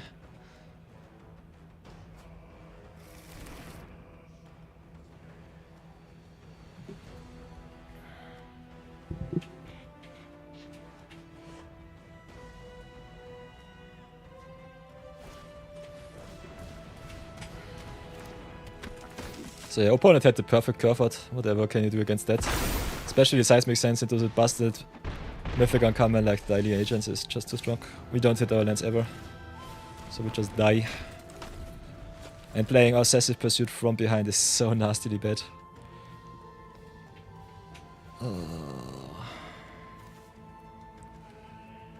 I love me the Earthband deck. If you get the the black-green deck together, it's just nice. Oops. Why oops? Because of the Rumble Arena. I think they're still pretty far ahead. Maybe they are just stupid. I will mute them. What else can we do? We're dead on board. We just show them the Fire Nation drill to boost our morale. Could have gotten rid of the Daily Agents here, but the Flopsy, yeah. This is game. So let's concede. And get into a short-lived deck review. I think I showed you the good sides of Control in this format and the bad sides. Most of the games that we won were also quite tempo decided by being on the play and on the draw. So, short little deck review, not too much to say. Nice little 4 and 3, which I think is okay. Pretty happy with where we landed. Not the biggest fan of Control in this format. So pretty happy that we had some very late pickups of Merchant of Many Heads and a Cat Gator to give us a little bit more late game potential and stabilization. Big problem if you go this heavy into control and don't have too much ramp. With all of the big spells, you will more than often starve yourself to death before you hit your good stuff. But if you curve out and your deck is funnily enough giving you all of the good stuff, you're definitely having a good time. So what I would definitely recommend, playing cards like Hellas Inspector only in a sacrifice shell because it's a 2-for-1, so black-white definitely good. Blue-black also nice if you need it. Shao is solid, but is more for the tokens deck. And a little bit of a non-bow because he gives you a lot of power, but he wants you to sacrifice. So if you're not sacrificing clues, you're just, what are you doing? Losing your creatures that you want to pump. So Shao, in my opinion, is a good filler, but otherwise not too exciting. Meteor Sword is always very expensive. Catgetter, I think, deserves its spot in the 7-drop slot because you can reanimate it with Zuko's Conviction. And if you ramp it up with green-black, you can get a lot of life back. So this is a very good tempo card. Meteor Sword, on the other side, needs a lot of mana to come down and to equip. Not too good. So this card I would normally let go. If I don't have enough removal, I will pick it up. But otherwise, it's dropping ever so much on my priority list in Avatar Draft. Waterbending was nice, was solid. Can also get you some life back, but more than often not. Would not have ever seen someone get life with this card. Swamp Snatcher was surprisingly solid. Pretty happy about that. And yeah, our 4 wins came to Rise of Sozin, Azula, and the Day of Black Sun just being busted. So that's that with this deck. I salute you. You can play control, can play monocolored in this format. So this is more mono black with a little bit of black splash. The first deck of the day was mono green with a little bit of black splash too. So pretty happy about the color. Other than that, draft whatever you want. Pick up all of the power cards, as you can see. We drafted a lot of rares and mythics. How many was it this time? It's always a little bit fun to see that. So go rarity, go rare. 1 ascension here. Did we do another mythic? 1 also here, so 2. And then we had... Whoops. 4 here to 6. And 1 extra mythic. So 2 mythics. And 5 rares. Nice. 7 rares and mythics is nice. So if you go rare and mythic hunting, definitely draft it up. Have a lot of fun. Other than that, if you want to support the stream, as always, you know the drill. We are live on twitch.tv. Whoops. /Night of Yor. Each and every day. Can also check out our shorts. We have a lot of pack 1 pick ones if you want to get more insight in the Limited Madness. Other than that, we are also streaming live on the YouTubes with some Inception, as you can see. So if you miss the stream as a whole, never ever fret. We've got the live video section here too. So there you can check it out whenever you want. Got also some nice little zero budget brawl videos, so if you are into singleton formats or want just a little bit of a change of Limited as a whole, don't have the gold, definitely to check out the singleton videos too. And if you want to exchange yourself, we have the free-to-play Serious Magic from Scratch also here with the trophy and the winning draft deck list from me. Some nice little shenanigans and screenshots of our awesome community.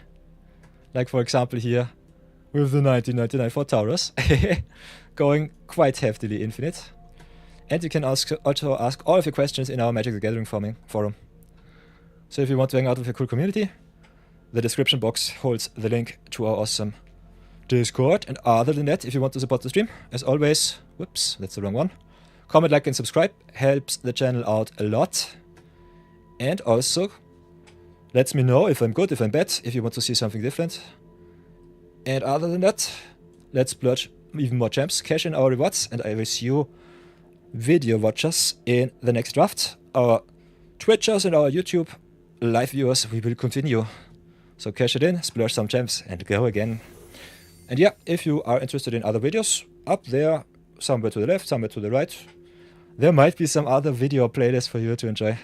So have a lot of fun, and I will see you all in the next draft. Twitchers, we continue! We need to splurge even more. We need to splurge even more. Segue done, so that I don't have to edit too much. Can upload everything. Haha. Yeah, you know the Fire Nation drill. Brownie man. I love Fire Nation drill, it's so good. Just being able to get rid of Indestructible and Hexproof is so nice. That it does not get rid of Ward is a little bit strange though. But yeah. You can play around Ward against the uninteractable effects like Hexproof and Indestructible you cannot. So I think it's really good in Brawl, I love it. It's really, really neat. And so far, as you can see, we also opened up a lot, earned ourselves a lot of packs, so we might have to do some big splashing, some splurging. Still have a lot of gems left. I think we overall lost only... we did not even lose any gems today. We gained extra 300 with our 5 in free. And then we earned and lost another 100 with our 4 in free.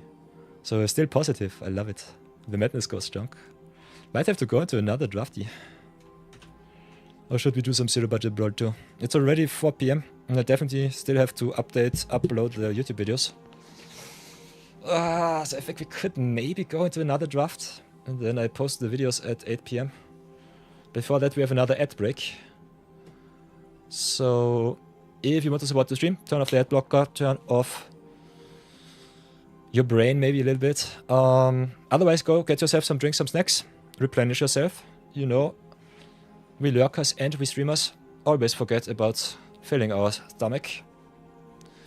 Other than that, I also keep the channel ad free, so you don't even need your ad blocker if you are staying here for a longer time. So if you want to support me monetarily, without having to invest any monies, just stay for the ads, have a lot of fun. Can always chat with us.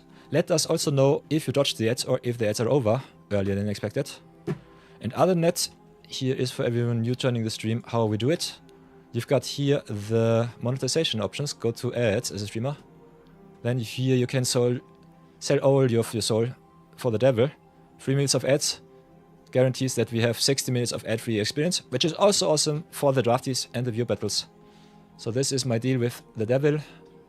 Twitch shows me how it's done. And other than that, we will pause the stream during ads so you don't miss anything. So enjoy everything. Colin, thanks so much for coming by. We're going to a short little ad break, and I will see you all in 3 minutes. Until then, pick up, be brave, and see you soon. Bum bum bum bum bum. Ad break it is. Be right back. Yeah, and I will chill with you all. I will just have a short little break. So maybe I'm back. I will stay. But I'll have to drink a little bit, so give me a sec.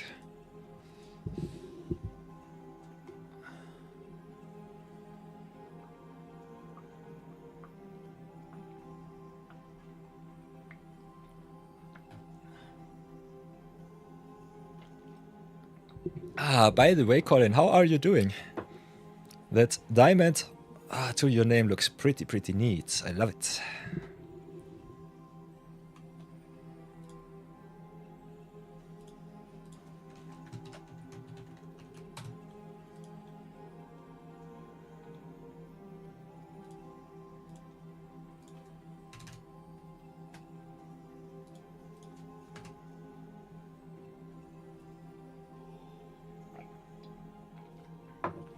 What? You got the pre-roll at? What the heck? This is so strange. Maybe on another channel. On my channel there should be no pre-rolls. I turned the pre-roll ads and the mid-roll ads off. You're good, that's fine. Yeah, having a little bit of a chat during the ad breaks is definitely what I have to practice. I think as a streamer taking 3 minutes off stream is a little bit tough. As a viewer I would definitely also dip and just bounce. And the ads, yeah. If you can manage the ads right, I think you can also earn some money as a streamer, but I think it's not really worth it. So I will never ever calculate with the ads. I think it's more important to just give you all the best experience. And I definitely need some breaks from time to time, so yeah, just taking 3 minutes off, maybe use the restroom, maybe get some drinks. I never ever have enough time to eat, so that's also a thing. Already lost another solid pound during the last week because of streaming. But yeah, I think it's good. It's fine where it is.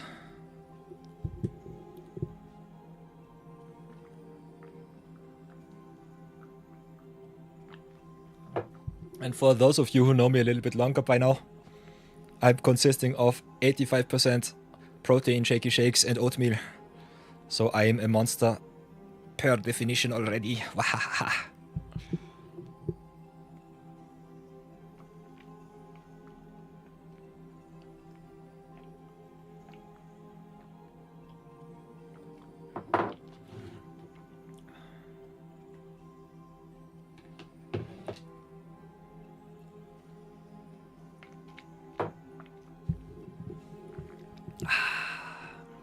Nom nom. So yeah, ads are over. I am replenished. Got myself a lot of nice little shaky shakes. Coconut flavor this time. Nom nom nom nom. So whatever shall we do? Should we go for another drafty draft? Or should we just open packs and see how much we can splurge? Or should I do the zero budget brawl for you all? Could I just open the packs and go that direction?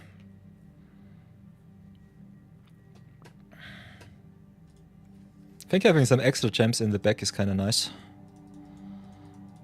Other than that, if you are going for full infinity, I personally would definitely recommend you open the packs at the very last, at the very least, at the latest moment that you can, because you earn yourself some extra vault completion if you do it like this.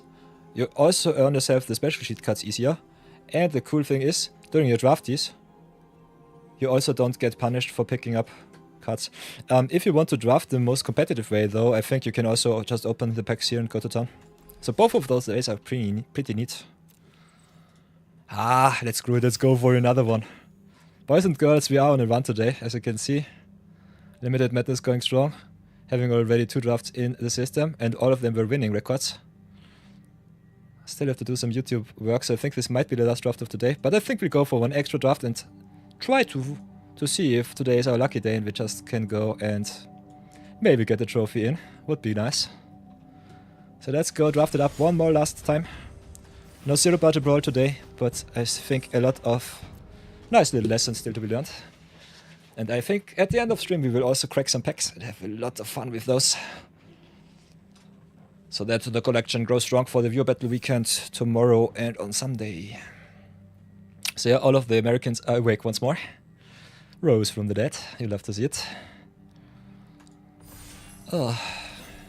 Bambit should be also awakening rather soonish. But he always is lurking in chat. Should be going to sleep, but he does not, because of reasons. Okay, nice. Untapped decides to betray me once more. But yeah, pack one. Bum. So yeah, show overlay. Would be kinda neat, thank you so much. Reset. Okay, pack one, Avatar Premier Draft. This is a nice one. Got Ang's Iceberg for the white, which I definitely keep. And enchantment having flash is so good, so this is instant speed tempo. And you can also sacrifice it or just airbend it and get yourself another target that you want to exile. Destined Confrontation can be nice, is more than often a trap card. Serpent of the Past is solid filler. So I personally would say first pick Ang's Iceberg is solid removal. Second pick is, in my opinion, the Allies at Last over the Fire Nation Engineer. What would be your picks, everybody? Let me know in the comments.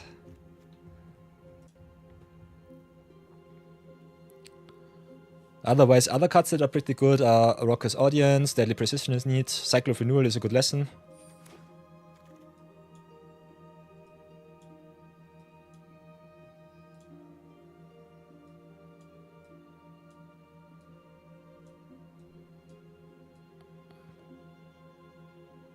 So do it like this, apply it like that.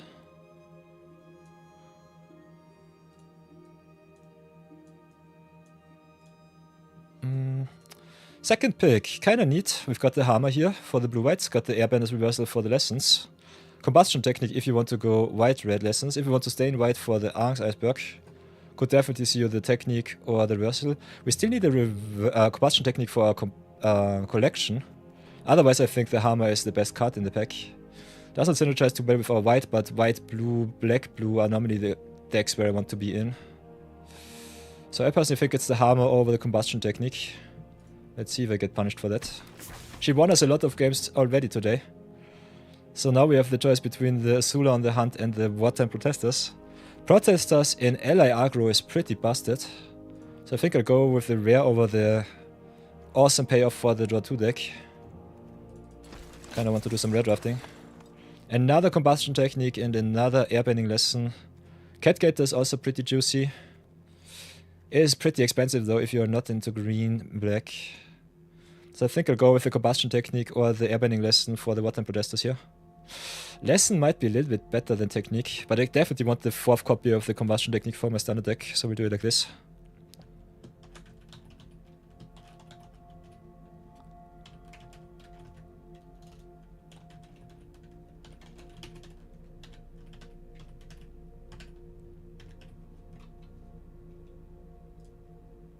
Whoopa.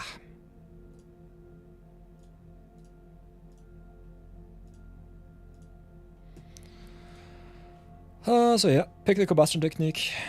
Don't ever feel sad, just do it. Fire Nation Engineer, so black is definitely open. Got also Firebending Lesson for the Technique or the Zhongjong. Will pick the Zhongjong before the Lesson because I think the value is important. So we've got a very nice opening here in red. Could have had 2 Combustion Techniques. And my red-white drafts normally go pretty easily, at least winning. So that's nice. So what else do we have here? Invasion Tactics for the allies. We call in also with the Lichmo spin, kinda neat. If you want to go set up for waterbending, Kyoshi Battle Fan is neat, otherwise Boomy Bash is solid. Battle Fan also being a very solid 2-drop is kinda fun. But I think with our heavy red investment so far, we go for the Boomy Bash here. Battle Fan also giving you another ally for the Wartime Protesters is kinda nice. Works pretty awesome with the tokens. So it's either Battle Fan or Boomy Bash. Yeah, I think, in my opinion, picking the removal here might be the correct choice, although Boomy Bash normally goes by quite often. And we want to be more aggressive than anything else, so I think we go 3-drop Freedom Fighters over the Bash here. But a very solid red opening so far. Then we've got the Tolls of War and the War Balloon.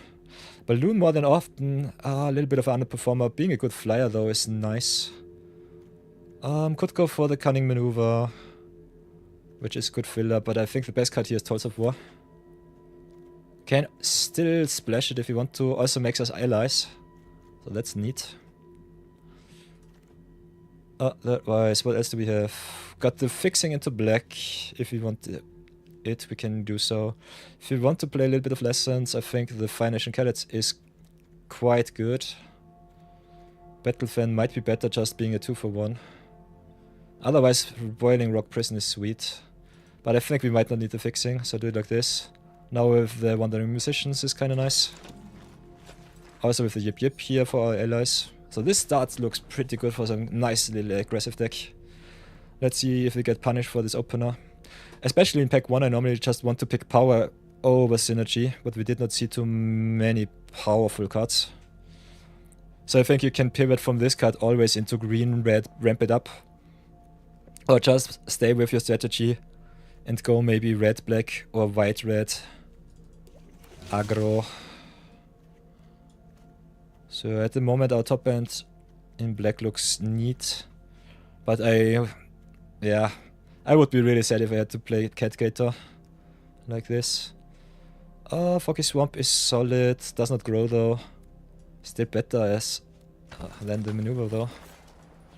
Raiders is solid filler, I would say. Ooh, and now with the Suki too. So yeah, easy Suki here. Got a potential Yuyan Archers or Kyoshi Warriors on the wheel. Twin Blade's also surprisingly good as a combat trick. Can also win you some games out of nowhere, so always be ready to block that. But yeah, Suki is busted. Especially in red, white, go white is pretty neat. Then we have another Firebending Student. Earth and Ally I have already 2 offs. Earth King's Lieutenant I need still, and splashing the green here might be nice. If you want to just stay straight up white and red, can definitely see you pick up the Firebending Student or the Archers. I will go with the Lieutenant though, because I know that I still need him for my collection. And playing some ally aggro is kinda neat. He's a little bit wide off what I want to play though. But if you go red, green and splash the white for the Suki and the Lieutenant, I think it's okay-ish. Otherwise being green, white and just splashing the red normally the way to go with these cards. But yeah, we go definitely into tokens, go white with 3 top Freedom Fighters and Kyoshi Warriors. So if we can splash the Earth King's Lieutenant for free, we'll definitely play him. He's a Falia's Lieutenant for allies, so that's pretty nice. Just pumping your whole board or getting big himself is kinda nice. So, don't have all copies of Redirect Lightning. Not the biggest fan of this card. I think Lightning Strike is way better. And these cards that don't really impact the board too much, I personally would recommend you just opening. Kinda still want to try out because there's so much targeted spelling. I think the Redirect Lightning is also a lesson for the combustion technique might be neat. And if the opponent plays some sorcery speed removal, you would definitely get your worthwhile cost out there. So I think picking the rare here is good, otherwise the Lightning Strike is solid. Especially Redirect Lightning really good in this kind of deck where you normally don't have too much good hard removal. White has only Iroh's Redemption in the common slot, and this is a pacify which is not too strong. But otherwise I'm quite happy with our LA count already. There might be still coming some our way later on. So, what can we pick up here? If we want to pick power in black, could just support our black picks. I find our white cards good though.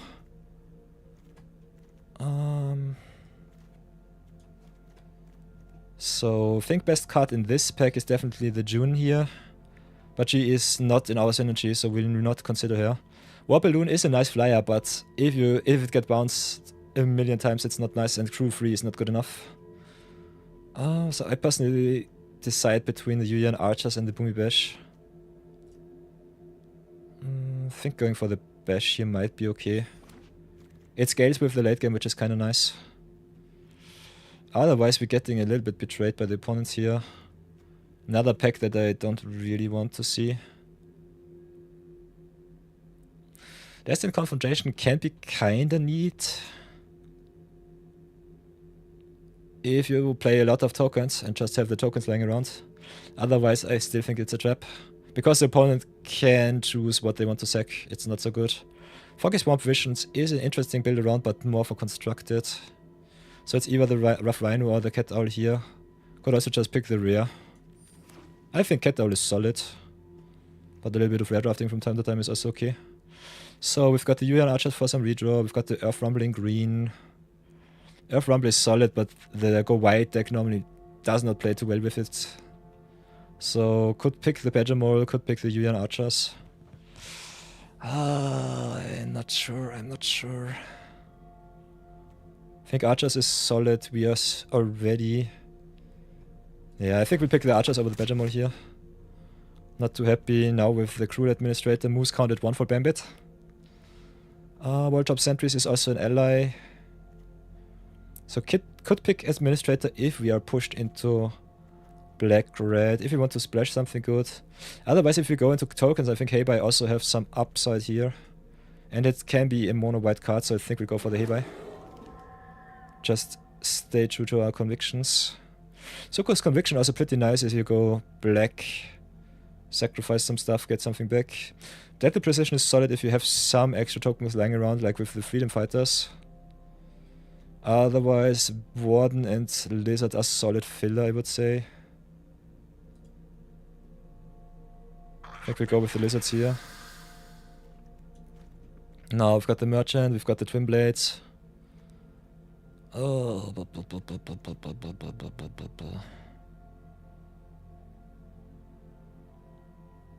and rare drafting is always justified unless you draft the foil Tamoglyph at the foil tour. Ah. Also yeah, I could go for the sacrifice cards.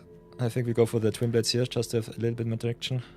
Some combat trickery. Ooh, very late daily agents. So no one in green and black. But yeah, we'll go for the Treetop Freedom Fighters. I think we're pretty sold into red X dot deck, especially with the Wartime Protesters here and the Suki just going to town. We'll pick the Yip Yip here because of the combustion technique.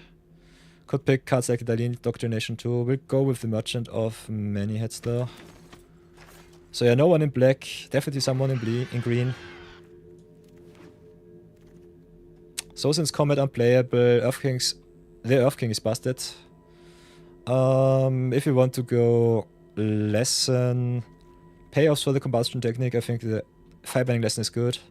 We still decide what second carry color we want to play. White looks juicy, but our green looks good too. So I think we'll just pick up the rare here. Otherwise, I would recommend you picking up the Fireband Lesson or the Musicians. Could also go for the Air Temple, if I'm really honest. Now we have the choice between the Suki and the Jongjong.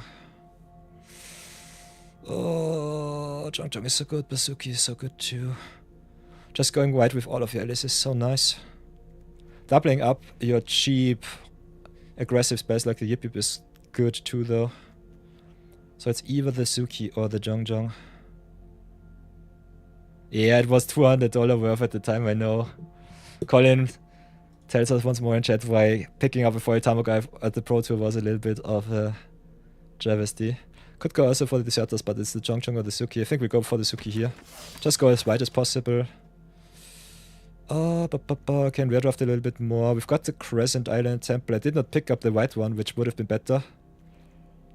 So I had to pick the Earth King because I was greedy. But green is definitely not what we can play. How to start the ride is solid if you play tokens.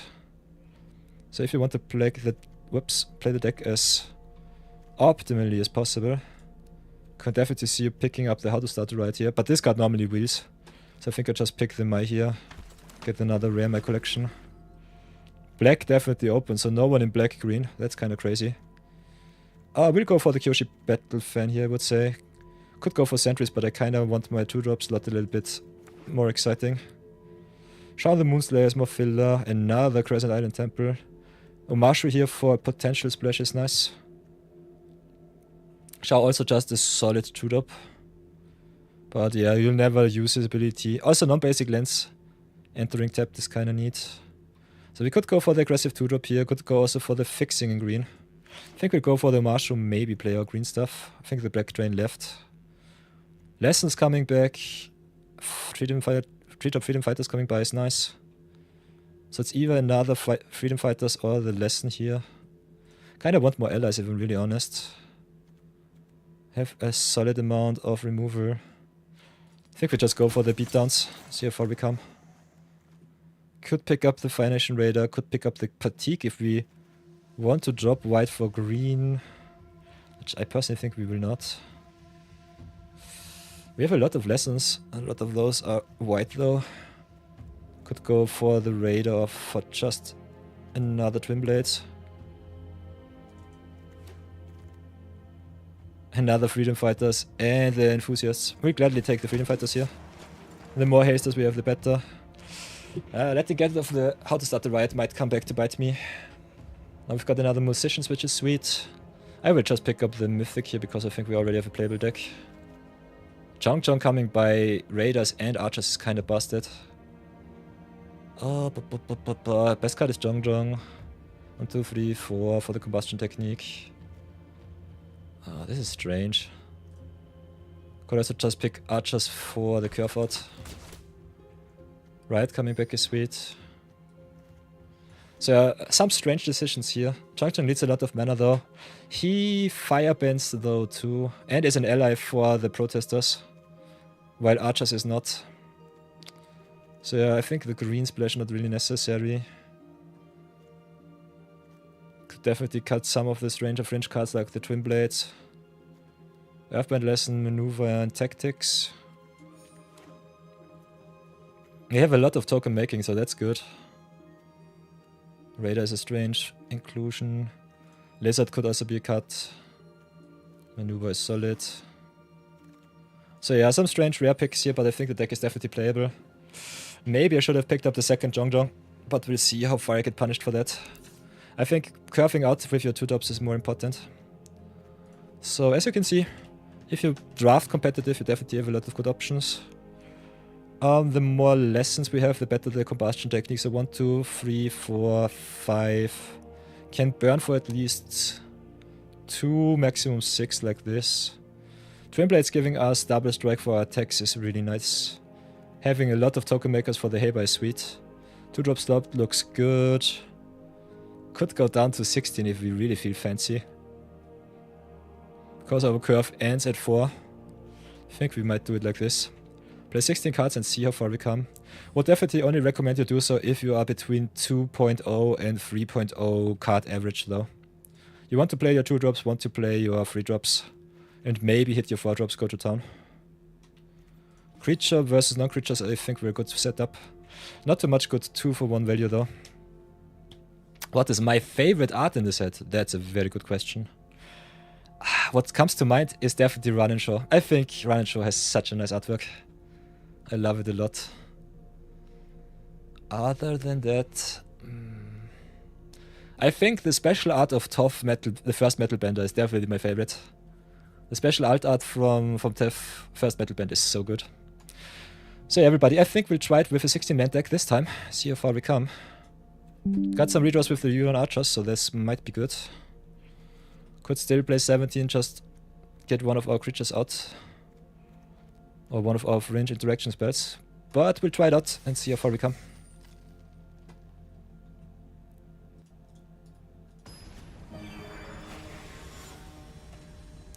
So, red-white aggro it is this time.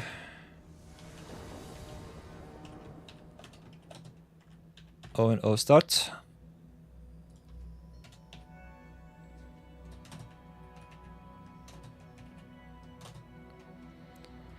Quite successful today, but this is definitely more of a fringe deck. We have to be really careful. Playing from behind with this deck is a little bit tough. So being on the play is definitely important. Otherwise I think we have a lot of power, especially with cards like the Water Protesters. Making all of my tokens ever so big and so hasty. So drop the mountain because we only need double white. Redraw into the Haybuy, which is fine. Dropping your lands if you're only playing 16 lands is a little bit greedy though. So we might get punished for that. And having extra lands in the deck is not too bad if you have some redraws like with the Huron Archers. So yeah, let's drop the Suki. Don't really want to trade for the Fortune Teller. But yeah, we'll get another token, so it does trade quite well into the opponent's 2-drop. So yeah, Suki is the reason why I can be really proactive here. Also Suki with the Water Protesters is kinda busted. So could have slow rolled for an extra turn. Don't really want to drop any removal spells though. Because I think as an aggressive curve with removal is normally how you win the games in this format quite easily. Okay, opponent with the natural draw on turn 3. Perfect. Ooh, we've got the planes. Nice. They could play the Quench. If another permanent leaves, so we can sacrifice indefinitely with Haybuy and the token here. So go to attacks first, see what the opponent plays. And I think dropping Haybuy over the Water Protesters is better. It baits the opponent into playing their removal or the Quench. And the Protesters I think are better as the Haybuy. Just giving me haste. So important. Yeah, now we've got Protesters into Suki and that's just busted. So play the Protesters now, they have haste too. They have to answer them with the Jelly. We could have also dropped the Suki first. Okay, Boomy Bash it is. They did not hit the lands. So nonetheless we got the Suki here. And this is where the tempo definitely goes quite a mile. Ang's Iceberg by the, for example, could also get rid of the blast here. Okay, opponent with the Heartless Act, so you have everything. They can also get back the removal with the Professor Say, which sucks. So what will we do? They need to pay 1 though, could get back the Heartless Act, remove another spell from me. I kinda want to curve out if I'm really honest.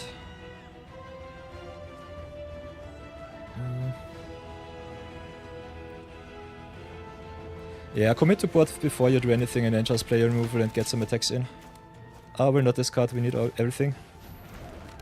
Huron Archers being a May ability is so nice. So pass for here. They get the redraw, can also get back the Heartless Act, so that sucks. Them having exactly so much removal that all of my rares get answered is kinda nasty. So go to attacks first, could also try and Boomy Bash. Ooh, Colin is so pumped for the Love and Eclipse previews. Take your time. Everything's fine. So go to attacks, see what happens. Keep up our removal.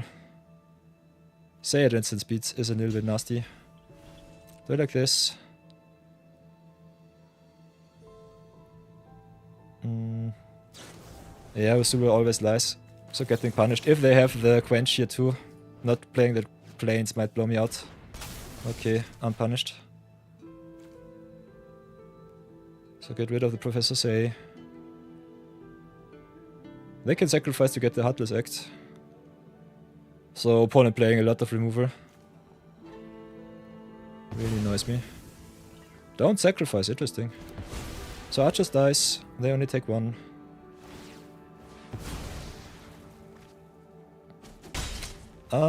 Because they play a lot of black, I think I keep my planes back. Otherwise, playing around another quench, you should drop your land here. We played already 2 Union Archers, so there are no redraws for me. They get their Bastard Azula, I guess. Whatever will it be?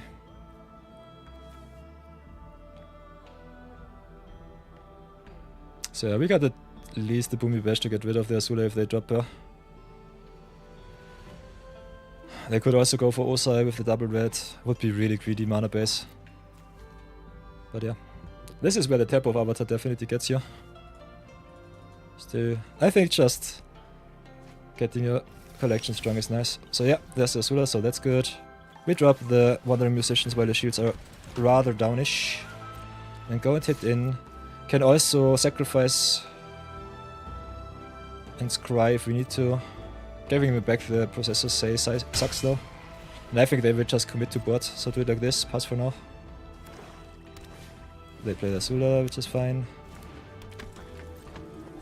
Let's see if we get punished by a quench effect. Play the Boomy Bash for 5. Okay, that's nice. Then we can just attack in. So yeah, should have definitely dropped the lands here.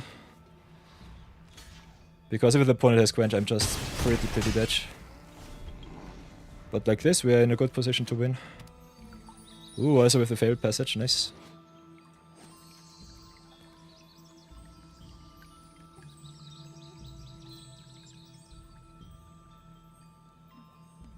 So I guess this is one of the special shield cards too. Twin Tutors, yes. Let's hit the beach. Re-equip the ally here. They can activate barrels for 5. I have 2 lethal threats, so they need at least 2 removal spells. Okay, Angstwith Saver is 2 removal spells, this sucks. So get the musicians back, they can get rid of it, they can also flip the Ang next turn. With the water band, so annoying. Pretty annoying. Ooh. Interesting. Yeah, trading the Ang for my token is what I want to see. So play the musicians. Play around another quench, just re-equip. Do it like this, pass for now. Plastic Jelly costs 5, so they will need to take another turn off, which is good for us. But we need to hit something from the top. So this is the spot where our 60 lands should help and save us. This is the most obnoxious deck that you can play against, by the way. Removal.deck, and of course we don't hit anything. Could have upkeep Scryed, but giving the Professor Say back with all of the non-creature spells is annoying. And now they also have the card selection on top. We've got the Yu Yang Archers, we've got the 3-drop Freedom Fighters a lot. We also have a lot of dead draws though. So I would love me a Boomy Bash from the top. No, I just hit my mountains, thank you very much. So yeah, this sucks pretty bad. This is exactly the kind of deck I don't want to play against. Yeah.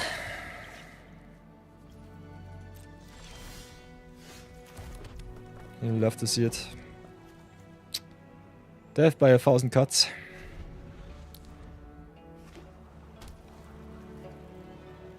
Deadly Precision is your favorite art in the set? I can definitely see it. May is a very beautiful person. Yeah. Giving them Professor Sayback does not really matter to me, because all of my 2-for-1s just died to their stuff. Getting wrecked by this card after all of the removal spells is really annoying me though. And also they get the Rummage effect with the save return, so cannot really get rid of him.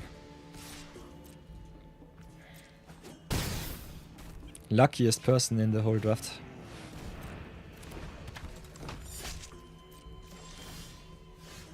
And we're dead on board. Nice. This was 5 lands in a row. You'll love to see it. 1 million removal spells and 5 lands in a row. Perfect. Simply perfect. In a 16 card deck. 16 land deck. Hi, boy. The perspective and the details. Nice. Yeah, I'm just a sim for beautiful girls. Never mind me. Beautiful and intelligent girls definitely get me weak. So let's go again, game number 2. Let's see if we can get a winning record with this deck. I think power level wise it's solid. If the opponent just has a million removal spells, my combo tricks might be on the weaker side though. Oh, we could try and go red, green, white. With our fixing, I'm not sure about it though. I think this might be a mistake. Oof. Ay ay ay. Ramen fella with the truck once again. I think the curve is good. But yeah, if the opponent outvalues us, I think the aggro lists struggle a little bit too much. We'll see how far we come. Could be also a nice little train wreck draft to show off that aggro does not really have a spot in this format. I normally more than often get out-tempoed, but yeah, the combat tricks normally not good enough. And we play a lot of those combat tricks. So big oof there. Make crew for 1. What can we do? Could play Twin Blades, go to 3. This is a 4-drop. Could play Yip Yip. Trade token plus Yip Yip for tank, which is also oof. Them attacking with tank sucks too. Bum bum bum bum bum. I think we'll just play the Jong Jong here. Gave us a little bit more firebending mana. See how far we come. Pass for now. They also go wide with the Toils of War on turn 2, which is kinda nasty. So I'm really not sure about our white spells here. Yip Yip normally wrecks me quite easily. Can also give our 2 creatures flying and +2/+2 with the Jong Jong attacking next turn, so that's neat.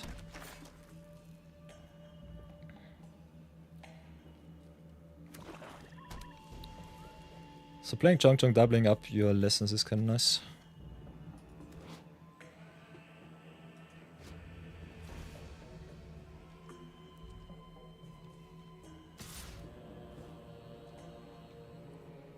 Yeah, take the 1, that's fine. Hit my lands quite easily, which is neat. And also with how to start it right, I think going white might be the better way here. With Jong Jong I have 5 mana, can Twin Blades, can play Yip Yip. Can also give him a counter and Yip Yip, which is neat. So I think we just go to attacks here, see what they do.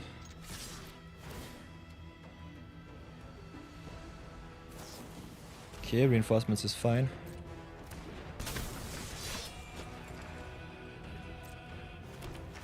What are you doing, opponent? Could hit in for a lot of flying damage, but I kinda want to eat their stuff. Go to blocks. So this is a timing thing. I think we're still in a pretty good position here. Kinda want to get rid of their tank. Go next, see what happens. 1 block, 2 block. Activate the Jong. And then Yip Yip here. Yip Yip here.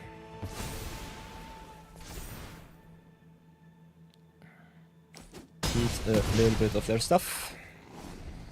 Boost my board a little bit more. Open them up for some better attacks. Also keep up the redirect lightning if they want to remove some of my cards. So that's pretty nice so far. Our opponent being exactly tokens go wide is a little bit nasty. So yeah, shields down into Heibai. Exactly what I did not want to see. Especially Jong Jong doubling up the how to start the ride might have been better. But yeah, it's a tough nut to crack. So how should we do this? Got the double strike for the Jong. Got the 6 mana for the Riot and the Twin Blades. I think we just go to attacks. Let's try and race a little bit.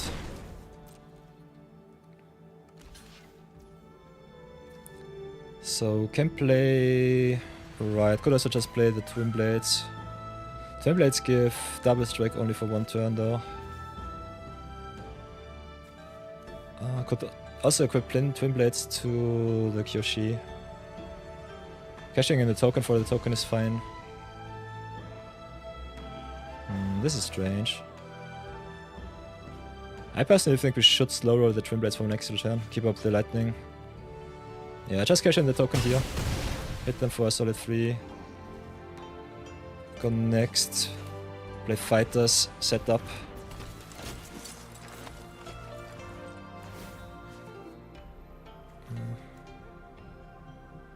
Can re-equip, can keep up the lightning. I think we keep up the lightning. This is tough. This is really tough. Not sure what's the best play here. Because they play black, white, go white, and we play red, white, go white, this is a pretty tough position to be in.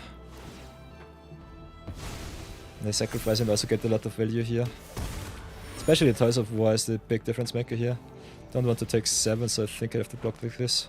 Makes my how to start the right also a lot worse. Could just take the 7. But if I take 7 now and don't have any blockers left, I will take another 9 next turn. So this is non-negotiable. So you might die to Heibai here. Also Heibai being able to give its counters to other creatures. Yeah, they just play black, white tokens, go white and just have everything. Don't even have the time to do anything. This sucks. I think what we do is equip the Battle Fan here. I guess we have to equip Battle Fan pass for now. Could try and race, but it doesn't really matter too much. They have so much chunk that they just sacrifice, and with the Tollers of War they can do so indefinitely. True, they're also sacrificing their stuff. It's annoying as hell. So I was not getting any spot for a good attack again. Might be definitely a good show of how to train wreck a draft here. This is annoying me a lot right now. Pretty mad right now. So yeah, this was a little bit of a red fight for us. Could definitely have gone a little bit more into white, into black. I think black-red might have been better here than the white-red. Got the synergies, but they are not too strong. The opponent just has everything. And if we don't play any sweepers and nothing.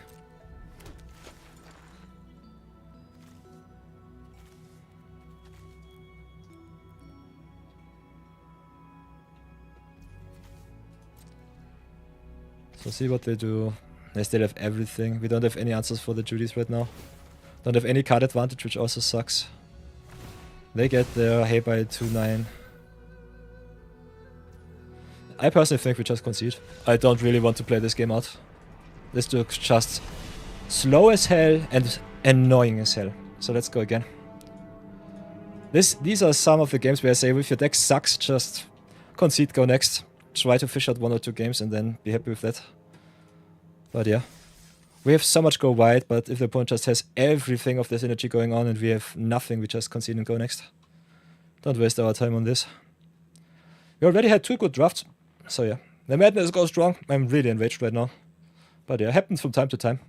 If you try to force a specific archetype just to demonstrate something, you normally get punished. This time we married our rares a little bit too much. But it was a tough draft too. I think black was a little bit more open than white. But the white rares definitely seduced me a little bit too much. Nonetheless, we go again.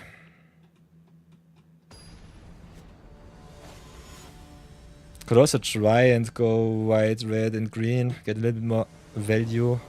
But then I have to play a terrible mana base, which I do not really want. Might still be better than this stuff. Being on the play and having to mull into infinity. So get the Twin Blades down. Not even that, we're on the draw once more. Play versus draw difference, you love to see it.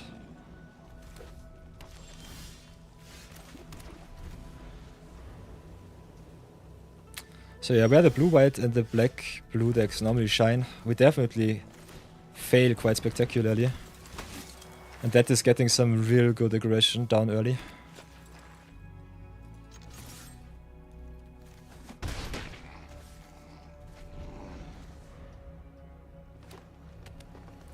I think this deck panned out a little bit more like a value shell, which doesn't really get off the ground. And that kills your inhibitor quite easily.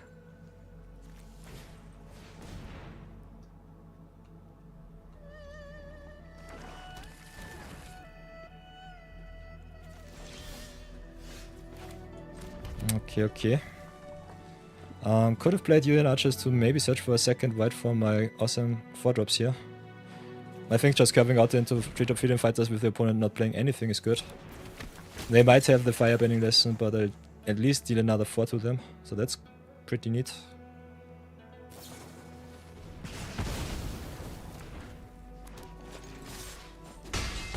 Okay, don't mind me, it was just 3 damage, but it's still fine.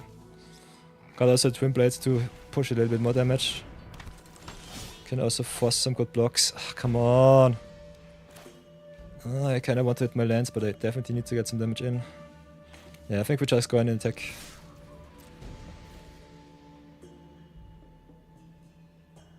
Could drop the Yuan Archers after that. Try to hit our second white.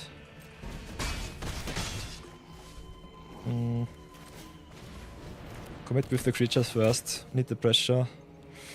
Think we'll drop the Suki here. Could also drop the Heibai. This is a tough one. I think we'll drop the Suki. Okay, there's the white source for the Suki. Drop the Suki, play the Suki, you'll love to see it. And now we're in a very good position as long as they don't have removal. If they do, it will be tough. If they don't, they might be dead if they don't commit enough to board.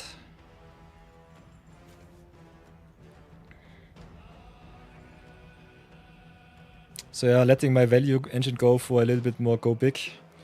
Against earthbending.deck, I think go wider is more important, so might have...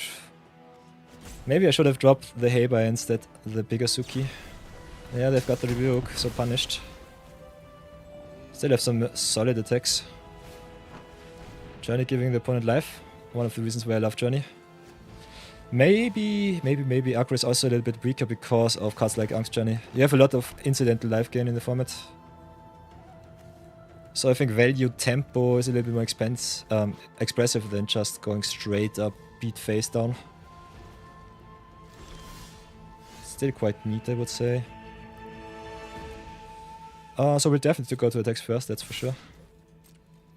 Everything that we have that trades with the Beifeng Bounty Hunters.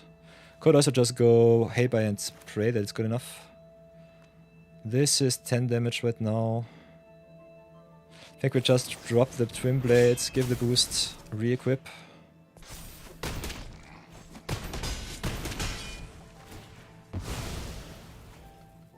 Because the longer this card stays around, the worse it will get for us with the Earthbending. Then I think we re-equip to the Yuan Archers here.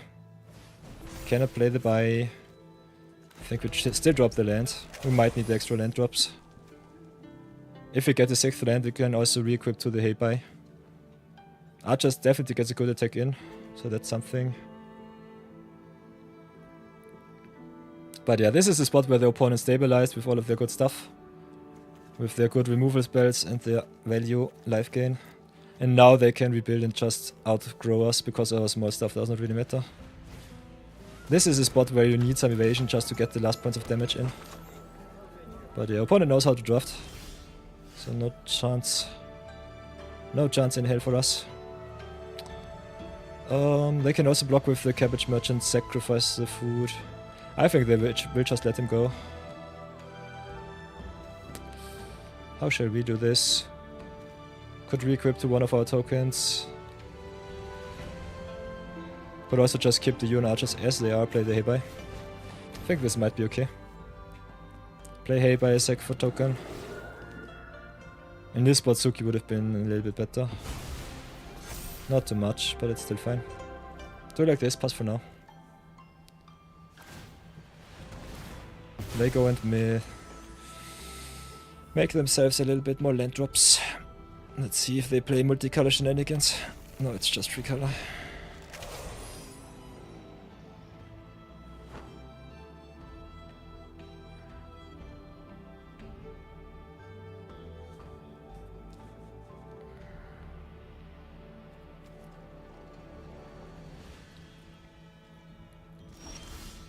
Of course we hit all of our land drops, why wouldn't we? If they have hard removal for Hey Bye, I will be sad. Also, Hey Bye dying and giving the counters to the ally or the archers is kinda neat. So we'll go to attacks. We have some good attacks here. Sacrifice nothing. Could sacrifice the equipment, but I think we do not have to. Fire Nation tech sucks. Sucks pretty bad. Cashing in forest and token for... yeah, annoying, but still one of the better outcomes for us. So get rid of the forest, get rid of the token. Hey Bye dies, gives 2 counters to my ally. Re-equip, make it a 4-4. Drop the end pass for now. So yeah, I am definitely far behind. I think this is an easy train wreck draft. What the heck was this? I'm so sad, but yeah. It shows how easily you can get fooled by all of the comet trickery here and not get any value. I think just having some cards that give you extra value for your stuff on board, like the Suki or the Water Testers, is good enough. But yeah, this just stings. And it smells a little bit like a Firebending Lesson, so I think I'll take the damage here. Also, Longfang grows with our opponent's creatures dying.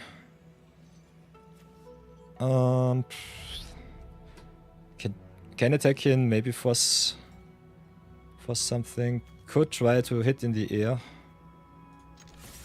With another Yip Yip it would be death. Token for counter is 1-for-1 trade, doesn't really matter.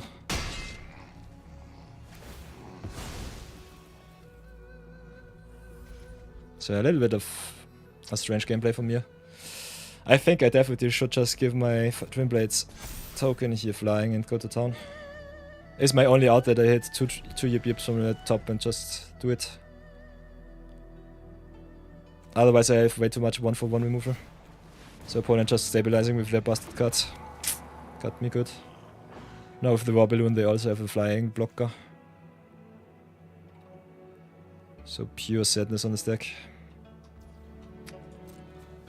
Yip Yip does not untap, so I will take at least another 7 here.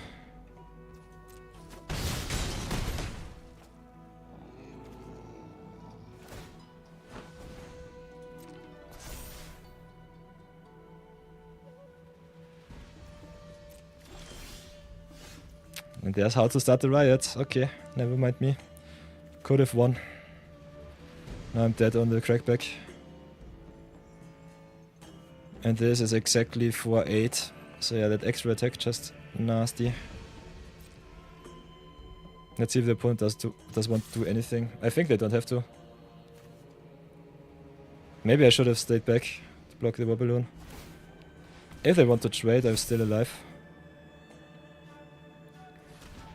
But yeah, this sucks. Should have Yip Yipped and how to start the riot and pray that I get the job done. So yeah, play the Yip Yip. Get the flying, trade for the balloon. They get another counter. And they even have the pillar launch.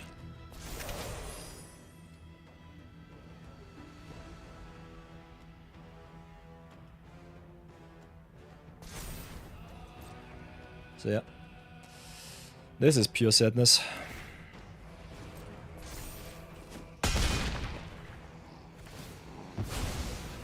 Should have played to my outs, just attack with everything and pray that it's good enough.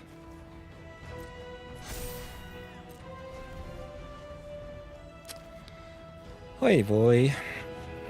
It is what it is. We had some really good runs before that one.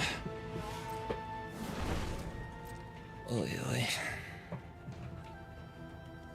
But yeah, don't ever draft aggro in this format, you just die to it. Play tempo, play a lot of interaction, a lot of good removal. Point headers on the crackback from the top, nice. So, let's have a look at this train wreck draft.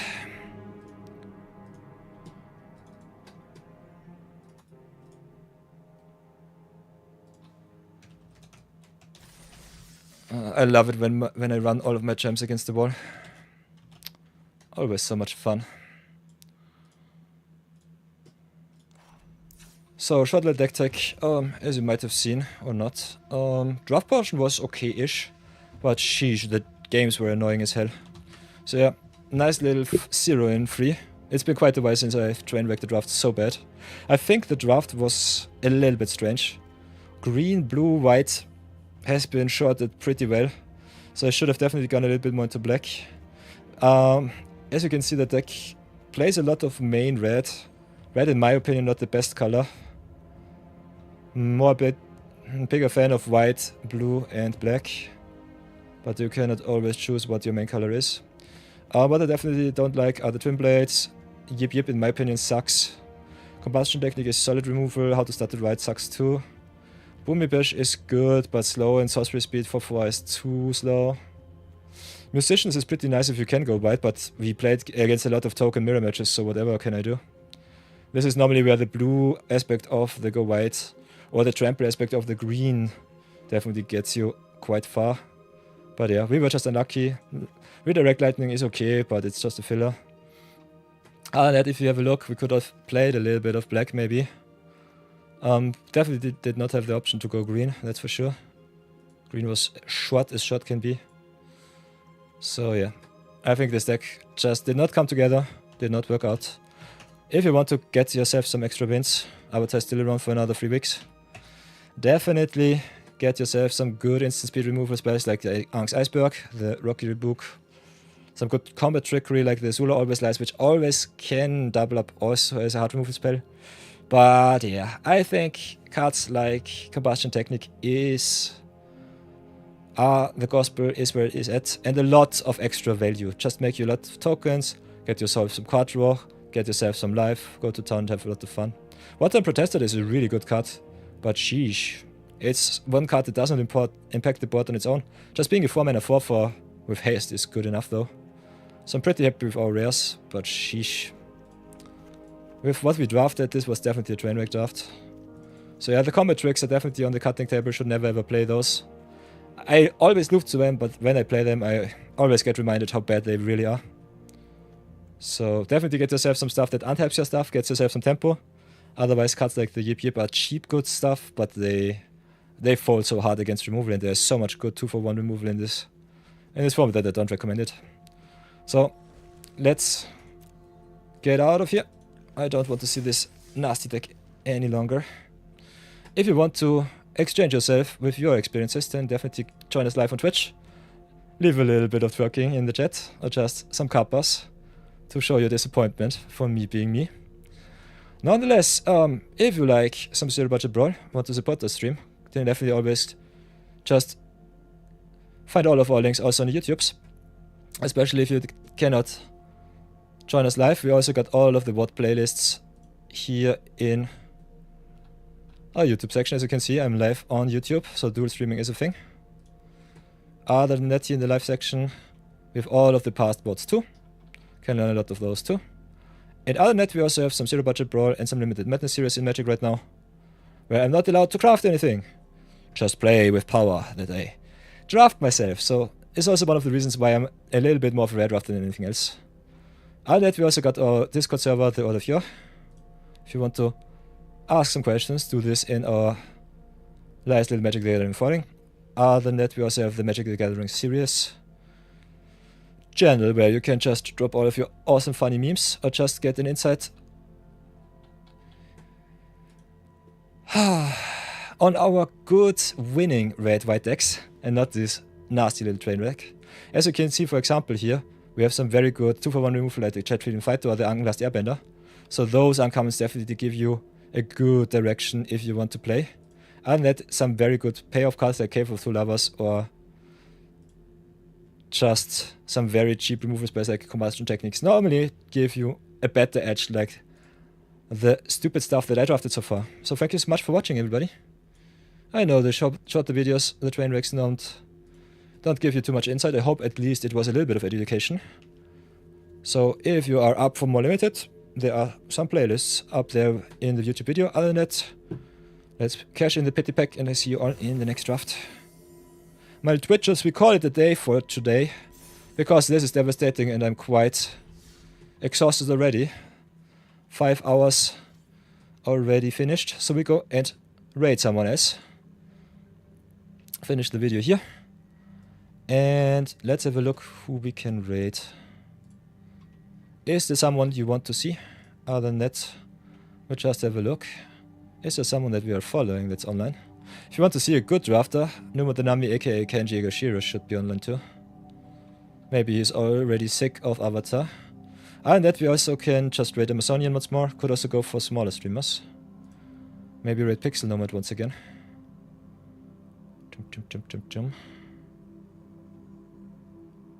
Otherwise I'm a little bit too exhausted to have a look. So I think I'll just send you over to Amy. Or to Hamhawks. And yeah, have a lot of fun with them. New year, new emotes, new allies, new decks. Let's see what Amy brings to the table. So do it like this. Thank you so much, everyone. If you want to earn yourself some free laurels, just join the raid. If you want to raid and bounce, you can always do so. But Amy plays a lot of fun. Gets wrecked as I am from time to time, so that's also a thing. But otherwise, she's a very nice person. So send her a lot of love. And I will see you all tomorrow for the Pure Battle weekends. So if you want to fight it out and earn yourself some VIP slots in my stream, can definitely join me and challenge me with all of your awesome decks in every format, any format imaginable. So if that is what you want, do so. Otherwise, I see you soon. Bye bye. Ready to know.